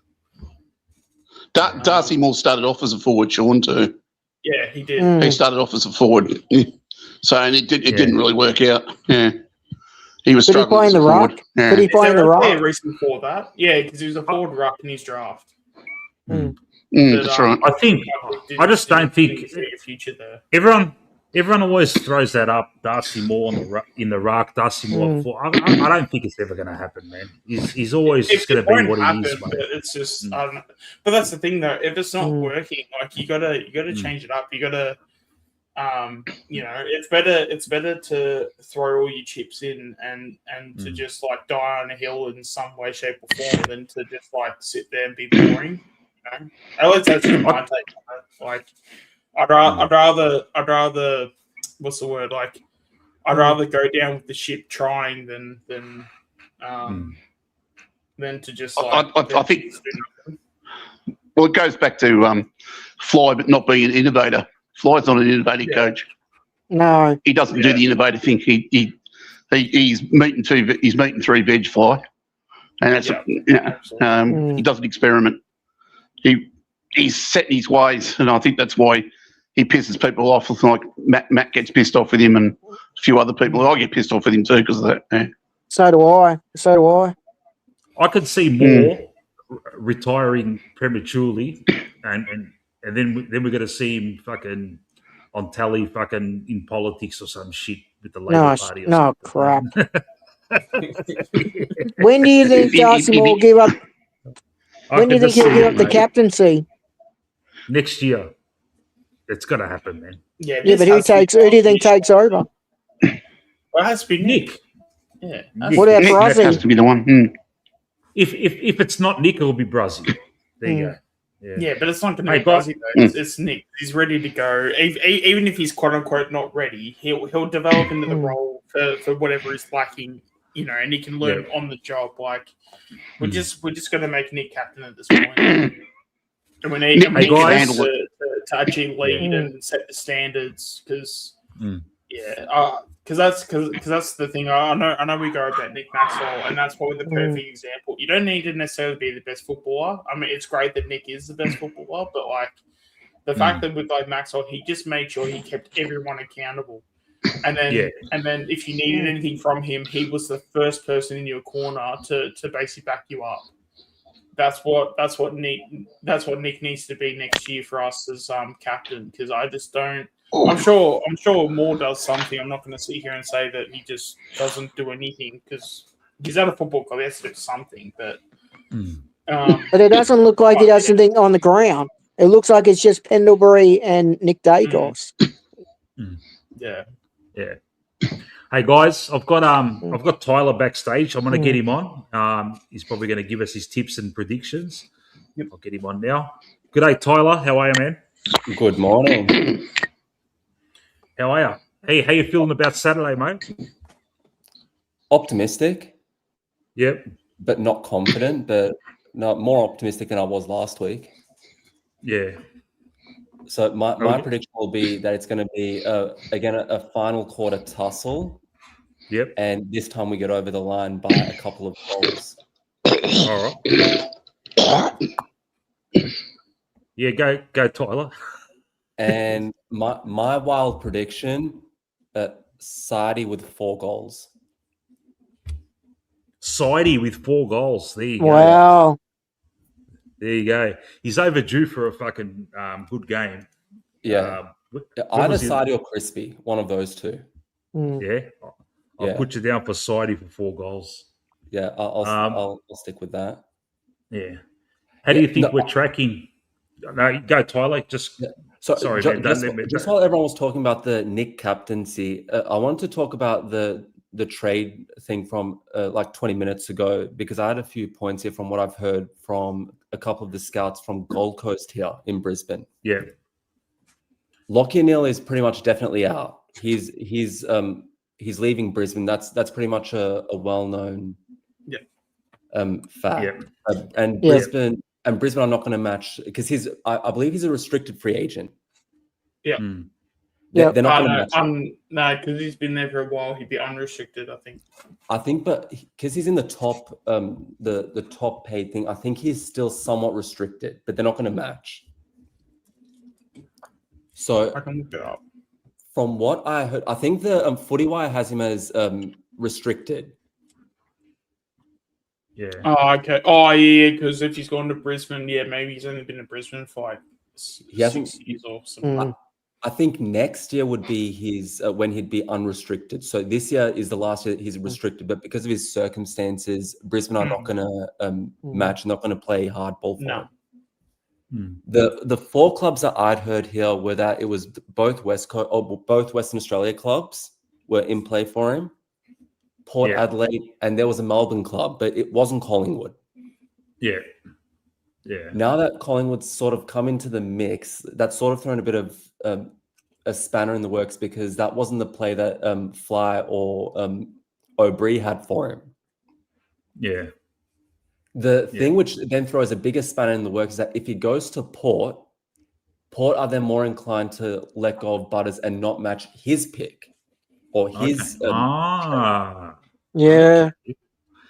Now we're talking. So that's that's where. There you go, Mick. Yeah. So that's where the Butters thing comes in with Nick as a bargaining chip. Yeah. And the bargaining chip which comes into play from what you guys were discussing 5 minutes ago is that Nick gets captaincy, he signs an extension, and in return, Butters comes across. The other one which I heard from the Gold Coast Scouts, and this was something which I wanted to bring up during the Fremantle stream, but I think Tassie beat us to it. McCreary is being shopped around by his agent. Okay. So that one, and we heard that the Gold Coast guys had heard that the ballpark was $800K. Okay. Tassie jumped the gun and offered $1 million to see who was going to come up with the goods. So I don't think Tassie's interested at all. That was just a ploy. Yeah. Okay. Tassie's doing exactly what Sauce does at Saints, overvalues the player, sees which club's going to go up, and then plays the market against the club. All right. Yeah. So that's the thing. The last one that I've heard is with Ben King. Yep. Gold Coast are pretty much going to match any offer, any contract. That's not looking good. Yeah. So we pretty much have to pay. The ballpark which they mentioned was around 1.6, 1.7. So they're not releasing him. Yeah. Yeah. And the whole point was that they were going to release him if they were doing shit on the ladder. Yeah. Because that means that they get a better draft pick. Yeah. But at this stage right now, if they're premiership contenders, they're going to play hardball with every team. Yeah. Yeah, because if they finish in the top 4, their conversation pick will only be about pick 15 at best. Yeah. It's not looking good for banking. Which I don't mind, actually, personally. I'm not really that keen. Yeah. Me too. Yeah. Yeah. But that, so you're saying that if Neil goes to Port, Port will be kind of like satisfied that they've got a A-list midfielder, albeit he's 34 next year. More than likely, yeah. Yeah. Okay. So more than likely, they're willing to then not be ask for less. Yeah, correct. Ask for less to be compensated. Okay. Yeah. Yeah. Because Locking is from South Australia, yeah? I'm pretty sure that's true. He is, yeah. Oh, okay. So the only Western Australia thing with him is because he played for Freo. That's the only reason. Yeah, and the fact that his kids are in Western Australia right now. Okay. So didn't I say they were in Victoria? Yeah, I thought they were in Victoria. That's what I heard too. Right now, so from what I heard from the Brisbane staff here, is that his parents fly back and forth with the kids. Yeah. So anywhere closer would satisfy him. So that's why Victoria wasn't in the question at this stage. It was more South Australia. because that was more like the middle sort of ground. For some reason, I'd heard that the family was in South Australia. Yeah. Yeah. So I'm not sure Yeah, where because that there was a was. report. I want to say if it wasn't last year, it was the year before. Apparently, the partner wanted to be in Western Australia because apparently they had like better family connections or something like that. Or yeah, so that's why, because there was this whole media thing where it's like, oh, he's going to go back to Freo. It's going to be a homecoming. He's got like family there and stuff. But yeah, that's okay. No, that's the thing with a lot of media is that some of it can be, not all of it's true. Yeah, no, I've just checked right now. No, his partner or his ex-partner lives in Perth. Okay. So that's why South Australia was seen as the middle ground, because that's where his family currently lives. So that's why Port is looking more likely to be the club, like at this current moment. Okay. So that, as Age is saying in the chat, the Victoria connection is that his ex is planning on moving to Victoria, obviously with the kids, and that's probably the reason why he's the rumor is that Neil might be looking for Victorian suitors. Yeah. So, and that's where Collingwood probably come into play as team number one. Yeah. Do we think Adelaide could come into it? Adelaide definitely not. It's Port Adelaide. Yeah, and Josh reckons Jake Rogers potentially could be on the way. But Jake like Rogers? he's a Gold Coast player. He's he basically played as a midfielder, but he's not very tall. So he's basically been playing as like a forward for the Gold Coast. He's actually got a lot of forward craft actually. So I personally don't. I personally wouldn't mind him. It also just like depends on like what the situation is, because Rogers, he only got picked up like it's only like super early, so like I think it's only his like second year. So so I don't know. That would have to be for I mean, it's not that it doesn't happen, but for a player that's done it like Ollie Henry, Horn Francis, those that go inside of 2 years, like you've got to have a extreme circumstance, or not extreme circumstance, but it's got to not be a normal process if you're going to be if you're leaving inside of 2 years. It's not. It'd be something that won't be like a natural way of like leaving the football club, if that makes any sense. Yeah. Because even if he's not getting a game like that, I mean, there are plenty of players on the list that don't get a game every week. That doesn't mean they necessarily go. But my question would be, if you do get Butters, what are you going to give up for him if Lachie Neale goes to Port Adelaide? You're giving up less. Because like Port what? will need Port without Neil going to Port, Port ask for fucking 1 million picks and this and that. But because they're picking up Neil, they'll ask for a little bit less. It's a temporary fix, but it's still a bigger problem in the next 3 years when Neil retires. So actually, I'll say this. I will say this because this is actually something that could work to where Port don't match.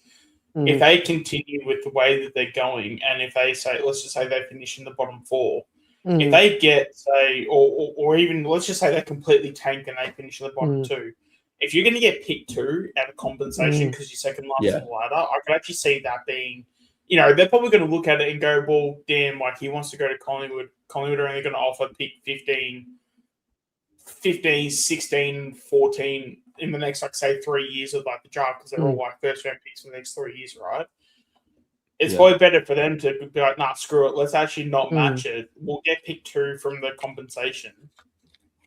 And, because at the end of the day, I think Port would rather one really good pick and say pick 2 than to get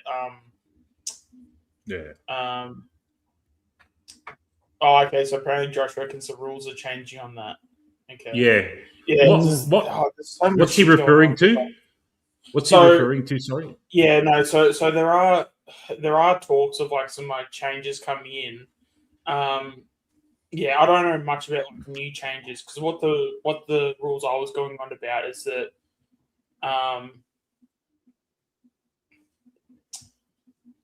apparently you can't get a top 10 pick anymore. Okay. It was Ben McCarthy, wasn't it? Yeah. That was a ridiculous rule, man. That just that was. Well, of course they're not going to match. They'd rather get pick 3 than keep that shit cunt in. Mm-hmm.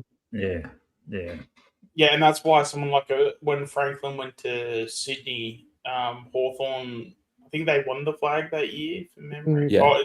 They were like top 2 or whatever. So they got, I think they got like, I don't know what it was, like pick 17 or whatever it was.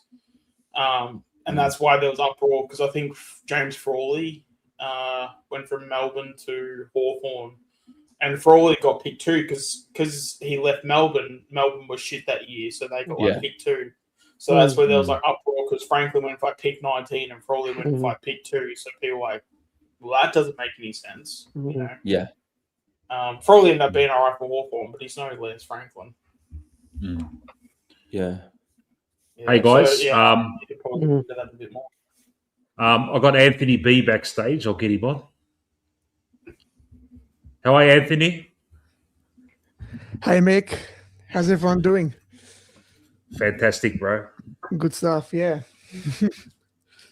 What's going on, man? How much are we winning by? Oh, I'm going to say 12. Yeah. A lot of trepidation from the tipsters, mate. I've gone 25. Voidoid has gone by 45. Everyone else is like, hovering around that 2-goal mark. But anyway. Yeah. Because it's so hard to predict. Like it's like there's no assurances that we can, do anything this in terms of like, in terms of a margin. We could go out and smash Geelong by 40 points and we can be like, that makes sense, but it also makes sense for us to also only win by 2 points as well. How can you be confident? How can you be confident and fly? Yeah. No, can I ask a question to Sean and Mick? I was watching the Freo match tonight, and is it possible, because I think it is, that Justin Longmuir has stolen Fly's coaching and strategy book from him? Because they play like actual shithouse for 3 quarters and then full steams ahead the last quarter every single match. Yeah, they do. I feel like it's kind of going back. Yeah, they do. So that's why I'm always like Collingwood will only win by 2 goals, because that's the pattern. Yeah. And that's with Freo as well. Every single match they're going to win, it's going to be by 1 goal or 2 goals. Yeah. Yeah.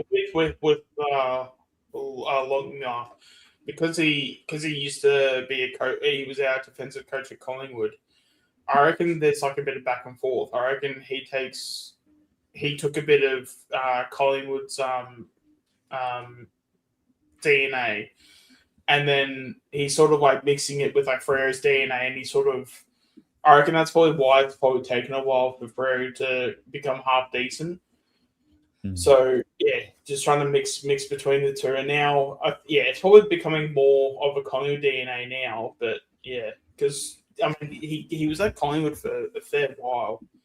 I want to say for about 5 or 6 years. So I mean it makes sense why he would have a bit of Collingwood DNA in the way that we play. And I've noticed, especially since the grand final, Fly's been very defensive as a coach. Like he plays a very defensive way. We don't seem to be nearly as attacking as we were pre grand or pre grand final. We weren't nearly as attacking as we were. We can have moments and stuff, but it's like not even close to what we used to be. Where I think the Freo coach is obviously looked at it and he's obviously adjusted off of our game plan. Yeah. You got a prediction for us, Anthony? Yeah, I'll give you guys a few. Let's go Houston 30. Houston 30. We have Pendle's back, right? So let's go Pendlebury 25. I've gone Pendle's 30 plus. I'll go 25 and 5 Yep. score involvements. Okay. I was about to say it's 5 goals. Jesus. Whoa. Let's go. Who else? Who plays? We have Bo back. Let's go. Yep. Bo, 1 goal and 18. Okay. And let's go Buller, 2 goals. All right. No worries. That's what I like, man. A whole bunch of them, mate. A lot of people just give the tip and that's it, mate. I ask them, give me a prediction, and they don't want to put their, their balls on the line. But Anthony B's just gone bang, bang, bang, bang. But when you make a lot of predictions like that, all right, you don't have to get them all right. Like Anthony's just done 1, 2, 3, 4, 5 predictions. If he gets 3, you got to get 3 of them right. Then you get a green highlight on your tip there, mate. But yeah, if you get more than half of them right, go, Chris. I never asked you, Chris. Sorry, man. Oh yeah, I was going to make mine because I've got to go to bed early. I've got my last night in Victoria. Mine is we'll win by 15. Yep. I'll go.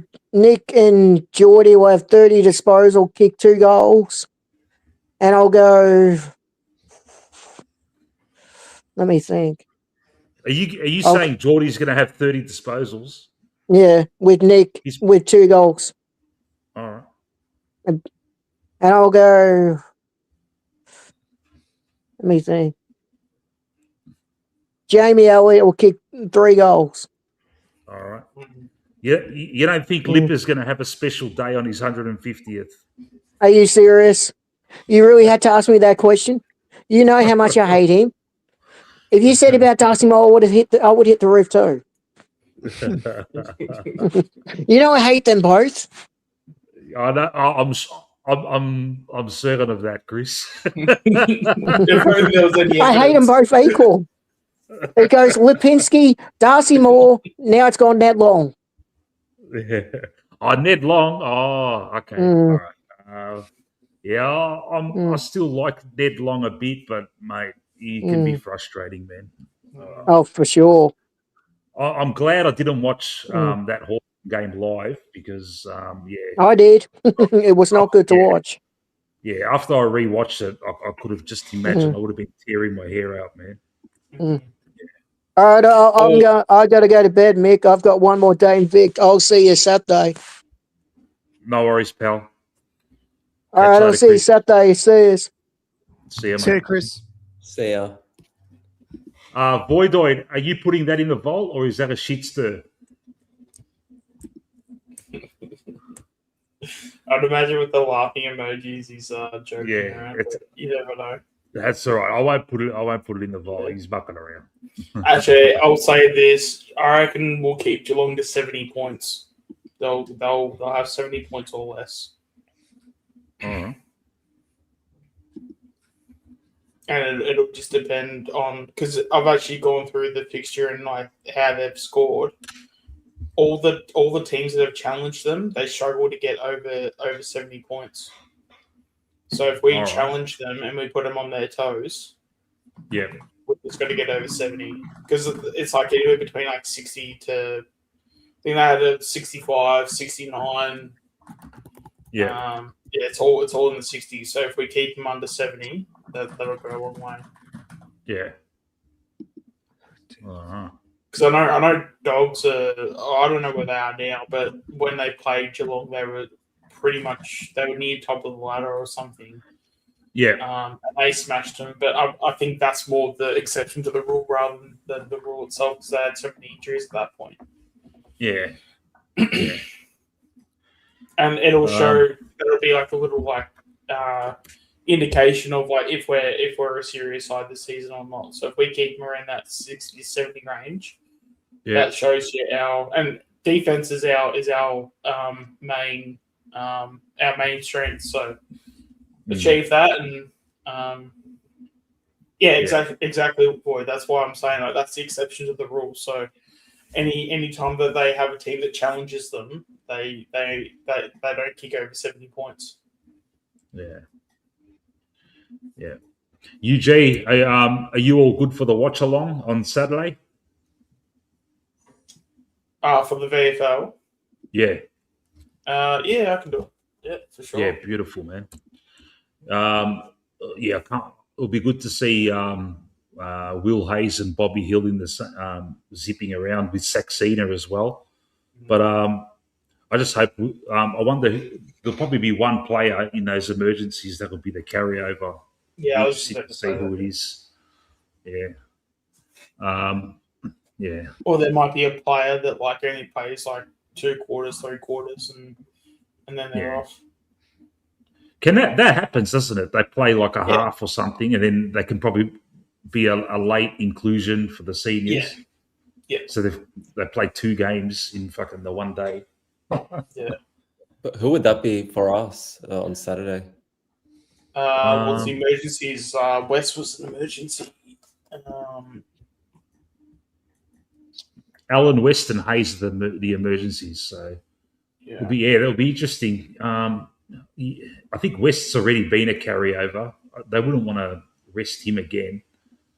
That'd be frustrating. Yeah, there's always one, but it won't be someone like West, especially given that his season, like in terms of his pathway, he's been so inconsistent in terms of getting just like a run at it. Like because even at the start of the year, like there was a really terrible run where there's only a certain amount of like VFL games and stuff. I felt like he had like 2 games with the span of like 5-6 weeks or something. Yeah. Yeah. Especially when you got to like the VFL, they are shocking when it comes to running their competition. Oh, it's the worst, man. Yeah. It's the worst. You don't even know there's. I don't even know where to start, mate. But was TJ better last week? Yeah, absolutely. Yeah. Yeah. Mind you, I even said it on at the game as well. I reckon he had a bit of fire in his belly. I don't know if it was like because like CJ got traded to Melbourne or whatever, or because he was a NGA for Hawthorn, because that's how CJ got to the Hawks in the end, and TJ was the same way. I'm just curious on like why the Hawks game was probably his best game for the year. I don't know if it was like this amazing game, but it was there wasn't. He hasn't had a great sample size of like good games this year, but that was certainly his best one. Yeah. Hey, Sean, if right now, who do you think the club is delisting? Right now, I don't even know who's out of contract. Do you think, from what I see, I think the club have pretty much given up on. Who's the name? Jacob Bryan as an actual AFL player. So I think and that's such a shame because he's been playing so fucking good this season already. It's just a matter of opportunity, man. We've got too many of those types, man. Parker's ahead of him for selection. But that's but also even with that though, like what's so like even if you do carry someone like a Ryan to even if you carry him till he's like 26, 27, what's so wrong with that? Because at least that's the spot you don't have to then go fill and go get somewhere else. And then it's like, okay, we don't need a halfback. Let's go and address our need for a key defender or a ruckman or a small forward. Not saying anything specific, but just I don't know, just to sort of oh man. Because I think this year's probably one of the first years where we've only got the older players who are out of contract, because a lot of the younger ones were re-signed. Yeah. So I think that's the unfortunate thing, that they may just have to get rid of Jacob Bryan. Yeah. Look, I reckon can you see all the players on the screen, Tyler? Yeah, I can. Yeah. All right. So that's every player on our list. Yeah, is on that screen. So Smith, he's probably gone. He's gone. Sullivan, I think he's gone. He's gone. Skunk, which is Membry, he's gone. Yeah, he's gone. Yeah. And what's the Sean? What's the average delistings per year per team? 5. Is it about 5? About- Yeah, it's about About 6. No, or it depends. If you're gonna have a fair few come in, it can even go up to 7. Yeah, It just depends on how active we are in the off season. Yeah, Because if we're going to be targeting free agents, like a Lockie Neal and I'd even be open to a Toby Green. Like the fact I actually didn't know Toby Green was a free agent. That's really actually fascinating to me because he's only 32 and like the leadership that he would show, that would actually be a great get if we could get him. Yeah. The other thing as well too is that we can't be delisting too many rookies because like rookies just means that we just got to then pick up another person in the rookie draft.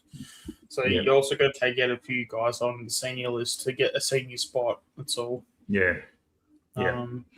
Is so there it's like we a can talk about Smith. We can talk about who else is on the rookie list. Yeah, like Noah Howard's on the rookie list. So just because if you take off a rookie listed player, that just means you can only get a rookie listed player back.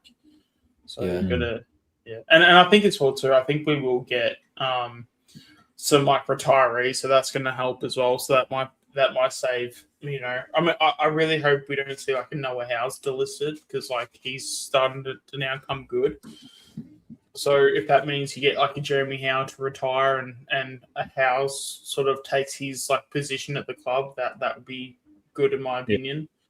Because I think everyone likes to talk about like the Knicks of the world and guys with all this like talent, but but you need depth at the end of the day. Like there's if you can get some guys that are just like really good like role players. Like I said it a few weeks ago that I'd rather take 23 Perrymans in the best 23 than like say three to 4 Nick Dacos's and then like the rest of them just like shit kickers. Yeah.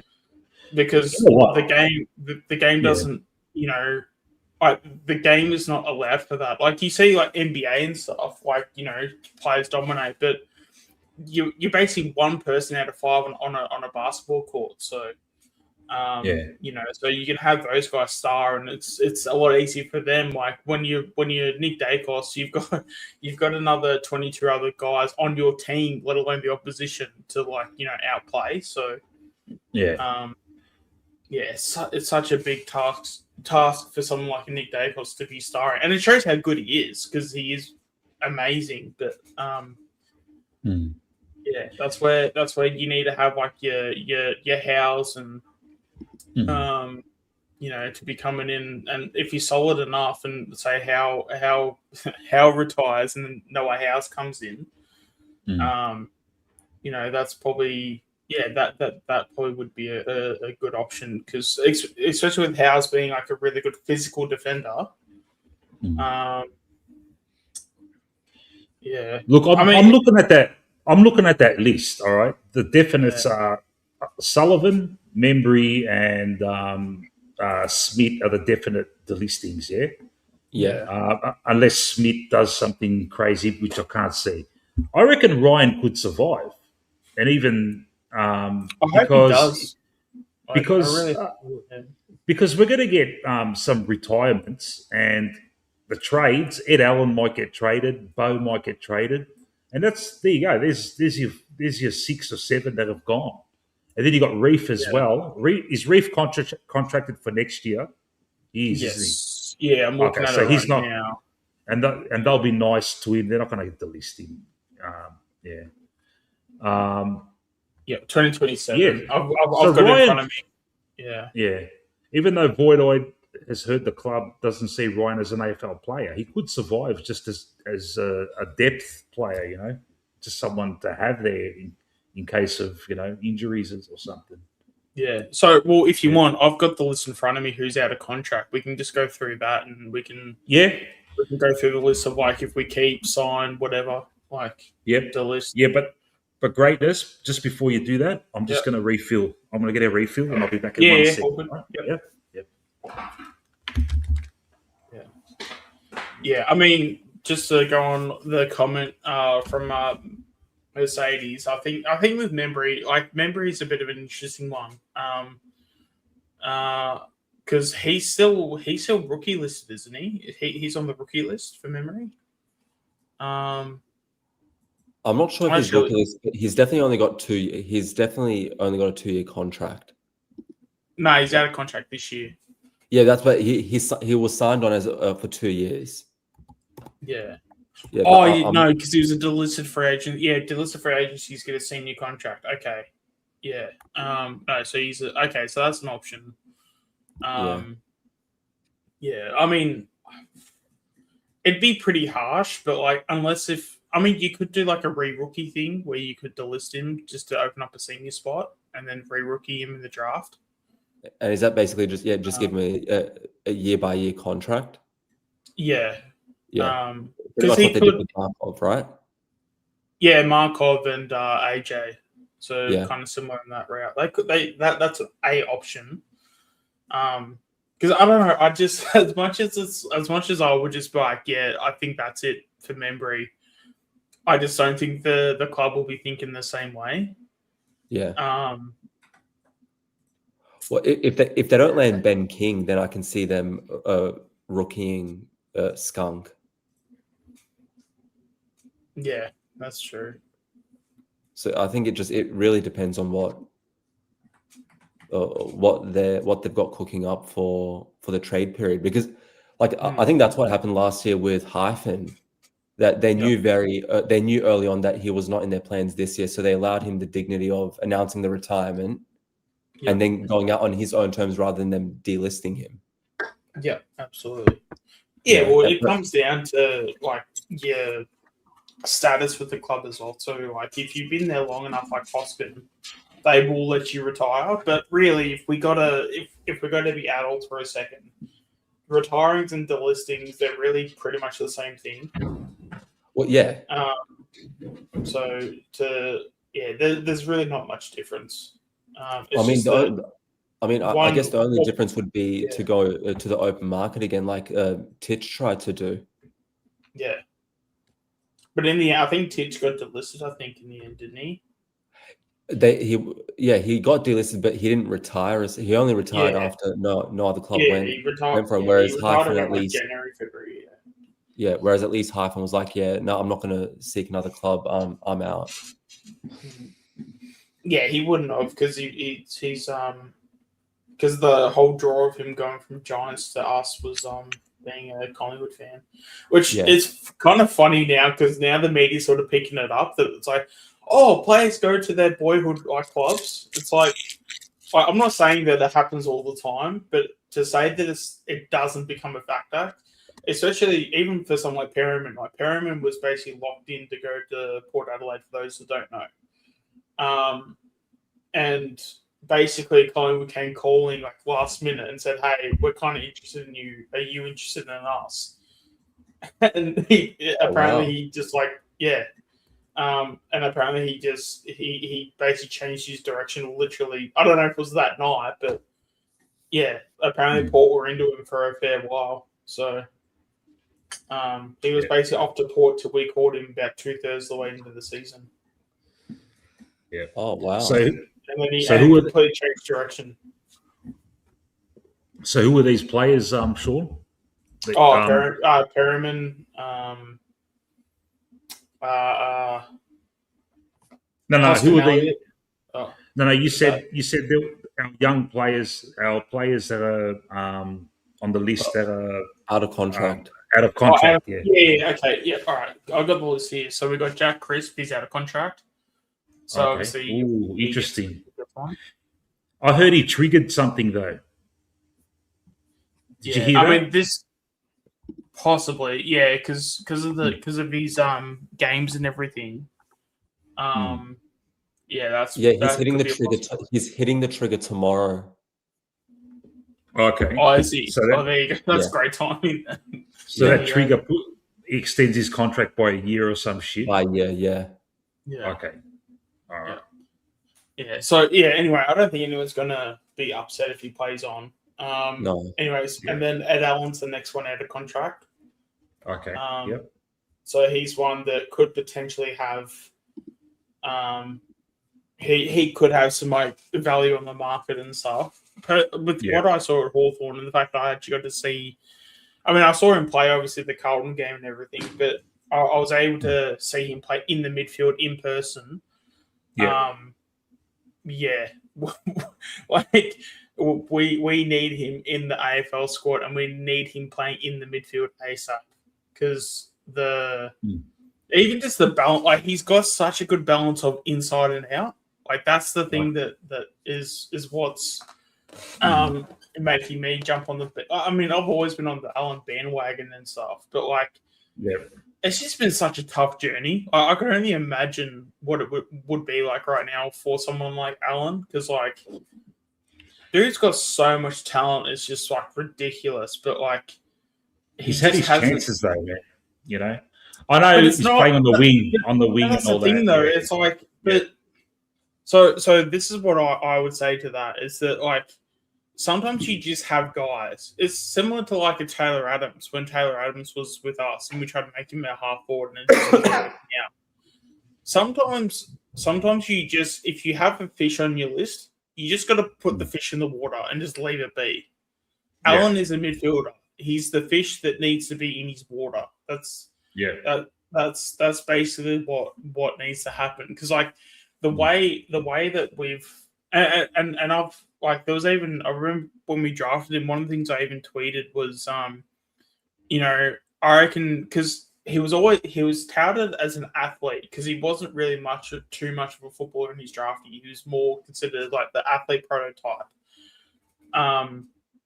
But that's the thing though, and this is, I guess, with my opinion when it comes like the football stuff. If you're considered an athlete, but you know the club obviously rates like your potential and your future, you just need to play games, because the only way you're going to get better as a footballer is if you're just playing games. And the fact that we didn't do that off the bat, I think he could have had such a different career trajectory if we played him off the bat.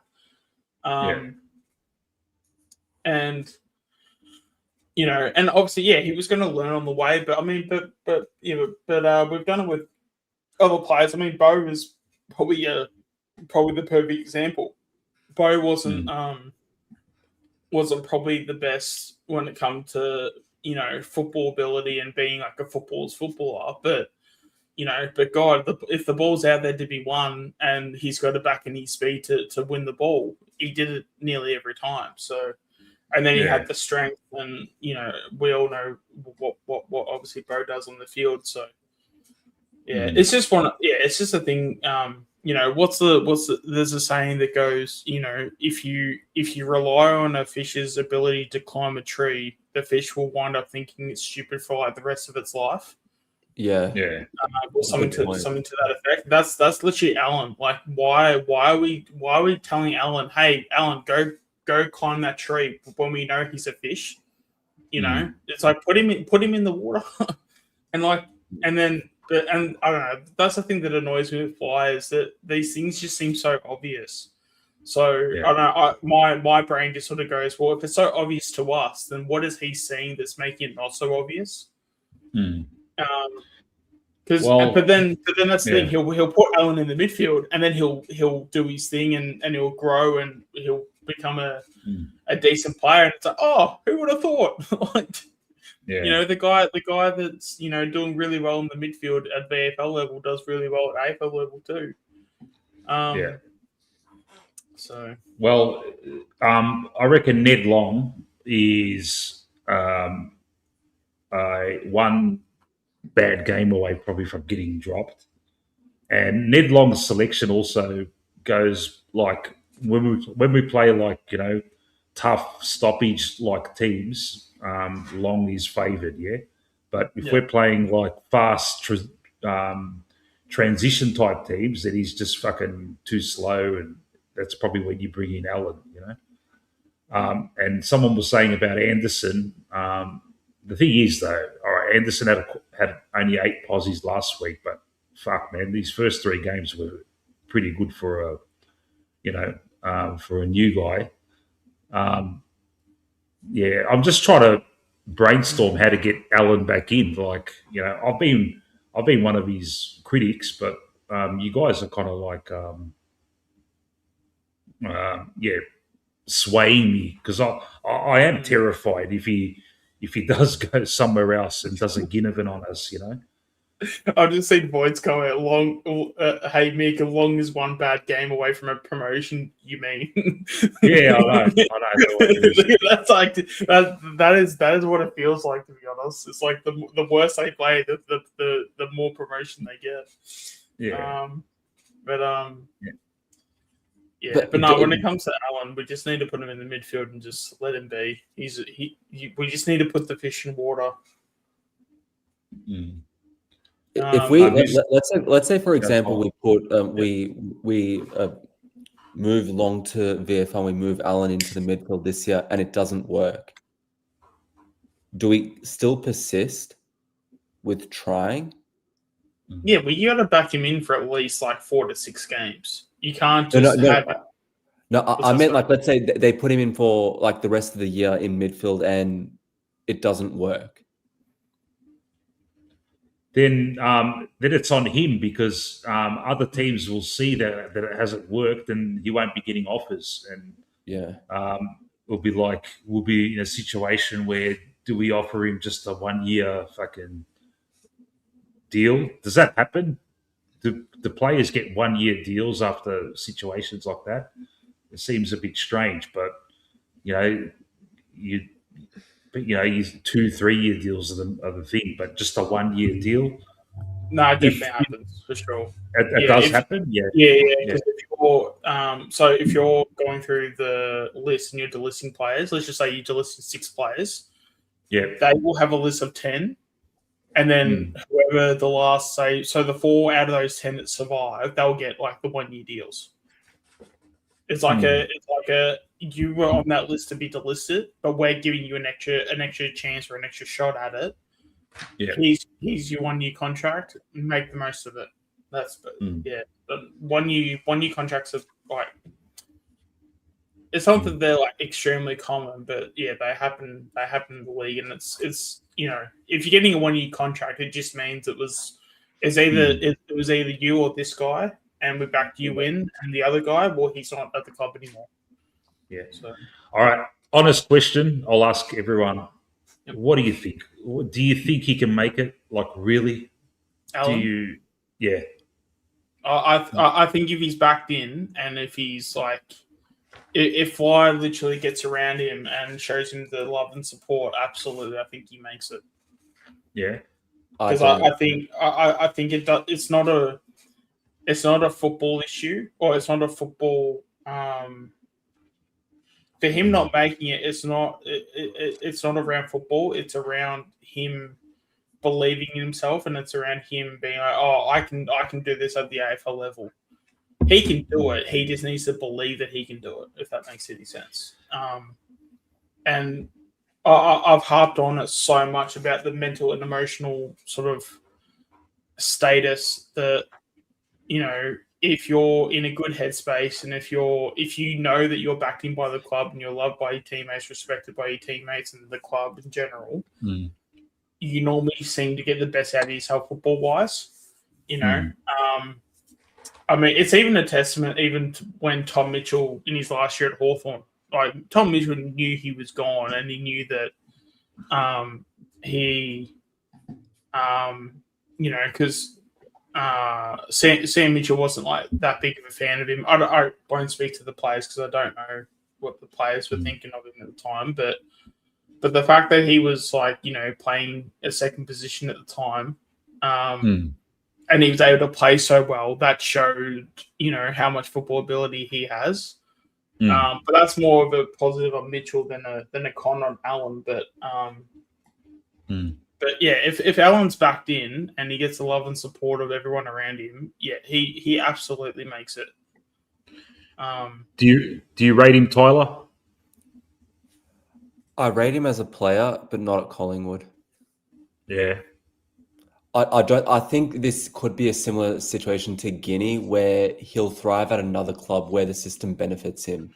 This system, this club. It's not that the club doesn't want him to succeed; it's that the club just doesn't have the system that will allow him to succeed, and I'm okay with that. Yeah. Like I love Like, I love Guinea, but I'm grateful that he's at Hawthorn playing to his full potential because he was restricted here. Yeah, different game plan. Yeah. It's straight up. What do you reckon, Anthony? Oh, sorry. Do you rate him? I do. I used to think that that he didn't have it, but once I went to the MCG, I actually saw him run around and I actually saw him holding back. So, because on TV you can't see that clearly, right? So once you're at the ground, I saw that there were so many contests where he was obviously holding back. He was on the outside, holding his opponent on the wing, and it was so obvious that he's not being allowed to go inside the contest. So he's probably being told to hold his position. Yeah, hold back. So he's definitely not being played where he needs to be played, and if that's find a new team, maybe that's better for him. But I think that Anderson got inside their first game. I don't know why Ed's not getting a go. Like it's probably. I would say Ed's more skillful, better endurance than Anderson, right? Probably a bit stronger, a bit fitter, but I don't know. But I do think he has it, yeah. So I've got a question then. How like it seems like the club is willing to give these young guys time in the midfield. So how come they gave it to Angry and not to Ed? It's weird. It's a weird one. Yeah. Because Anderson played against Carlton in the guts, and Allen was on the wing. But having said that, the previous game against I think it was Brisbane, Ed Allen did spend some CBA time, but some of the performances were really bad. Like because Nate Hawks Pies he analysed every centre bounce in that game, and he just looked lost. And maybe they've looked at that, even though, albeit against the best midfield in the league, and they've probably looked at that and thought, mate, you got to do better than that. But having said that, in the VFL, Josh is saying he only had 3. Yeah, from what I saw, all right, he had 3 centre bounce attendances, but he just got fucking. He didn't even have a hope in hell. Yeah. I'm just speculating to see why the club hasn't given him another chance after that. Because like Anderson got the gig straight in, and to his credit, he's had a good first 3 games. A quiet 4th. We'll see what he does in his 5th on Saturday. Yeah. Andreas from Black and White is adamant that he's a potato. He's I reckon that's harsh. Yeah, I reckon that's harsh. He's shown too much in the VFL. Like even remember when we were debating about Finn McRae last year? Was Finn McRae having games like Allen's having in the VFL? He would still have quiet ones, yeah? No, he was performing most weeks. He was? The only thing, the only thing with Finn was that his disposal wasn't really that effective. Because I think last year they put the VFL stats on the AFL app. So with the VFL app, it doesn't show the disposal efficiency, where on the AFL app it does. I don't know if it did it before last season, but last season was when I started using the AFL app for VFL stats. And he was going at 55, maybe 60%. And you could say that's that's for the VFL and blah, blah, and all that stuff. But if anything, if he's going at 55, 60% of the VFL, then, what is he going to do for the AFL? I'm sure he would have had a really good patch at some point where you could have capitalized on his confidence and form, but that's the other thing too that I feel like that we don't really do that well, is that if we get some guys to have a bit of a run, I get we're a good side, so we can't just change players just for changing's sake, but But if you need, if you need to, no, I've just gone blank now. Fuck, I hate it when that happens. Yeah, because you got too much. You got too much information in your head, mate. That's why, mate. You know everything. Don't even start. Yeah. I don't even know what I had for breakfast this morning, but then I can tell you, how many games, Ed Allen has played. How many games has he played? I don't know. I reckon he's in. I can get it up. Hold on.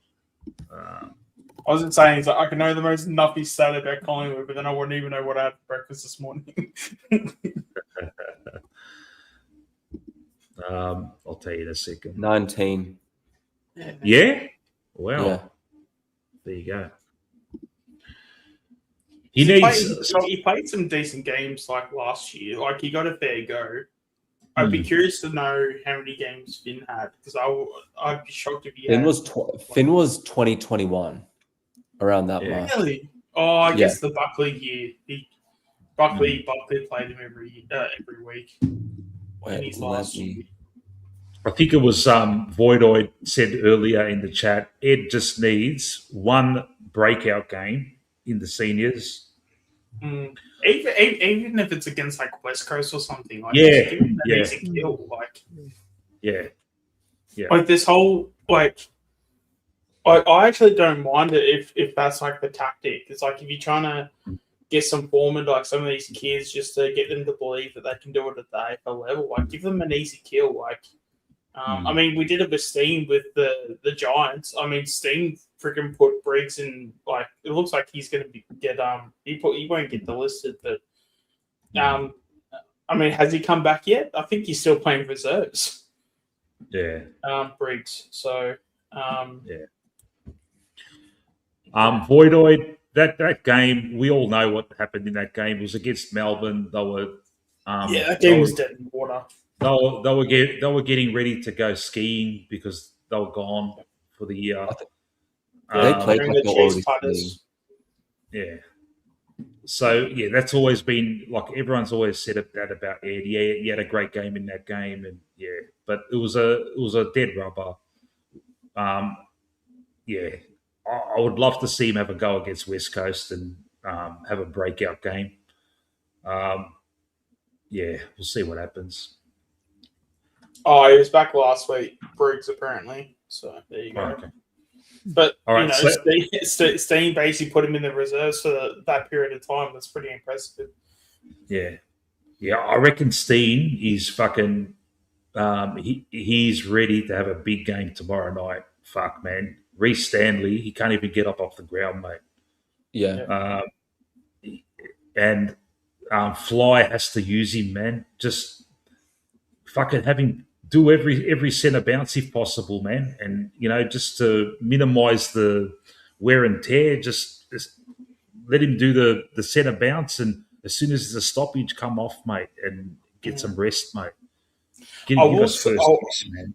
I will say this, though, given that we've had all this, for a lack of a better word, given that we've had all this drama around Darcy Cameron in, like, whether he's injured or not, if he's going into this game fully fit, I will say this right now. If I see Darcy Cameron start the ruck, I'm going to be very pissed off. Yeah. Because you've literally got a winning trump card in Steen to dominate, like, Geelong. But there's just this is the thing with Fly is that I just don't trust him to. I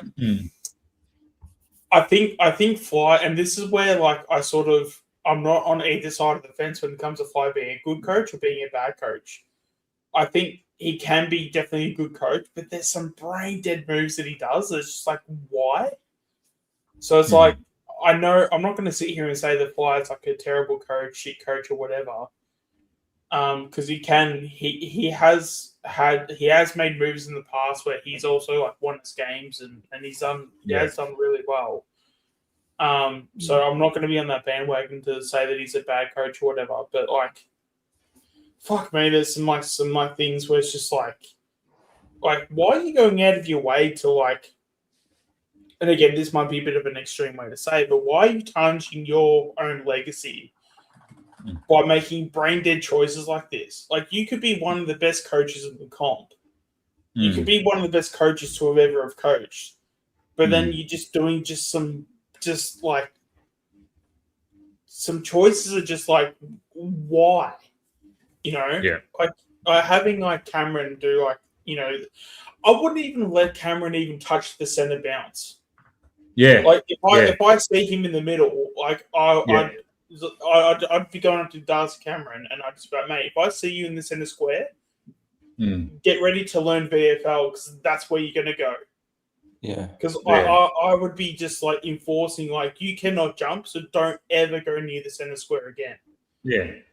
And it's like, how hard is it to implement that system? Steen takes every fucking centre bounce, every CBA, and as soon as there's a stoppage, he can drift forward or come off, and then DC can go around the ground and do his business, you know, because he's elite at, you know, going back in defence and taking intercepts.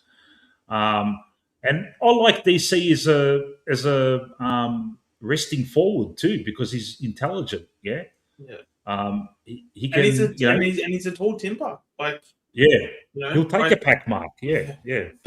But I feel like DC plays a lot better when he's not the starting ruck. Yeah. That game against GWS when Steen fucking went nuts, Darcy fucking had a great game as well. Like, you know, exactly. Yeah. Like we had a good thing going. I don't know why we had to stuff it up the next week. Yeah, the next week straight, DC back in the set of bounces again. Yeah. At crucial times too. Yeah. I think that's a Jared Wade thing because the game after Steen played only 50% game time, and that's got to be a Jared Wade, you know, try to, you know, protect him kind of thing, you know, which is fucking ludicrous, man.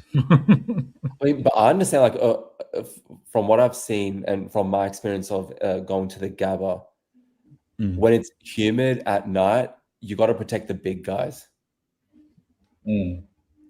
Because like that ground is so slippery. One bad move and you're out for the season. Yeah. Who else is on that list? Sean? Yeah. So after Alan, we got in Membry. So Membry, personally, I've got him.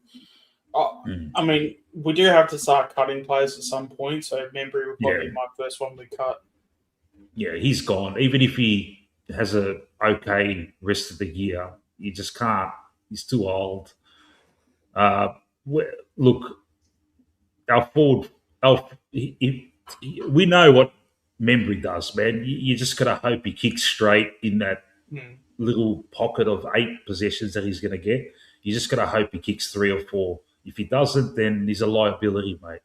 And Geordie offers more, same height, so many more attributes, and can pinch hit in the midfield. Membry can only play as a forward, and I hate those situations where the ball gets bombed long and McStay's jumping up and Membry's jumping up as well. Membry's not going to take a pack mark, mate. Yeah. So he's gone. Thank you, Skunk. Actually, no, man, you fucked us in that prelim with that ridiculous pass when you should have kicked that goal. Yeah. Because also as well, because the other thing with like Membry, I just can't wait till we get someone like a Charlie West in the side. Because for all the things that Tim Membry did, just imagine Charlie West in his spot doing the same thing, and it's like it's an upgrade like everywhere you look at it. Like, oh yeah.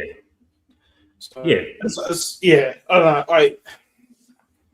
He's probably got better forward craft than Membry, and he's only 19, mate. You know, let that sink in. You know, I know that, but like, it's just it's because he played. Yeah, well, I mean, the fact that he debuted last season and he had to played with 3 other key forwards or however many it was. Yeah, that was a ridiculous game, wasn't it? Yeah.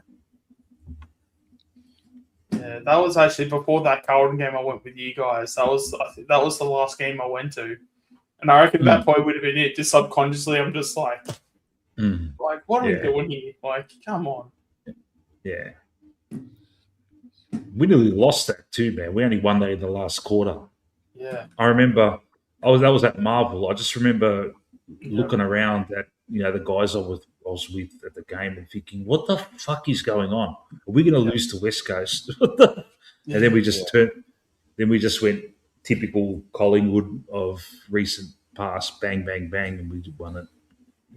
Yeah, final quarter, yeah.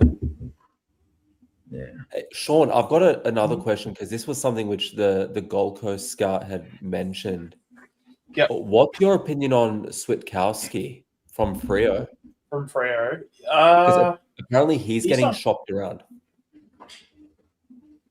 Depends on like what the price is. If you get him in cheap, I wouldn't mind it.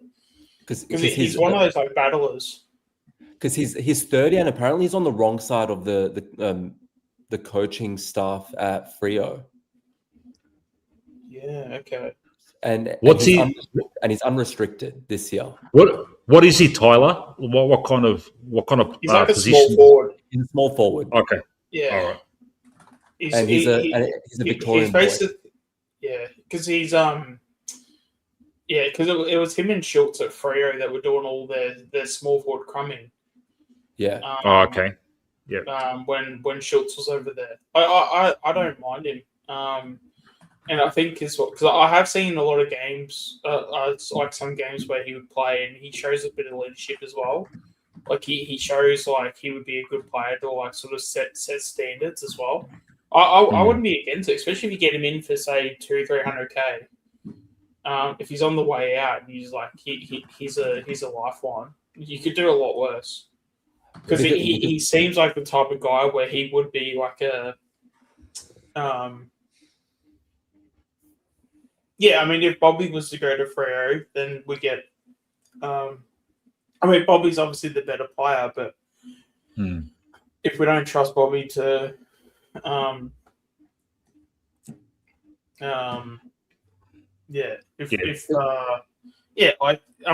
Switkowski's obviously a downgrade from Bobby, but if it means that you have less sort of dramas off field, but I don't know. I feel like with Bobby. Maybe it's just me being biased and stuff. I kind of feel like the whole Bobby situation is kind of now not a thing anymore. Yeah.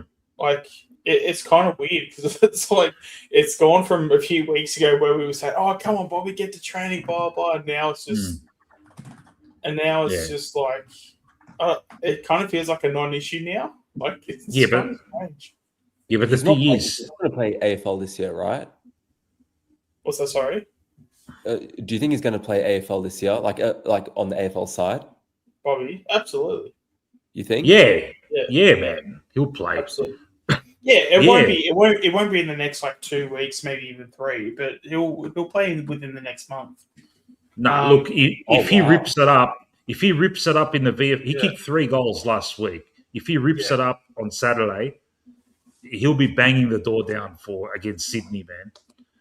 And that was off 80% of game time as well. And I think they even said Bobby's getting a full game this week. So I would personally, when I saw it, when I walked away from Friday night, I thought he's about a month away. Like if he got picked in about a month, I'd be that sounds about right. Whether he's a week or 2 early or late or whatever, we'll obviously that'll be on the selection committee. But that was his first game where it's like, okay, cool. That's the closest we've seen Bobby being Bobby. So, but there was a thing that happened yesterday or something about I don't know what it was. There was a bit of controversy going on about his management saying something. Did you hear about that?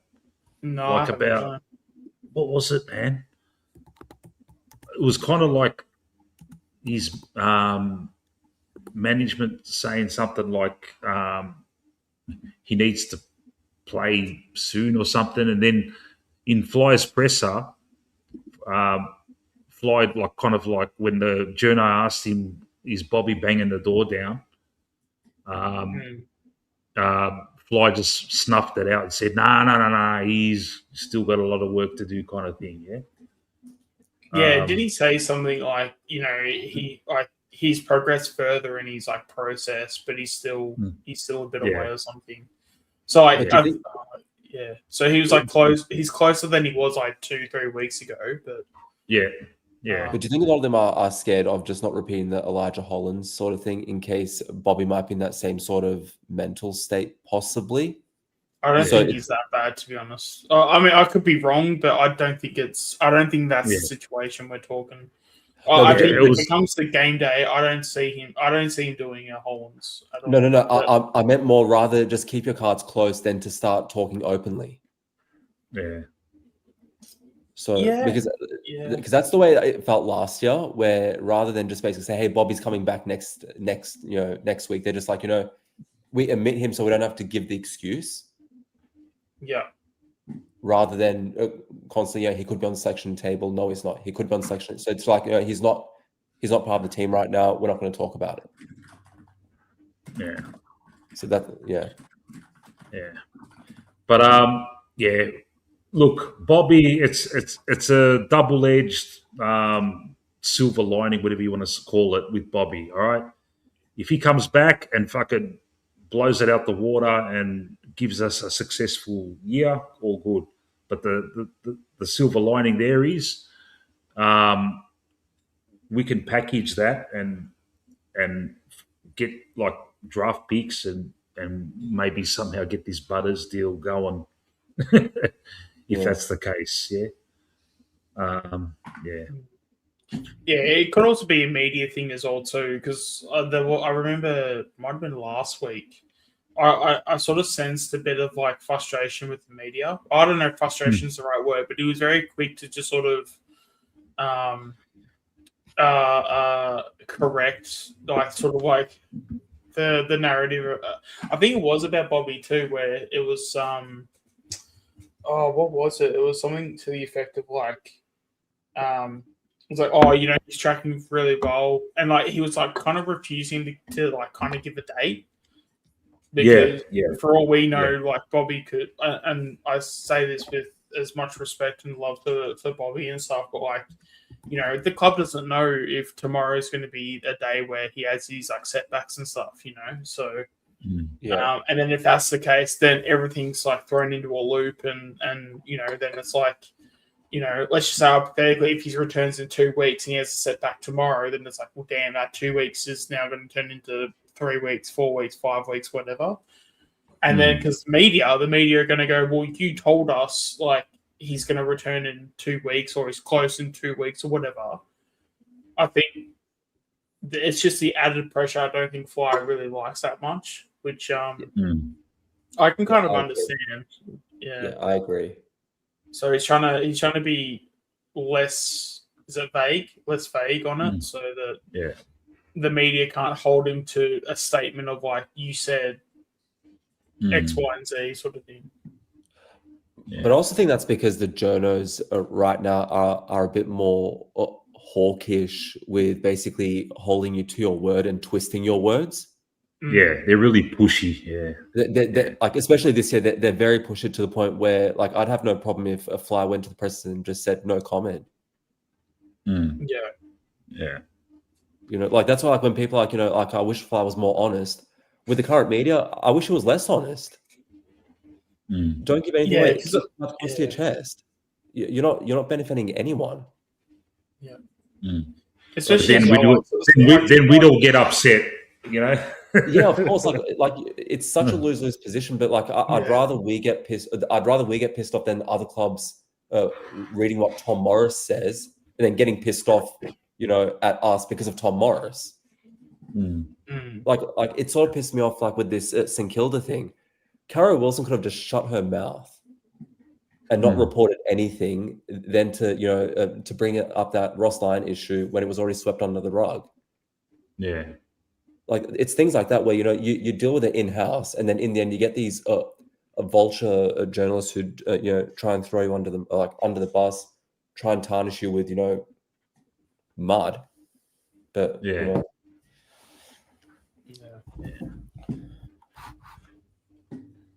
Wow. But the other one as well, which I've got, and then I'm going to head off as well. This is to both of you. Do you reckon we should have taken a gamble with Jamara? With Ugle-Hagen. Was he cheap? Yeah. Did Gold Coast get him cheap? Yeah. Yeah, Gold Coast I think they only got him for like a 3rd round pick. Is he? He's in the seniors now. Is he doing well? Yeah, he's playing really well. Yeah. Okay. Yeah.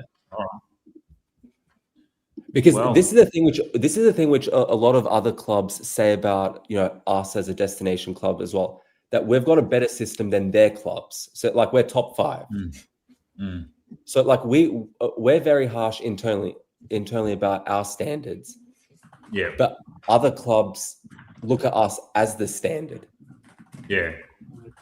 Yeah. So I think I think he needed to get out of Victoria because that's where the problem was with him. The unsavory characters he was hanging out with that was in Victoria. Now he's away from that in a totally kind of different environment, and he can shine. If he was with us, the media beat up would have been so much he wouldn't even be able to walk around town. See, this is the thing, because this gangster sort of like comments which I'm seeing, then Gold Coast is probably the 2nd worst place to have gone. Oh, is it? It's bad, is it? It's not the greatest. Like Brisbane would have been a better move, but Fags didn't want him. So Gold Coast is pretty bad. So I apparently what I heard that he moved up, but it was on the condition that he stays with Dimmer. Oh, okay. All right. Which could have worked. So that's why I'm saying, like, if we got him, that he had to stay with Fly or with one of, like a Max Gorn situation with Clayton Oliver. Yeah. Yeah. But, yeah. I reckon the risk was I don't think we missed out. To be honest. Yeah. I wouldn't have. The media would have just jumped all over it, and it just would have been a fucking circus, man. Yeah, no, that's fair. Because I'm guessing Gold Coast as well has less media around him, because that's the same reason why all these players move up there. Yeah, and it's also not a football state, so if he walks down the street, no one will know who the hell he is too. Exactly right. Yeah, and then if I mean, obviously people travel, but like, if he's in Victoria and he just goes to another Victorian club, a lot of the people that he would have been around, they it would have been the only difference would have been an extra 30-40 minute drive just to go somewhere else. Like, that's really, if someone really wanted to be around him and hang out with him, that's really not that much of an effort. Where if he goes to Gold Coast, people, it's probably a bit of a, not that much of a factor, but the fact that, for someone to hang around him, they'd have to like hop on a plane to go somewhere to interstate. That could have been, a good factor to where it's a whole nother area entirely. Because to go from what Footscray to say Collingwood, I don't know what the difference is in terms of like distance and stuff, but if it's say 30-40 minutes drive difference, if people that were hanging out that were bad influences and it's only a difference of 40 minutes driving, it's a bridge, and that's it. Yeah. Tyler, before you go, can I just quickly ask you, do people actually care about footy in Brisbane and Gold Coast? Brisbane, Gold Coast, no. No, yeah. My Facebook feed and my Instagram feed keeps coming up with Gold Coast advertising half-price memberships. Okay. It's not, whereas Brisbane, it's basically you're on a wait list. Like you can't get, like, you can get tickets for Carlton tomorrow for the Carlton Lions match because no one wants to go, but Cats is sold out, Frio's sold out for for this month. Is that because Brisbane are good though? Why it's so hard to get tickets and all that stuff? It's because Brisbane, because they've got way too many members for how small the gap it actually is. So there's not many tickets that become available for the general public. Yeah. So it's, but there's still some, media. Gold Coast gets no media. So like, you're completely correct. This was probably the best club for Jamara to go to. Yeah. Isn't it pretty much the same city? Like Gold of the week, people first. No. Mm. I hate it. It's literally a cow paddock. Yeah. That you just cannot get to because there's no car parks close by. The train station's about 20 minutes away. And that's why that's why a lot of these matches are not crowded, because no one wants to go there. Mm. Whereas Gabba is pretty much next to the freeway. It's next to the bus stop, and it's also next to our entertainment district in South Bank, so you can just walk across. Yeah. Yeah. So that's where it is. Yeah. Yeah. But I don't think Gold Coast are just. I don't see them getting popularity even with a premiership, unfortunately. Yeah. Like the amount that they flogged these tickets for the expansion cup. Basically, in the end, like I kept getting a $10 ticket request, like, please buy the tickets, because no one's going. And in the end, I think like 6,000 people showed up. Yeah. Fuck. Yeah.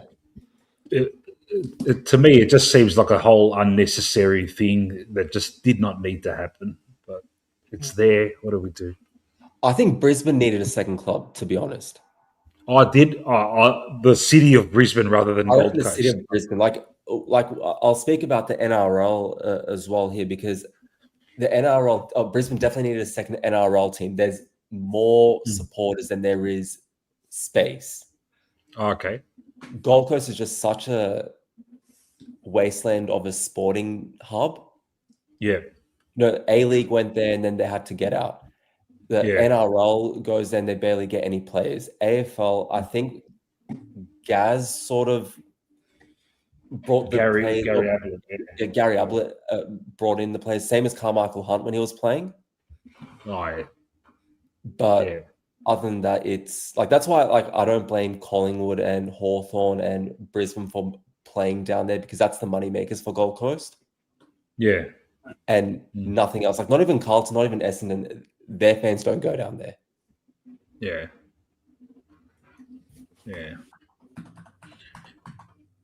Is it worth a visit just as a tourist? Gold Coast? Gold Coast? Yeah. Oh, absolutely. Yeah. Yeah. It's absolutely worth a visit. It's just where the stadium is just not anywhere close. Oh, wait, it is. It's a Broadbeach. Wait, Josh, am I correct that it's Broadbeach where the stadium is? It's on that road. Yeah. But yeah, no, it's absolutely worth. Like, these guys, when they play Gold Coast, like Collingwood, Nick Dacos mentioned that he stayed here in Gold Coast over Easter. Like, they actively look forward to coming up to Brisbane because of Gold Coast. Because Brisbane, there's nothing to do. It's a glorified country town. Like, I love it, but there's not much to do. Gold Coast is where everything is. Okay. Yeah. All right. Like the entertainment wise. Pretty much, like, if you're like the beaches, the nightlife is a lot more interesting there. Like, it's built for the tourists nowadays. Yeah. Whereas Brisbane's like, it's more quaint, it's more quiet. Yeah. Like, it's still cool, but it's not really tourist friendly. Yeah. Yeah. Is that true? GWS are close to folding. Fucking hell, man. Yeah, I heard about the name change as well. Like, I think they're moving out of. Yeah, what are they going to call it? New South Wales or some shit. So they can represent the whole of the fucking state or some shit. Just get rid of them. Wasn't there someone saying that the Giants were going to move to like the Northern Territory or something? Like, they were going to. Yeah, was it the Northern Territory or something like that? That's the weird thing. The Gold Coast contacts that I have here at the club mentioned that they get better fanfare in Darwin than they do at Gold Coast, because for some reason Darwin was the place. Yeah, because Darwin's starving for like a football team, but no football team wants to stay there. It's probably a bit unfeasible. It's so far up north, and it's so fucking hot that and it's not big enough as a city here. No, it could work. Like I'd rather that they probably tried that than Gold Coast or GWS, but I don't know if it's feasible. Gold Coast. The sad thing with Gold Coast is that the city is big enough that it could support a football team, but it just seems like there's not enough people that would actively go to a football match. Yeah. Like they'd rather drive up the highway to go watch the Lions than they would the Suns. Yeah. Yeah. So, but like that's why, like, in theory it should work, because there's so many stadiums in Gold Coast stretching down from like the border all the way up. Like I think from memory there's around 3 or 4. Yeah. They just can't fill them. Whereas Brisbane, Broncos, when they play here, they sell out their matches constantly. Yeah. But when Dolphins play, the expansion team, they can barely fill a quarter of the stadium. Yeah. What about Southport? Well, because they've been traditionally a strong football team. Where is Southport? Is that far from Brisbane? Southport is in Brisbane? Southport is exit 60. Yep. So that would be sort of at the top of the top of Gold Coast, whereas Carrara, where the stadium is around exit 75. So it's 30 or 20 kilometers down. Okay. So Southport should have been the thing to what Voidoid is saying. Southport could hold a football team, but there's no area in Southport to build an actual stadium. Okay. It's really congested. Like where they're playing right now is on an RSL ground, and it's pretty much it's VFL standard that you just can't build a stadium anyway. So if anything, they would have to replace Gold Coast at Carrara. Okay. And Carrara is how far is that from Southport? About 20 kilometers. So Southport is exit 60. Carrara is around exit 75. So, but it's all inland. So it's roughly 15 kilometers, but it's 20-25 minutes drive. It's weird. They had an established team like Southport with a history of AFL football. They could have played at Carrara, and they could have just done Southport instead of Gold Coast. Yeah. Yeah. But I think also to Josh's point here, what he's saying here is completely correct, that getting to the stadium it's not feasible, it's not possible. And for some reason the weather at Carrara is so horrible because it's wetland and because it's swampland. It's so damp. Yeah. It's so humid.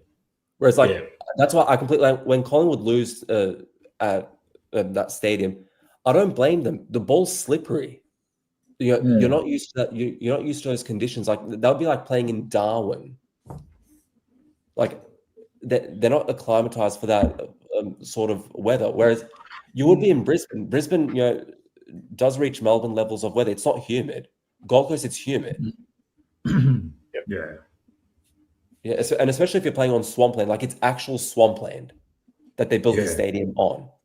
Like most of Broadbeach, like Josh would be able to vouch for this. Most of Broadbeach and most of the touristy areas was actual swampland before they bulldozed it, renovated it, and then built sky rises on top of it.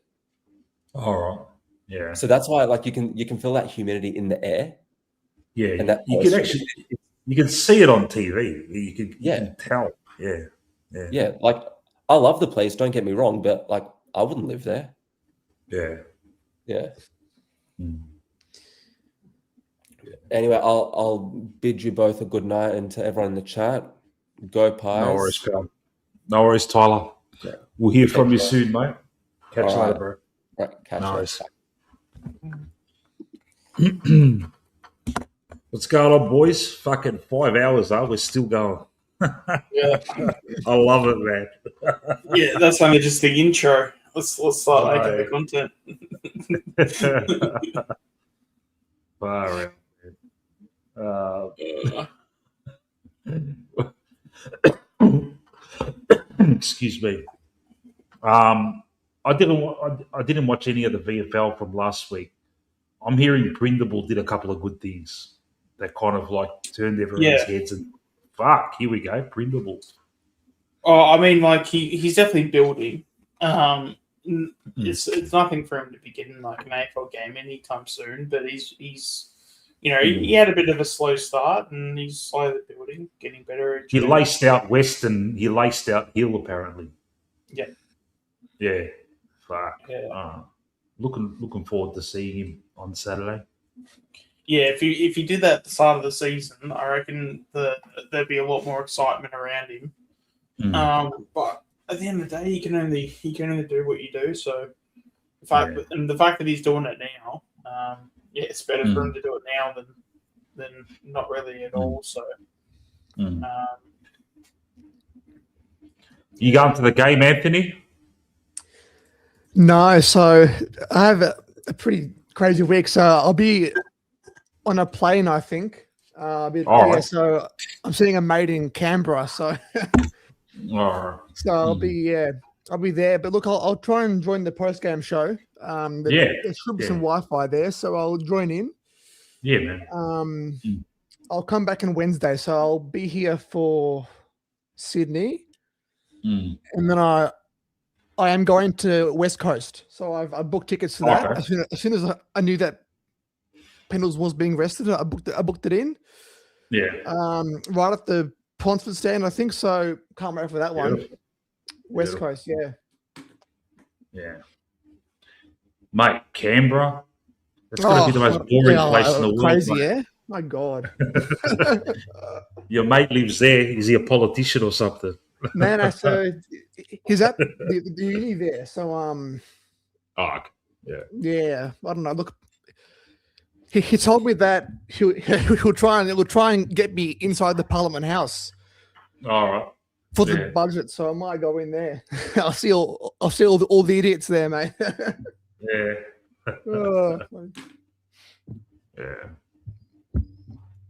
It's crazy there, isn't it? I almost thought about driving up to Sydney to watch the Swans game. Yeah. But I have to get back here on a Wednesday, so I can't do that. But I would have done it if I could. Yeah. Swans, Collingwood. Yeah. I'll tell you what, if we beat Geelong and lose the Swans, 1-1 in these fucking three big games that, we earmarked as, we should have fucking won last week, but that's the way it is. But having said that, you never know, mate. Sydney, we're overdue to fucking beat those cunts over there, man. You never know, man. You never know, man. Fuck. Everyone's saying that they're fucking unbeatable. Come on, man. Remember, they were unbeatable. They were unbeatable last year. Then Port beat them by 100 points or something. Remember that? And our team teams who are fast, like Sydney, right? We always find a way to slow it down. So often all our games are like these big contested slog fest, vomit long and so all these teams. Hawthorn couldn't move the ball last week. Like we were all over Hawthorn last week, So, and when they play other teams, they look so fucking fluid and flowing, and we suppressed them. Yeah. So I hope against Sydney we just lock it down. Swans can't move the ball, and then we're in it. Like we're always in games. We're always in the games. Like we aren't going to be out of the game. So the only concern was we probably should have got smashed last week. If you look at the stats, right? Like we're getting flogged everywhere. But we can't repeat that again, or else Geelong will give us a new one this week. So we've got to just tighten up the clearances a bit. Yeah, it's funny. I didn't watch the game live last week. I only watched it on replay. Yeah, I was coming back from Japan, so I missed the whole thing.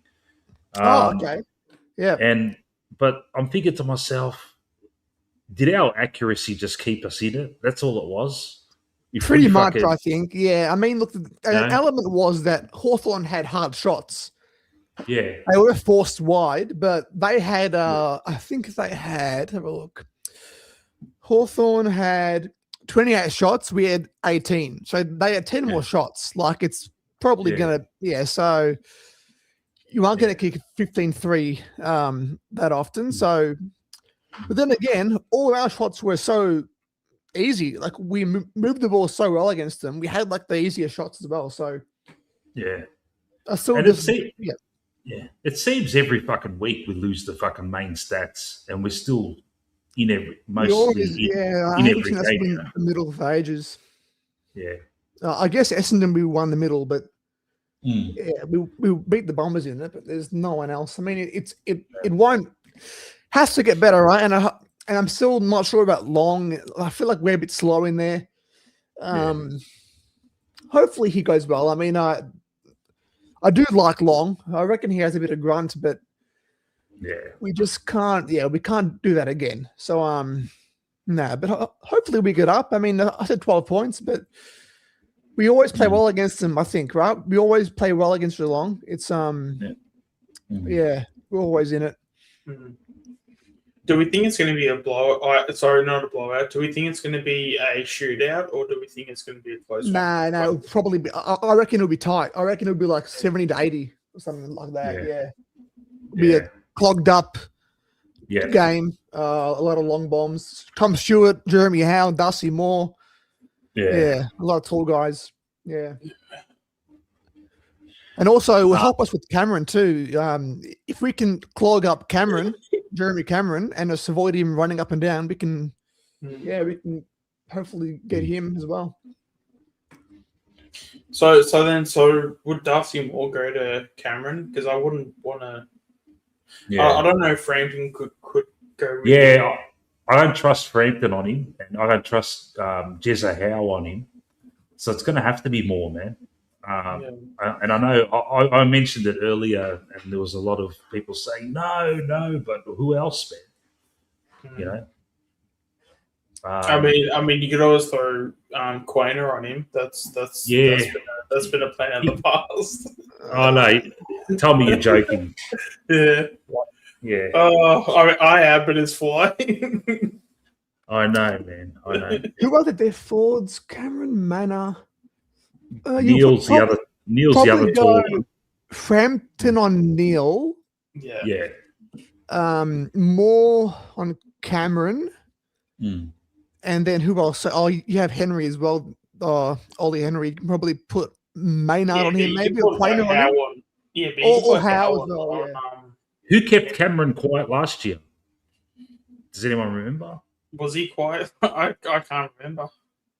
He usually belts us, but I remember he was quiet last year, just from vague memory, and now it's been reinforced by Boyd. Frampton? I feel like it was Frampton, or was that just me not thinking right? I feel like it was. Last year, Jeremy Cameron had one goal, one.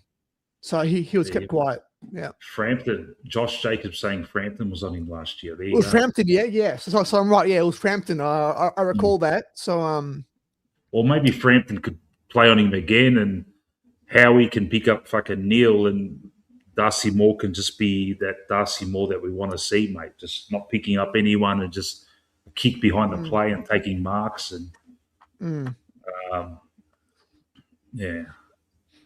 I still got confidence that Moore will come good. Yeah, so last time we played them, it was 87-90. Geelong won by 3 points. Yeah. Brody kicked 4 goals. Darcy Cameron kicked a goal. Nick Elliott, Membry, Bobby Hill, Houston, Cox, and Pendles all with a goal each. Schultz kicked 0 goals, 3.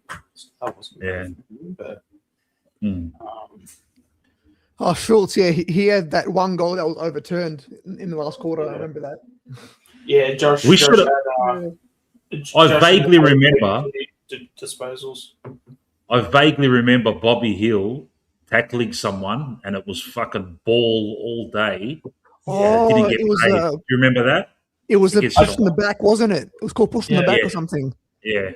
It was ball all day, and that should have won it for us, from what I remember, man. Anyway, it's just vague. Because it was exactly this. Because I remember seeing it, and it was exactly like the Dale Thomas tackle in the 2011 prelim against Hawthorn, when Cyril was trying to run down the middle of the ground, and Thomas just ran him down. It was like kind of similar to that. Yeah. Yeah.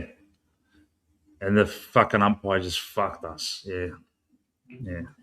Which will be an issue tomorrow, guaranteed. Mm-hmm. Yes, that's what it was. Because it's one. They paid it as a trip. I remember that. Oh, trip. Yeah. Yeah. And it got analysed by all the pundits, and it was over the knees. It was bullshit. Yeah. Fuck, we were up by 30 points last year too. They came back hard in the last. Danger won it for him, but then Crispy had the kick after the siren to win it too. Yeah. And he fucking shanked it. Yeah. Who else haven't we talked about? Let's have a look at the team. Oh, we can still go through the out of contract guys. So Jacob Ryan. Oh, we're still going. Yeah. we were talking about Membry, and then we just went on a tangent. I thought Membry was the last one. Membry, an hour ago. That's only the third person we spoke about. There's about 15. So we got So Tim Membry we finished. So Jacob Ryan's the next one. Personally, I've got him with the contract, but that's just me personally. I think his form's just been way too good for the VFL. Don't you think that I don't know, man, his kicking style fucking bothers me, man. How so? It's just like too neat, is it? Yeah, it's kind of like, too safe, like, what's his name? Fucking, remember Scharenberg and Chris Mayne? Yeah. They'd have 100% efficiency, but all their kicks were like 15-meter fucking short passes, mate. Yeah.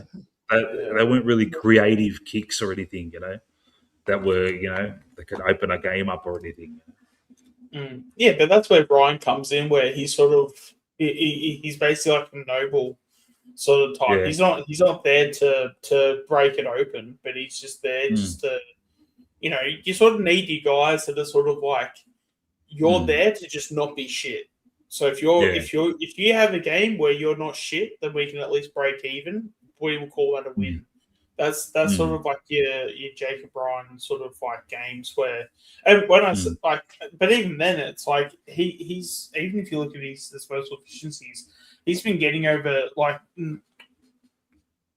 90% like efficiency. So, and he's been getting like anywhere, but he's been getting about 20-25 disposals roughly a game. So, so he's been pointing the ball. He's been using it.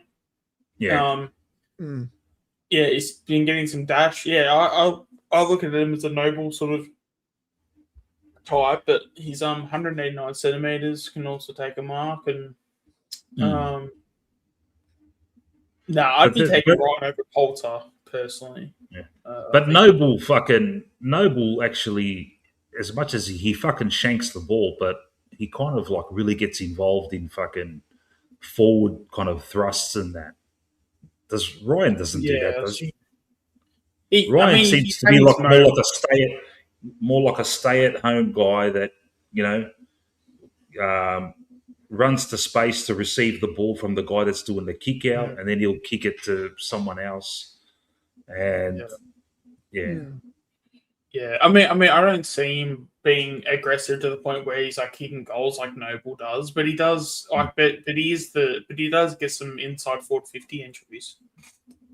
So, not exactly like Noble to the point where he's basically a clone of him, but that's the thing. Like, I think he'd be one of those guys. I think you chuck him in the seniors because he only got the one game when he got concussed. Like, and I think from memory, when he did play that game, albeit he was only on the ground for like 10 minutes, like he actually looked really comfortable.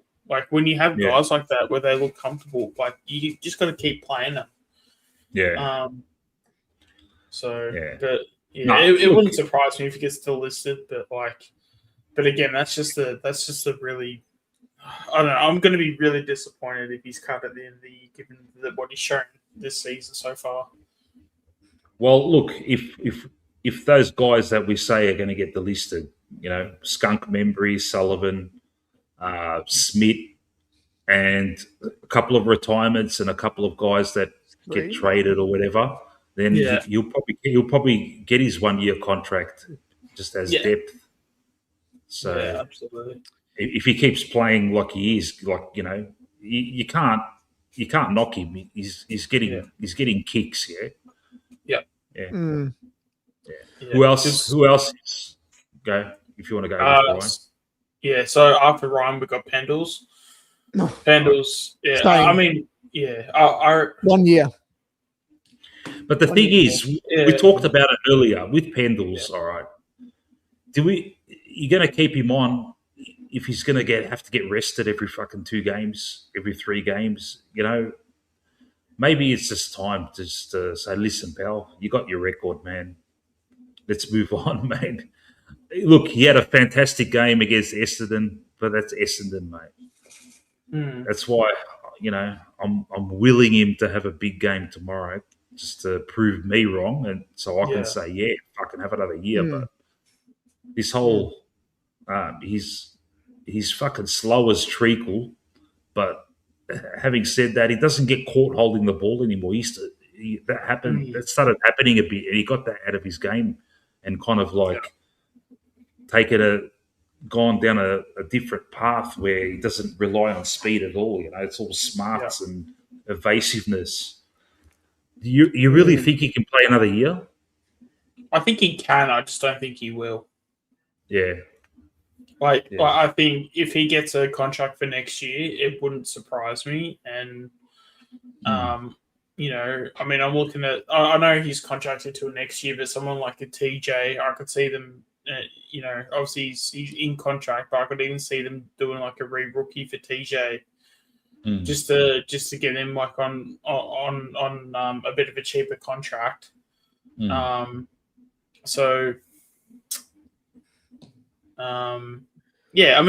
can see them work with it if they wanted to, but I think if I had to put money down, I'd say he retires, but I wouldn't be if he's showing the form that he currently has. And he misses, say, 1 in every 6 games. So he plays 6 games, misses, plays 6 games, misses. I'm not too sort of upset with that because, it's when you're not backing up. Like if you're playing, if you're missing a game within the month, play miss. That's when it's like, okay, now it's starting to get ridiculous. But I don't know, because I think his value, not only as a player, but effectively being a coach as well. I just think, as long as and then when he plays, if he's in your top, if he's in your top 18, top 20 even, then it's I just look at it and go, well, okay, it's not like he's performing to the point where he needs to play the AFL. So, as long as he's consistently performing each week, and that doesn't mean he needs to be Scott Penderbury numbers, but but if he's getting, I don't know, if he's getting 20 disposals every game, or even if it's not, let's just say it's 17, 18 disposals, maybe every so often he kicks a goal, then he orchestrates the play around half back, and because it's just, there's just so much value than just kicking the football, if you know what I mean. So, he's one. If he, but also as well, he might just get to the end of the season and go, guys, I'm just cooked.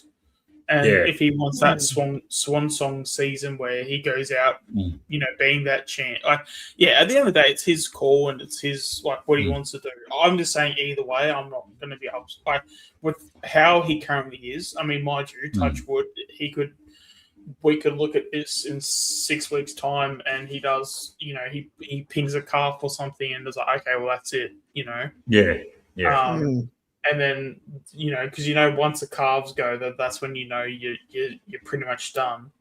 Yeah, he's been surprisingly durable in the latter stages of his career. Like, it's ridiculous, man. Yeah. He must look after himself. That's what everyone says, mate. He's really meticulous. I've heard some stories. It's He probably weighs measures he weighs every carb, all his protein. Yeah. Yeah, I thought I was bad in my process. He's like so much worse, and worse in a good way, obviously. But he basically measures every calorie, knows exactly what's going into his body, and just the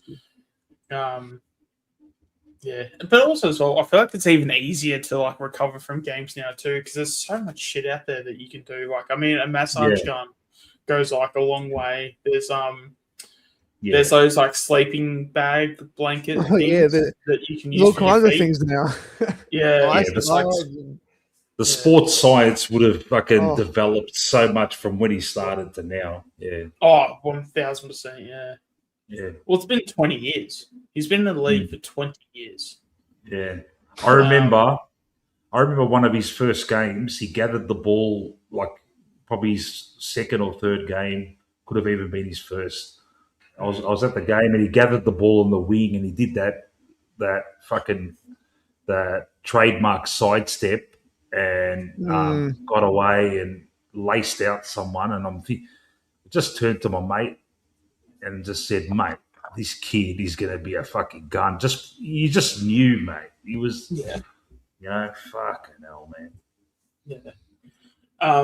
But yeah, just to put it into perspective. So obviously we know the two grand finals from Sydney and West Coast.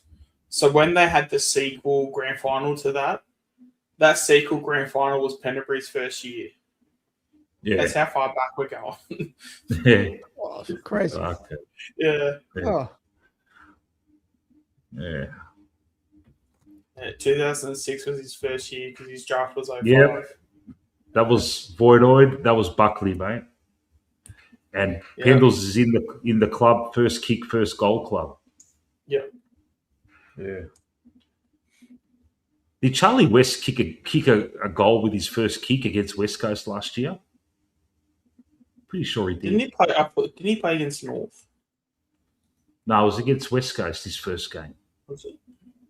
With all those talls. Remember? It was definitely marble. It was definitely marble. Yeah. I know that. Stupid. Yeah. Okay, I think it was just it was a crumb like snap or something from what I recall. Yeah, in like the goal square. Mm. Who else is uncontracted? Joel Cochran's out of contract. You would think that he would get one. Yeah. Mind you, this is going back to November as well, so this might be a bit outdated. But yeah, I'm only going off what I have. I don't think anyone's signed since then an extra year. No. Yeah. I mean, I'm happy to sign him on for another 2 years. Like, I do think he's our Nathan Murphy option. He's just not ready yet to take the field. So, how long is he out for with his shoulder? You reckon? What is it? An AC? Yeah, it's an AC joint. What do they say in the report? Like 6 weeks? Oh, okay. 6 weeks, 8 weeks. Yeah. Something around that line. Yeah, Jai Saxena is the next one. He obviously gets another contract. Yeah. I'd be not shocked. I'd be mortified if he is. Nah, he will. Goes. Billy Frampton's next one up. Yeah. 3 years. I think he's got already. Yeah, 3-year deal. Oh, he got it. Has he? Yeah. It was out today, I think. Oh, he's offered like a 3-year deal. Yeah. Yeah. Okay. Because knowing how Fly treats him, I wouldn't have been surprised if they gave him a 1-year deal on a cheapish contract. But I mean, he definitely deserves it. Mm-hmm. What a journey, huh? Rejected by Port, rejected by Adelaide, comes to Collingwood, fucking wins a flag, and establishes himself as a key fucking fullback, man. Fucking hell. This is what happens, and this is why I keep harping on the mental and emotional aspect of football. Because for those that don't know, when he was at Port and Adelaide, the things that he had in common for both clubs was that he was the guy that kept playing every week, but everyone wanted him dropped. Yeah. And he would be in and out of the side every single week. And I kept saying this for so long. Once he came to Collingwood, and I kept saying, you play this guy every week and he will come good. And obviously it's taken a bit of time and there was a few hiccups along the way, but I don't think you can. I never really doubted him at any point, really, but especially I think this season he's shown so much maturity in his game, and the fact that he hasn't crumbled under the pressure once Darcy and Howe aren't there. This has been the first year where he sort of has. He sort of stood up where before, I remember there was a practice match. What was it, 2 years ago? And it was just him, Maynard, and I think maybe Quainer in the back line, and then it would have been like draftees, like maybe Jacob Ryan or someone like that. And he just completely folded under the pressure. All right. And I knew that, he's folded under the pressure, this is not good. But I knew that once you had your Darcys and your Howes and all these people come in, I knew, okay, he's only doing that because, no one's really giving a shit to a certain extent. Everyone's laughing. It's a practice match, but once everything's ready to go, you've got the system in place. Because Frampton was never really the face of the back line or whatever, but he's always been a good support, a good supporting player or a good supporting role within that.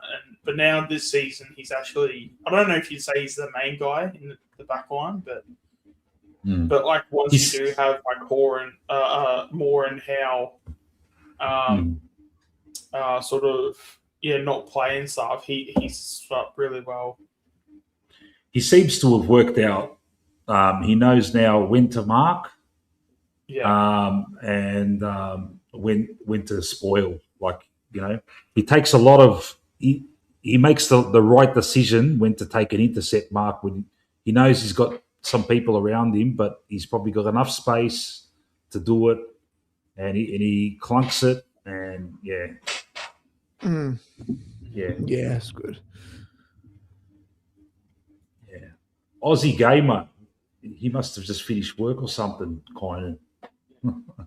Kynan, he's in Adelaide. What that? It's he's in that town just outside of Adelaide. Forgot what it was called. Yeah, so with Bobby hasn't played a full game yet, so that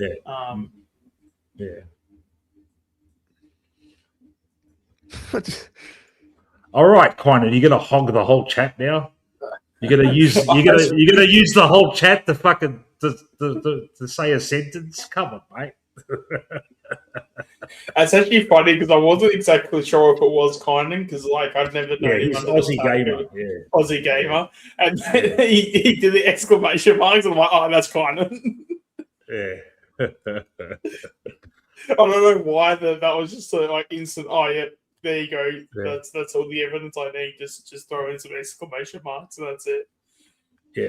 How did I was just going to say Saxena? How did he go playing together with Bobby last week? Did they do any 1-2s together or anything like that? Yeah. There was a play. Bobby passed it to him, and basically Saxena ran into the goal square, kicked the goal. All right. They're definitely gelling well together for sure. If they're not getting along, they've convinced me otherwise. I reckon they worked pretty well. Saxena, I'm really bullish on Sax. I'm bullish on all of our players really, but Saxena, I can definitely see as a Josh Dacos sort of type once he's ready to go.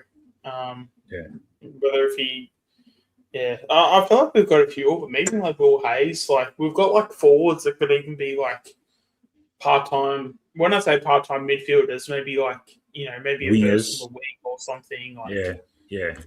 But that's the thing. If you can get your forwards to be like part-time midfielders or like a poor man's midfielder, that's when you know you've got something. Because like a decent midfielder, I mean, you look at Geordie. Like Geordie's like a really good midfielder, but he's just so talented and so qualified in what he does. You chuck him in the forward line, they seem to just be overqualified forwards. Yeah. So like a qualified midfielder would be an overqualified forward. Yeah.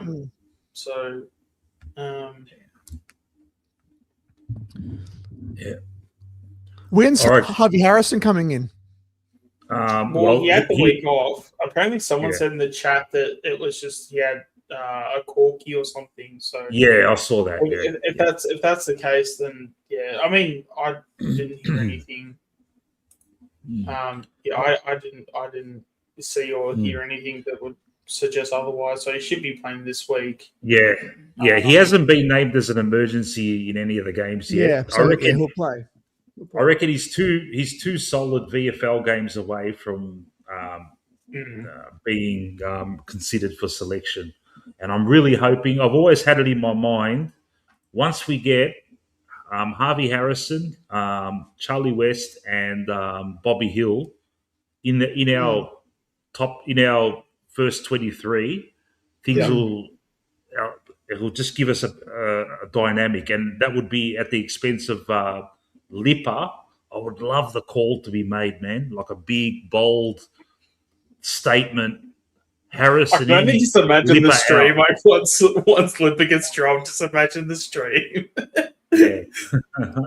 Or just like literally we just start the stream and everyone's like celebrating. It's like the end of like Return of the Jedi. Yeah, let's go. Yeah. I cannot believe like some people reacted like it was some kind of resurrection game against Carlton. It was one quarter, man, and the whole fucking team was fucking going nuts in that quarter, fucking trying to win that game. You know, all right, he fucking stuck a tackle for once, and what now? Now he's like, oh, keep him in there for the rest of the year. I just cannot. I have no tolerance for players that pick and choose when to go, man. It's a no-brainer in the AFL, mate. Use no half-hearted tackles, and I'm sick of hearing about all these fucking elite running patterns and fucking laser passes. Mate, he's kicking inside 50's been shocking, mate, for fucking a while now, man. So that will be like, you know how people have been saying like the 2010 season when a lot of regular, like two or three regulars got dropped for new boys. I really hope that the Harrison, Bobby Hill's come into 23, but the other one is Charlie West. Somehow fit him in there. I don't know how, but yeah. We're almost there, and suddenly I feel like we might be peaking at the right time this season. There's Bobby's coming in. Pendlebury's big game. We have a nice block with Geelong, Sydney. If we beat Geelong, that is when I'm gonna like seriously believe that we can win a flag this year. If we beat Geelong, and then I'll be on board. I'm still not like fully on board yet because Hawthorn, we could have got smashed by Hawthorn. Yeah, but if we beat Geelong, I'm gonna be on board that we can win it this year, and I reckon we're on track. I said it pre-season, right? I think I said Allen, Hayes, Harrison, West are going to be in. I think we're on track. So, the team's almost there. Just we'll get Harrison in.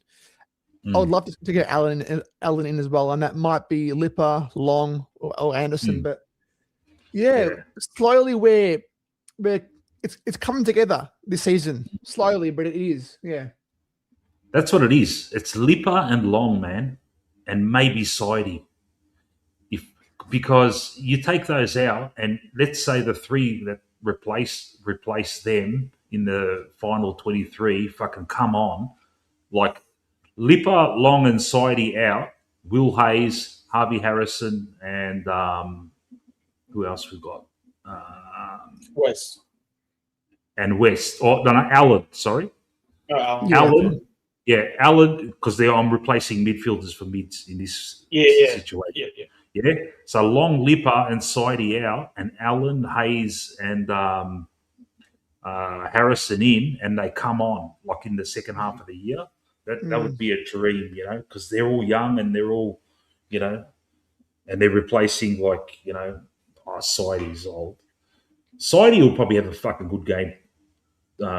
He always has one, doesn't he? He has like he's one every game. 4 or 5 games. Yeah, he have a good game. And everyone says, "Oh, give him a Sorry, contract guy. for 3 years," But am I right in saying that he was convinced to play another year? He wanted to call it a day. Oh, that's what Stu reckons. I think Stu said it. Yeah, last week Stu would know for sure. Yeah. Yeah. Apparently, like he didn't want to go on or something, and Fly said that to go on. So yeah. Swans, Eagles, Bulldogs. Even with like Sidebottom, I wouldn't even mind keeping Sidebottom on for another year or two, but only if he's like a permanent like forward. And when I say like, he could help out the wing if you have injuries or whatever, but like. But like, I'd want him to, because that forward craft that he has, it's so underrated. Like for those that don't remember, like Sidey used to be an awesome forward, like in his first couple of seasons. Like him and Beams on the flanks, like fuck, that was like, obviously they were gearing him up to be a midfielder and winger and all that stuff. But he was awesome as like a forward. Like even when like Cloak would like have like marking contests and they would come to ground and Sidey would just pick the ball up, snap it over his head for a goal. Like so much class. Well, he kicked 10 goals. He kicked 10 goals in that fucking TAC Cup final. In the final, for fuck's sake. Yeah, grand final for Sandry. No, not was it Sandry? Yeah. He must have been playing as a forward pocket. He must have been playing as a forward pocket, and he was just snapping him from everywhere. Have you not seen the footage? No, I haven't. No, I've seen. It's been a long time since I've seen it. Don't tell me he was playing midfield time as well. No, he was basically like a forward because once he had about 5 or 6, they just put him in the goal square at that point. Oh, okay, all right. Yeah. And then he hit 8 straight or 9 straight. Then he started like missing a couple. So it wasn't 10 straight. It was like 10. He would kick like 10-4 or something. Fuck. Yeah. Because like for him to get the 10, he ended up missing a couple for memory. So it was like one of those like the nervous 90s type of thing. Do you know if Di Mattia's playing the reserves, the VFL? I think so, yeah. Didn't they say in the injury report he's going to play? Yeah. Wouldn't it be great if he comes in and has an absolute fucking blinder? That would be great, man. Can I actually give some love to one of my guys? And this, I know I keep saying every guy's my guy, but Will Phillips. Swaddling? No, Will Phillips. But why do you keep talking about him? He's not listed, man. Who gives a fuck about him? Because he potentially he could be a mid-season pickup. And if we want, like, if we're going after someone like a Lockie Neal, Will Phillips like is one of those guys. Yes, it's like not like a premium version or whatever. Yeah. But if we're going to list say someone like a Lockie Sullivan to bring someone in, like Will Phillips would basically do like the same job. He's younger, so you're essentially getting a younger player in. He's the one that played for North, yeah? Yeah. He tagged Nick in that first half of that fucking comeback game. Yeah. And he's everything that he does, it's just so high impact. Okay. Even just like center clearances and stuff. Like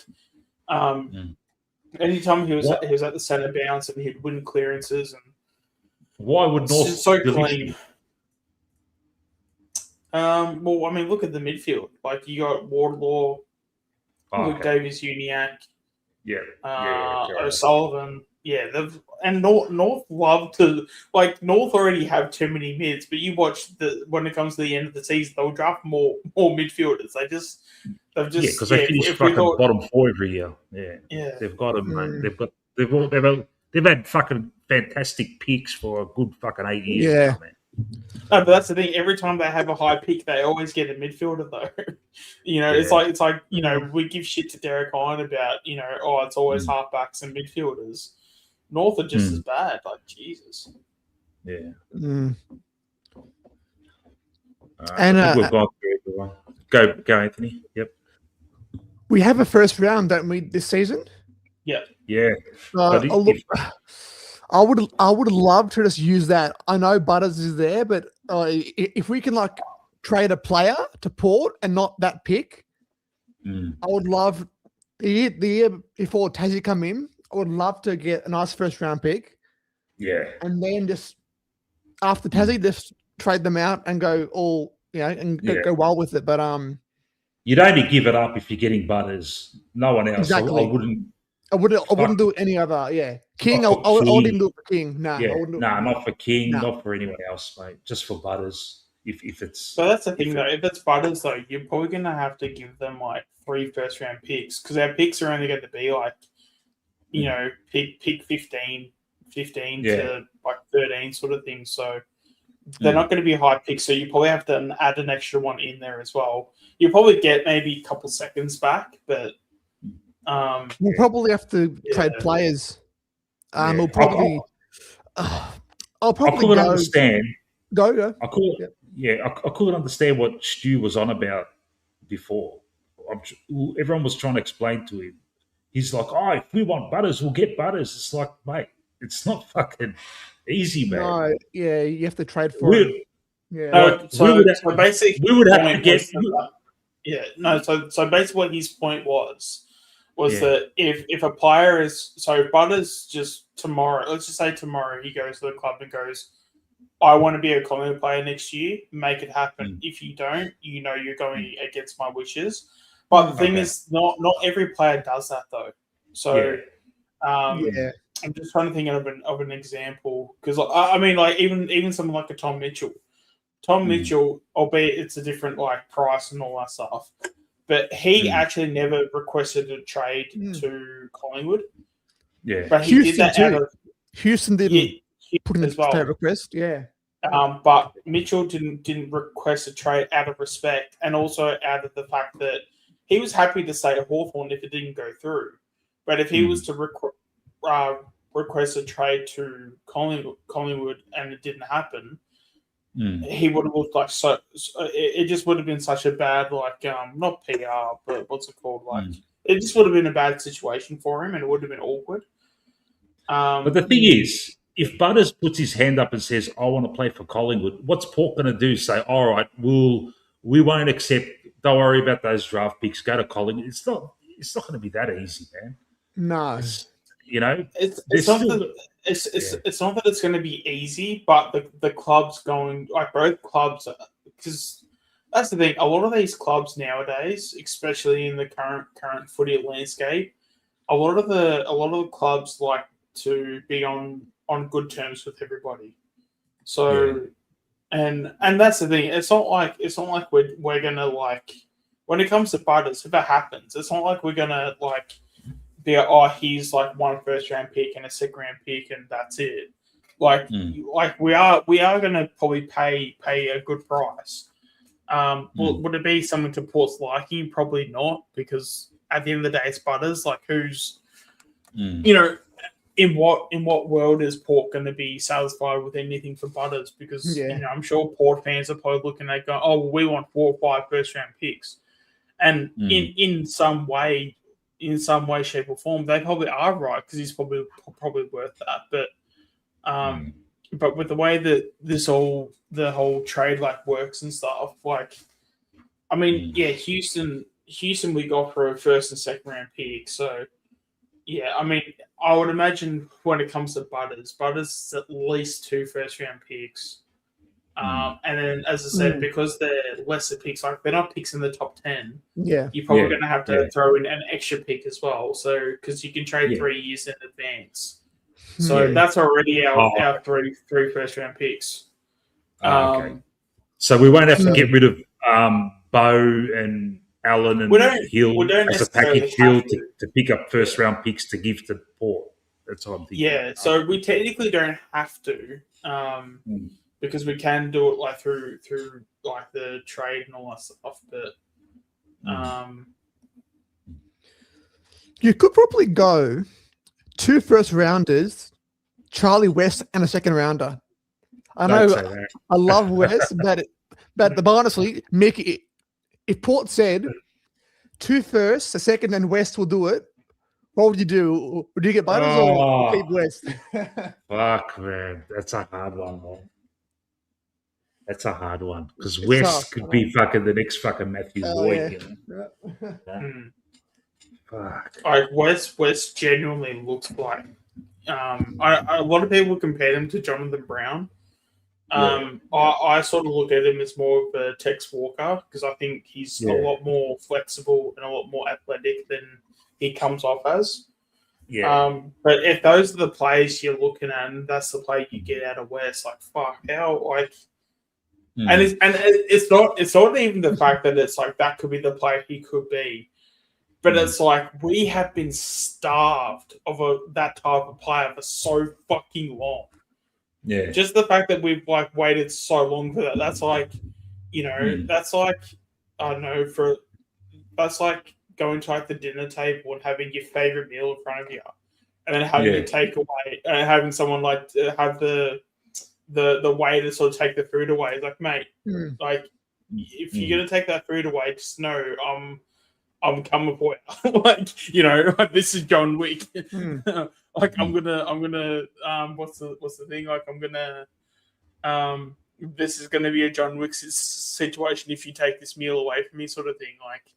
Yeah, like Charlie West needs to come good, like because I've waited way too fucking long for a good key forward. I love with Charlie West. I love it when he's outside 50. He just nonchalantly takes the shot, and he did it on what was it, Friday night, and like, and it's so funny because and because he did it on Friday, and I literally had someone next to me, and I'm literally be like, mate, this is in the books, you watch. And it's such a weapon to have, because you can't afford to give him let him get the ball outside 50 because the distance is not a drama at all, and he takes contested marks and on the lead, and when the ball hits the ground, he's smart enough to get a snap out of the way. Man. And the only reason he's not kicking fucking bags of 5 every week in the VFL is just the quality of ball coming to him is fucking shithouse, and if he was playing in the seniors, like,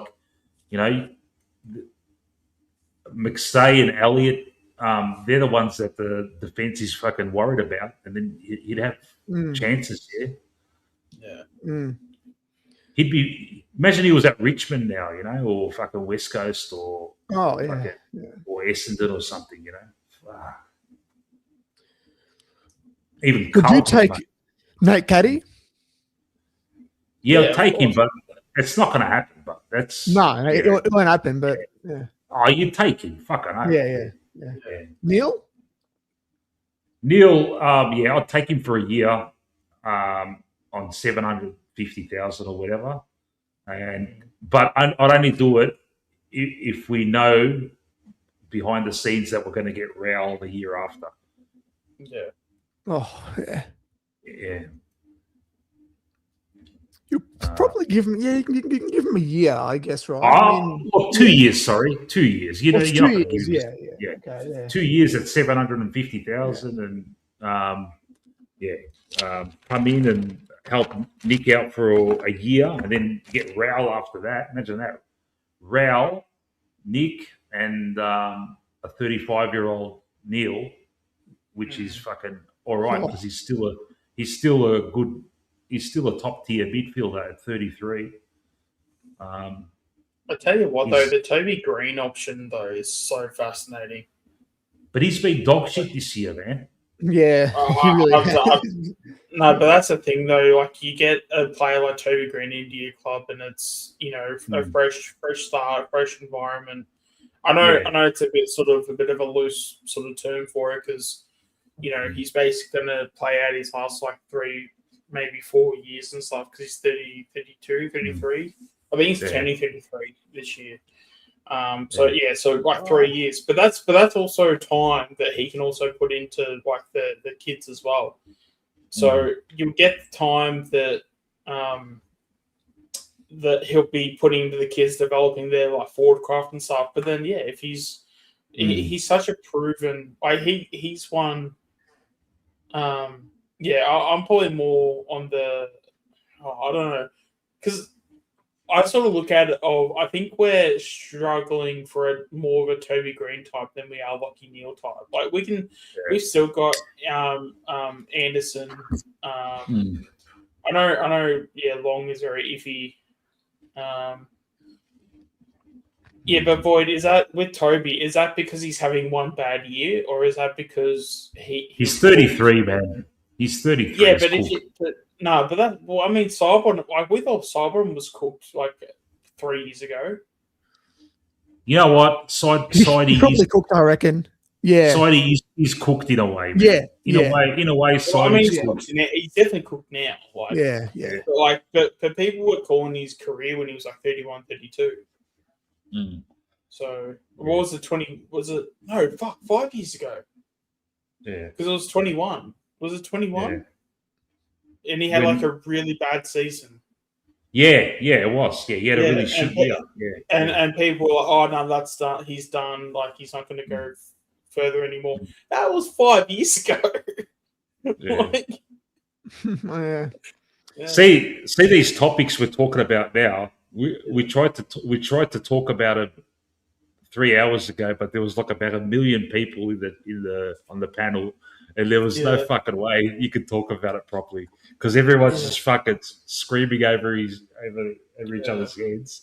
Now we've got time to actually fucking talk about it properly, mate.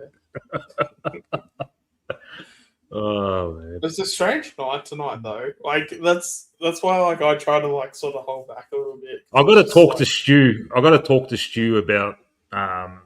It's hard, man, because I know he's got a respirator and everything. It's so I don't want to be rude to him, kind of thing, and say, fix it up or something, because I like what he says. But it's awesome. But sometimes it's hard. It's hard sometimes, like when people are talking and he's obviously, you can hear him breathing and he's coughing away in the background. But I don't want to say something rude to him because I know you can get a bit frosty, and especially that's normal even when Stu's not on and there's like fucking 10 people up. It's hard, man. Everyone, there's always that one person that's on a bit of a delay too, and it's kind of like it's just all over the place. But that's how it is, man. Well, it was funny with Stu. I think it was Boomer. Was it Boomer who was like, someone's having like chips or something? I'm like, I don't know what's happening. That's the hardest part about doing this stuff. Sometimes, it's kind of like you got to try and manage it somehow, and you tell someone that there's some sound coming from their side, and they always deny it. Always, it's without fail. They'll I'm perfectly fine. Well, that's the thing. So when I have the audio in the background for me, it's because my dad will be watching TV in the living room. So my study. So I when I'm on my PC, I'll be like in my study room and everything, but there's no doors on it. So if someone's blasting the TV in the living room, it'll come through, obviously. So, but I've got an app on my phone where I can turn down the volume. It's been funny because I've turned down the volume and he won't even know that I've done it, and he'll still just watch it casually. And I'm just like, okay, as long as you're not complaining, then I'm not. Yeah. I felt bad earlier. Like earlier when there was about 8 of us on, there was another 3 people backstage, and Kev was backstage. But I knew if I first of all, I couldn't get a word in to say, hold on, guys, Kev's backstage, because everyone was just talking. And at the same time, I knew even if I put Kev on, the poor guy wouldn't be able to get a word in with everyone. You know, it's hard sometimes, man. Yeah, it's funny with Stu. Yeah, he really dominates, doesn't he? He like, dominates the whole stream. Like, he's like the main man, you know. Yeah. I was confused why he was like coming after me tonight though, because like there was a one point where I didn't even speak like 5 minutes, and then he's like, "Oh, that ultimate greatness is like obviously having his opinion." Yeah. I didn't even speak like 5 minutes. And I'm like, okay, all right. Yeah, you finally got to have your say. Yeah, I know.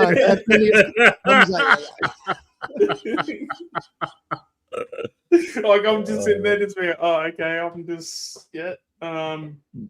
because it seemed like, and I say this with all love and respect, like it seemed like he was like pretty upset about it. So I'm like, okay, well, the last thing I'm going to do is try and upset him and stuff. So I'm just okay, like I'm just, you know, because at the end of the day, it's all love over here. Like it's all all these guys that come on, they're all fucking awesome. Like without trying to sound like too much of a kiss ass, but yeah, like the community we're having is fucking elite. Yeah. Yeah. You know? Obviously, I'd be lying to say if it's all perfect, but like, but that's not. But that's all. But at the end of the day, that's what makes it so great. Yeah, it's a fine line. Yeah, it's a fine line with trying to do a good stream where everyone gets to say their thing. And it being a total chaotic mess where fucking there's just people fucking just screaming from everywhere. So, you know, it's hard to manage, man. It was Matt had one last week. The Penderbury. There was the Penderbury and Dangerfield. I've noticed with Stu, every time I mention Penderbury, he seems to want to attack me for any Penderbury comments. Yeah. Like again, I'm not saying that Penderbury has explosive pace, but like he wasn't slow back in the day. And I watched his 300th against Geelong. It was a prelim in like 2019. I watched the footage. He doesn't look slow. He looks slow when he runs because he's got that technique where he looks slow. But like when he actually covers the ground, he can actually move. But then post that, like he obviously slowed down a shit ton since then. But at the end, and even if it's not true, okay, cool, I'm wrong. Let's move on. Like, you know, like it's not the end of the world. Oh, it's crazy. On that comment by Voidoid, Mick, did you see the end of Matt's stream last week? Probably not. You didn't see it? I was overseas. Yeah, did they have a blue? Mate, it went off. It went off. Yeah? Boomer was having a go. They had some new guy on. New guy came on, and Boomer went at him like crazy, and then Stu came in, and Matt came in, and it was like a big old. I missed it. Was it after the game? Was it the after the game stream? I think it was. Yeah. Yeah. Oh, it was funny. Oh my god.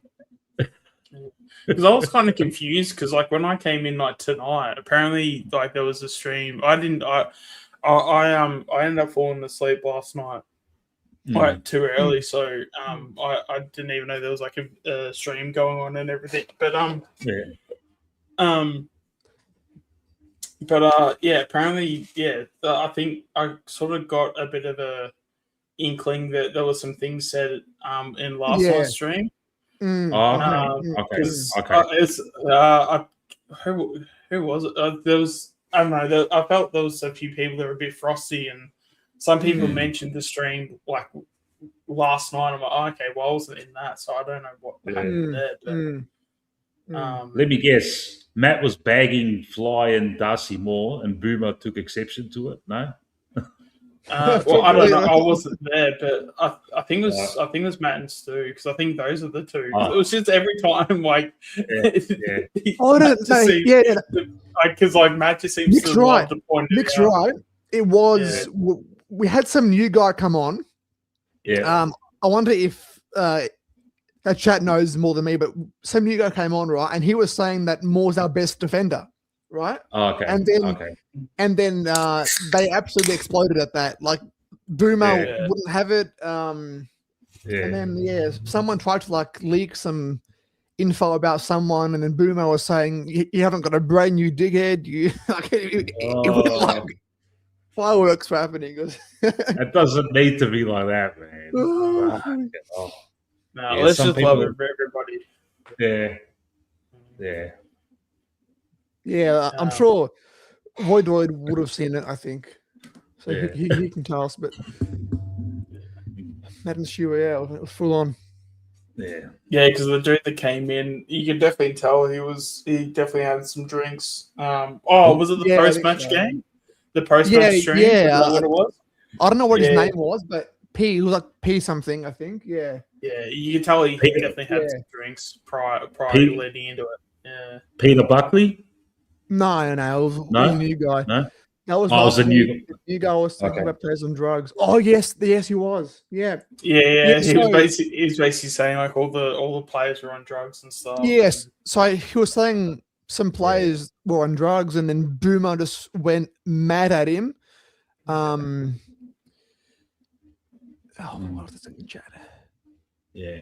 The thing is, like, it's really hard with newbies too, man. It's hard to, like, sometimes you'll get someone pop up and it's like, mate, I've never seen this guy before, man. Not even in the chat. It's like, come on, I can't just get you on. I can't be bothered. You know, I've been fucking porn bombed before, mate. I'll do that shit again, man. It's hard, man. Yeah. He was on Anthony. Oh yeah, he was, wasn't he? Yeah.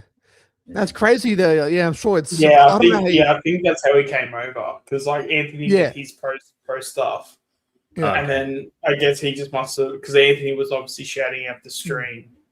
Oh, okay. So like, go to this stream, blah blah, and go watch them. So he just must have just been like, all right, bet, let me go over to this stream real quick. And what? And so it was Boomer against this new bloke, or yeah. Oh, okay. So it went wild. and Matt was trying to control it.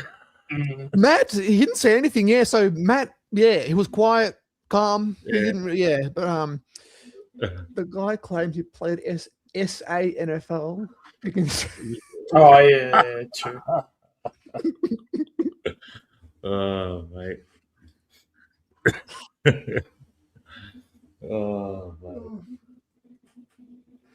Good. Lucas was good value. Yeah. He's a good guy. Yeah, he was awesome. Yeah, no, I've known him for a bit now, and he's really good.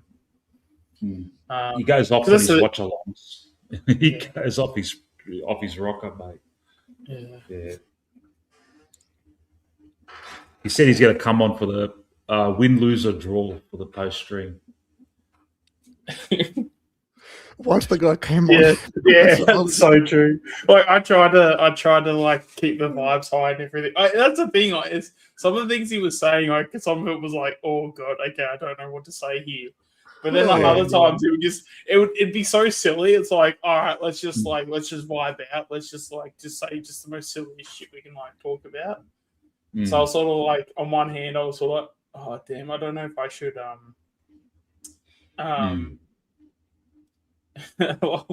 so like, I don't know if I should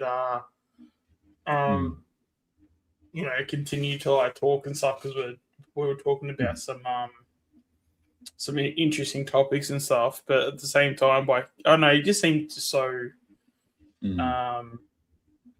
he was definitely like very like harmless and stuff. He was obviously there as a Collingwood fan, but it was just I don't know, some of the things he was like talking about, it's like, you know, we obviously want to vibe, and we like, because he did come in very positively, which was good. But then he just all of a sudden he was like, oh, I know the players are on drugs, and I know this and I know that, And even like Stu was like trying to calm him down, as like she was trying to go, "Hey mate, like relax, settle down, mate, settle down, mate." And then I'm thinking, oh god, if Stu's like telling him to relax, maybe he's like, there's like a little bit of truth to some of the stuff he's about to say. Like, funny as shit, man. Because that's the thing. Like once I heard Stu like trying to tell him to calm down, like I'm just like, oh damn, is he actually like leaking info he's not supposed to say? Like, because obviously, if anyone's to know if it's real info or not, Stu's the one to know. So like, if Stu's telling you to ease up with the info, it's like, oh okay. Boomer's like, I like Boomer because Boomer can come across as so kind and then just instantly flip it on you. Like just roast you. I love it. Yeah, I do appreciate Boomer though for because I do like the fact that he tries to keep. He's a character. Yeah. Well, he likes to keep it positive, and it's like especially for a season that we've had this year. There's been a lot of things to complain about, and I feel like at least I'll speak for myself, where it's like I feel like I've sort of like how do I put it? Like, it's so easy just to go down the route of like depression with this season because there's like so many things. Like, oh, we're not playing the kids, we're not doing this, we're not doing that. So when someone like Boomer comes on and it's like, oh guys, like look, we're actually doing well and we're doing this and but like like Darcy Moore kept Jack Gunson to 0 goals, but like how good is that? And I was trying to like back him up, being like, yeah, no, that is good, awesome. We can like praise Darcy Moore for something, but like the rest of it, not so much. But Matt, Matt didn't like that. I'm telling you, Matt didn't like the Moore comment. Oh, that's funny. And that's what Boomer was just trying to say was like, can we at least like clap Darcy Moore for keeping Gunson goalless? And it's like, I mean, he's not wrong. And like strip the captaincy, Moore out, fly out, everyone out. Matt, there you go. Sack everyone. I try and I get caught up in it too, with the fly bagging. Oh, he really goes on. Matt goes full on. And like I get caught up in it too, but I'm nowhere near as critical of Fly as Matt is. I am still critical of him, but it's just like, what do you do, man? He won us a flag. He's got 2 prelims. I know he can be really hard to listen to on his press conferences and shit, but I still hold. I still reckon he's a good coach. He's come on, man. I think so, you can't say he's a shit coach, but Matt will say he's fucking tanking, or he doesn't give a shit. He's just supposed to go to Brisbane. It's like, I just let it go and kind of like,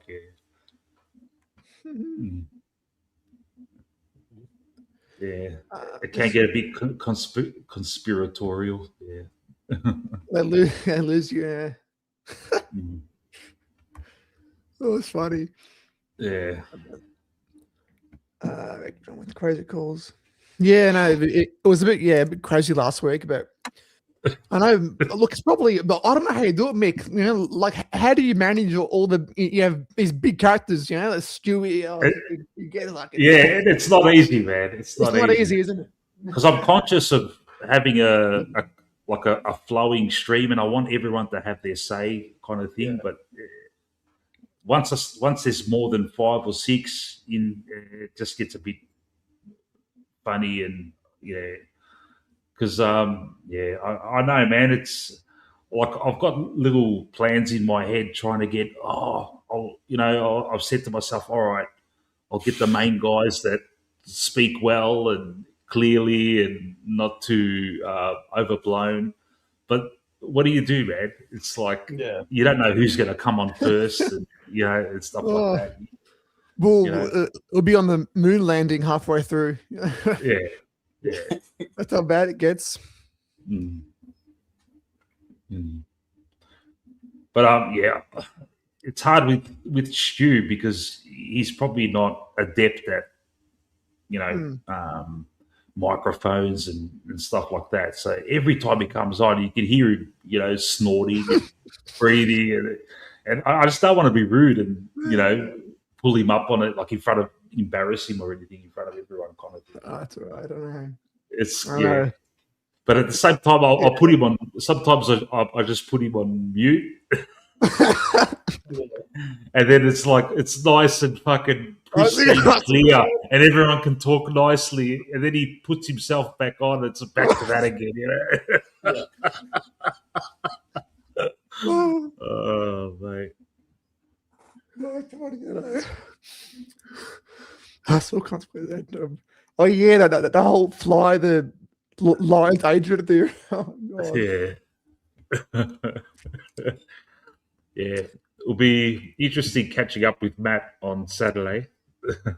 Yeah, I hope that goes well. I know. Yeah, we're good. Yeah.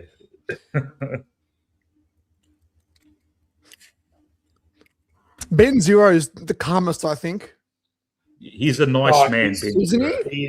He's so articulate, isn't he? Yeah. Put it this way, Anthony. When we went to the Carlton game, we were surrounded by all these octogenarians, mate, old, grandmas and grandpas and that. And mate, they all loved him because he just comes across as this nice, sweet boy next door. He was, talking with him and stuff. So soothing. All right, boys. It's all right. We're gonna be fine. Okay, I love it. Mm-hmm. Thanks, milkshakes. I've got calmness for. Yeah, 5 I try, man. Yeah, that's the thing. I try to keep as calm as I can, but especially when it's like Collingwood, it's a passionate topic. I always have. I don't know. I like to hope I do half decent, but I would not want to get into an argument with someone on one of these things. Really, and it's about some mundane bullshit topic. I'm going to get all fucking fired up about it. I got fired up with Rocco once on the jumper punch, but that's kind of like performance as well, kind of thing. Because Rocco kind of texts me before I come on saying, "Oh, I'm going to go at you," kind of thing. Yeah. And I'm like, "All right, he wants to have a fucking brawl. All right, just as a laugh, kind of thing, He always does it, and but he's such an actor. Yeah, he was an actor, Rocco, wasn't he? Yeah. He's so convincing when he cracks it that it's like you feel like he's really going off his tree. But it's a performance kind of thing too. Yeah. Those three at the jumper punch they're probably the pinnacle of what I think. Like the streams. I think they're definitely the best. All of them play the role so beautifully, and it's all about. I think it's all about Rocco. Like Rocco, the way he brings them all together and holds it. Mate. He's absolutely done at it. He is. Yeah. And I always say to him that, mate, you're my. I say to him, the jumper punch. It's my favourite channel. But if Carlton start winning games and look like they're going to win a flag, I don't think I could listen to you anymore, man.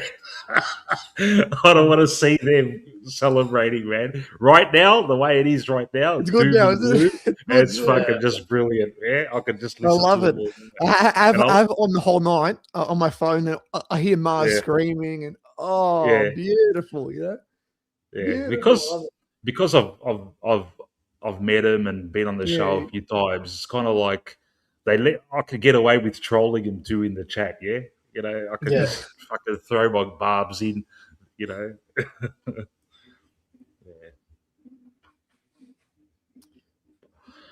Real passionate. Rocco's actually considering not going to games anymore, and that's a big thing for him, mate. He's like, I don't know if I can go anymore watching this shit. he's had to watch his team, Carlton, this year. Fucking, how many times have they led at fucking 3/4 time or half time this year and then just fucking bottled it? It's nearly every game, man. Yeah. Fucking hell, mate. How could you? I don't know if I could handle that. If Collingwood was doing that every game, No. I don't know if I no, could handle it. I couldn't do these streams after that. Fucking hell, man. And they got like fucking 250 people listening to him live, you know. So he's got an obligation now. He has to front up, mate. You know? Even if he doesn't feel like it. You know? I had my Carlton guy at the footy, right? He was into me for the whole first half. You know, oh yeah, come on, man, we're winning now, we're winning, mate. And then the end of the game, I gave him a big shove. I'm like, yeah, who's winning now, you dickhead? Yeah. Oh, it's funny. All of them were streaming out. Oh man. Yeah.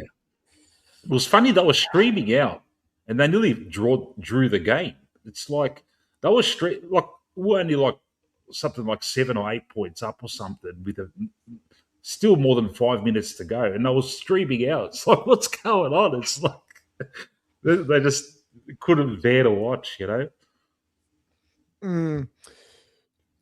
It's so bad now that it's almost at a point where the fans don't care. The fans don't react anymore. Like, I see them all have that same look in their face and that same again. Here we go again. Like, there's no. It's look. I would love to have them like for the AFL to have Carlton be good. I would hate it, but the AFL would love it. They would love it. They'll get billions in. But Jordan Lewis. Yeah, Wiedering's falling off hard. Yeah. Is that because of the injury he got in that the State of Origin game? Oh, he came back He came back pretty quickly, but I think could that be the reason? Like that he's sort of maybe it's like a post sort of could be, but it could also be just the malaise they're going through. He's probably just sick of, you know, busting his chops for the first half and then just watching the ball bombarded into his fucking, you know, into his zone in the latter half of games. And they're all saying it. They're all saying that he's kind of like over it, isn't he? He doesn't care. And I always thought of Wiedering as their, you know, over the last 5 years as their rock in defence because he's at his best is a gun, you know. Yeah. They're all saying Cripps is look. I don't like the hate on Cripps because I feel like he's done. I feel like he's been holding up the club for like 10 years, and I honestly reckon Cripps is over the club. Like I honestly reckon if you put him in like West Coast, he might get 30 and you know and be good again. I think it's just the whole thing has become that bad. Yeah, because you know like. But when you have one guy carrying you for about 10 years, you know, over time, you're just over it now. Like he just can't do it anymore. He just cooked. So I reckon Cripps is just mentally cooked now. I think he's always he at his best he was just an elite extractor. But he was always a bad kick and I don't think he was ever a great leader, you know. He kind of just led by his play. He wasn't like could G up the team and fucking or like a Pendle's direct on the field and kind of like influence the game by directing on the field. He's not like that or anything like that. He's just fucking spewing you on that Brownlow instead of Nick. Fuck, man. With the most votes ever. Come on, man. All right, he's good, but he was that's implying that he's one of the greatest ever, which is please, man. No. I always have this argument with Rocco about that. It's like, come on, he's good, man, but he's not one of the greats.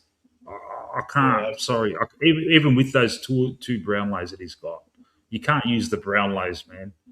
The umpires look you know, the umpires are in the coalface. They're looking at him extract the ball all day, so they're giving him votes, yeah?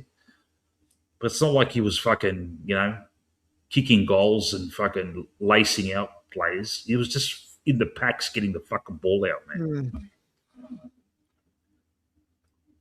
Yeah. Yeah. Cripps will go to a contender. Yeah, probably. Yeah, he'll. Look, I reckon he'll leave. I honestly reckon he'll leave at the end of the season. Could you imagine just as like a massive fuck you, he just goes to Collingwood though? Yeah. Well, he'd probably do a better job. Like we've got that type. Like we've got Long, yeah. Mm. So he'll get the ball out of the packs better than Long, yeah.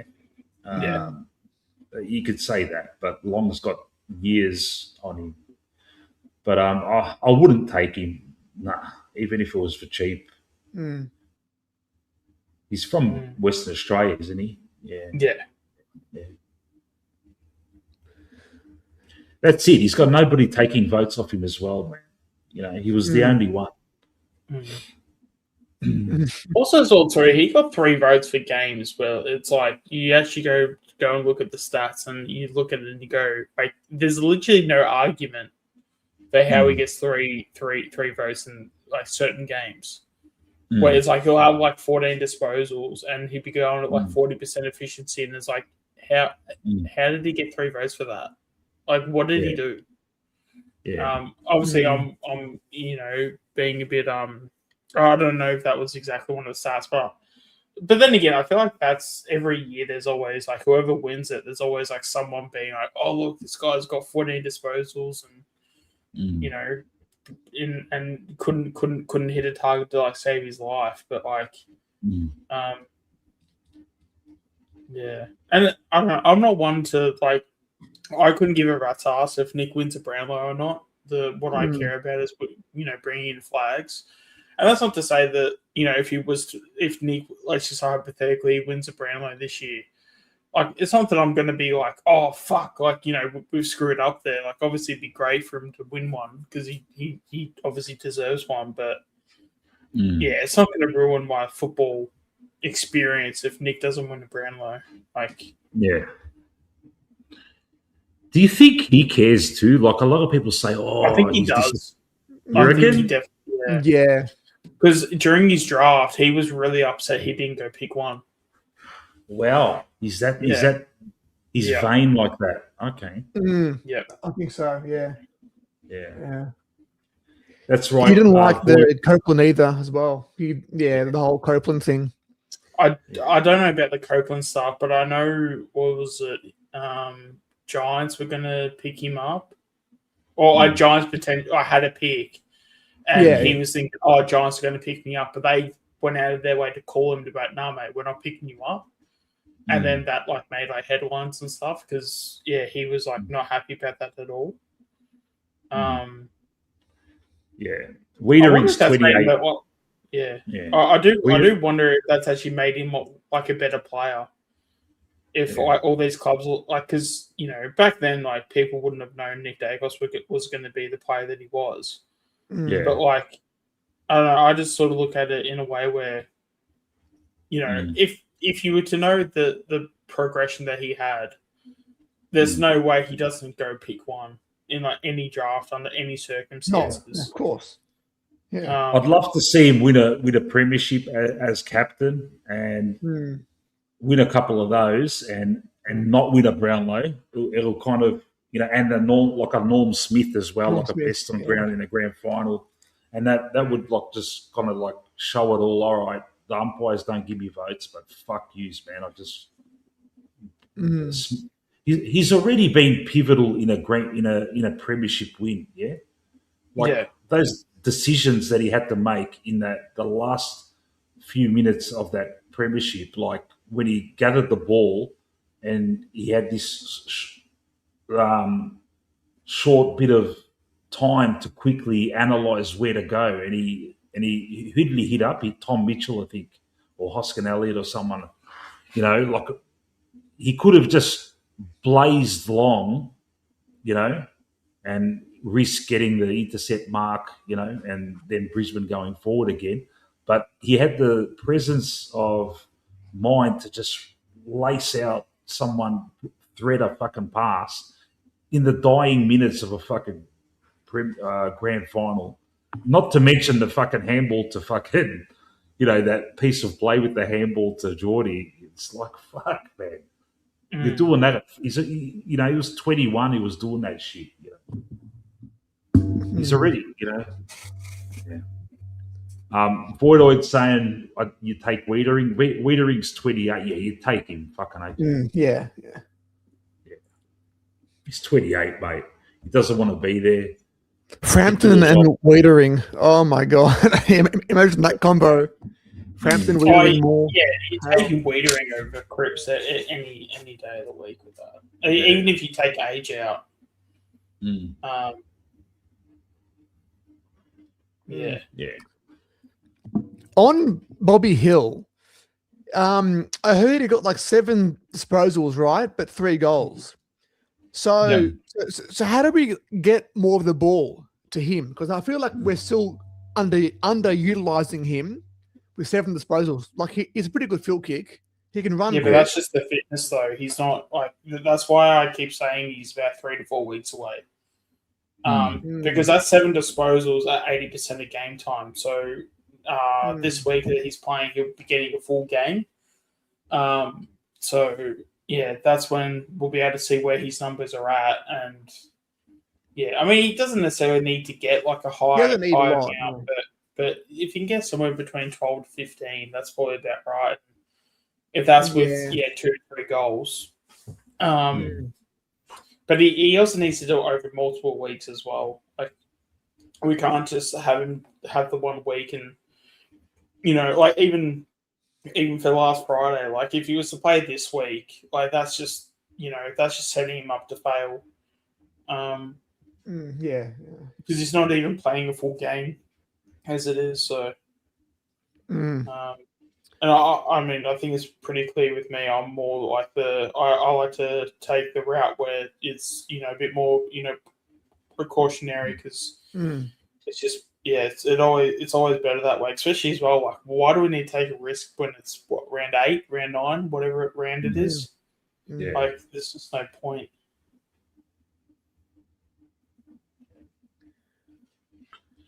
Three goals, 3 swing involvements, 7. Yeah, sort of the same thing with all the players. How like Allen couldn't go at the ball. Hill is sort of just being wasted a few times. Like last year, he was just sitting in the forward pocket. Just get these players around the ground. Get Hill around the ball. Houston up the ground. I hope this fly just give some more freedom to our players. This system's a bit and this a bit too constrictive at some stages. Yeah. All right, guys, I'm going to call it a night. We've done almost 7 hours, man. only 6 hours. Only, yeah. Oh, mate. But I've got. I'm not doing much all day tomorrow, so I've got a sleeping coming up. But I'm fucking tired, man. Your longest is 7.5, so we're still 7.5 for the longest. Adelaide Crows, Adelaide Crows pre-game. Yeah, fuck, that was a fucking hell. Yeah, they go quick, but fucking hell, man. That's it. Yeah. Kind of crazy because I reckon over half of it was Tyler, Sean, you and me, and you feel like Stu, it was all Stu and Matt. No, it's over half. It's everyone pisses off after about 2-3 hours. Yeah. And like that's the thing when it gets down to like 4 and the conversation's much clearer, you get to kind of say all the things that you couldn't say before that. It's amazing. I love it. Yeah. I started the stream early at 8:30, and like no one's jumping on, and like fuck, I'm gonna have to do this by myself. I'm fucked. Lucky Lucas jumped on. Well, that's the thing. So I didn't, because given that it was a Saturday game, I wasn't assuming there was a stream tonight. Yeah. So but then I saw that you were on and stuff. Then I saw you and Lucas, And then I originally thought, okay, maybe you're doing like an interview thing. So then I might go for a bit. I thought I think, So I'm thinking, oh, you're doing this like, interview thing, like awesome work and stuff, like you get people through the door and everything. Yeah. And then I sort of clicked onto it, being like, no, this is like the streams. It's just like it's only just starting up, and then that's when I sort of joined, and okay, cool. But yeah, I thought you were trying to interview Lucas for a second. That's why I didn't join. That's what it turned into, mate. Because no one jumped on. And like earlier, like initially, I'd advertised it for 9:30, but then I thought, fuck, I want to wait till 9:30 before I start. Then I did it like this morning. I changed it to 8:30, and it's probably a lot of people probably thought, and a lot of people were watching the Hawthorn Freo game too, and that's why no one jumped on straight away. And I'm like, fuck. Lucky I texted Lucas earlier to come on, and like as soon as he came, and I was glad because the first time I've spoken to him, like on the stream, and I was glad he's not shy, you know, he'll fucking talk. You know?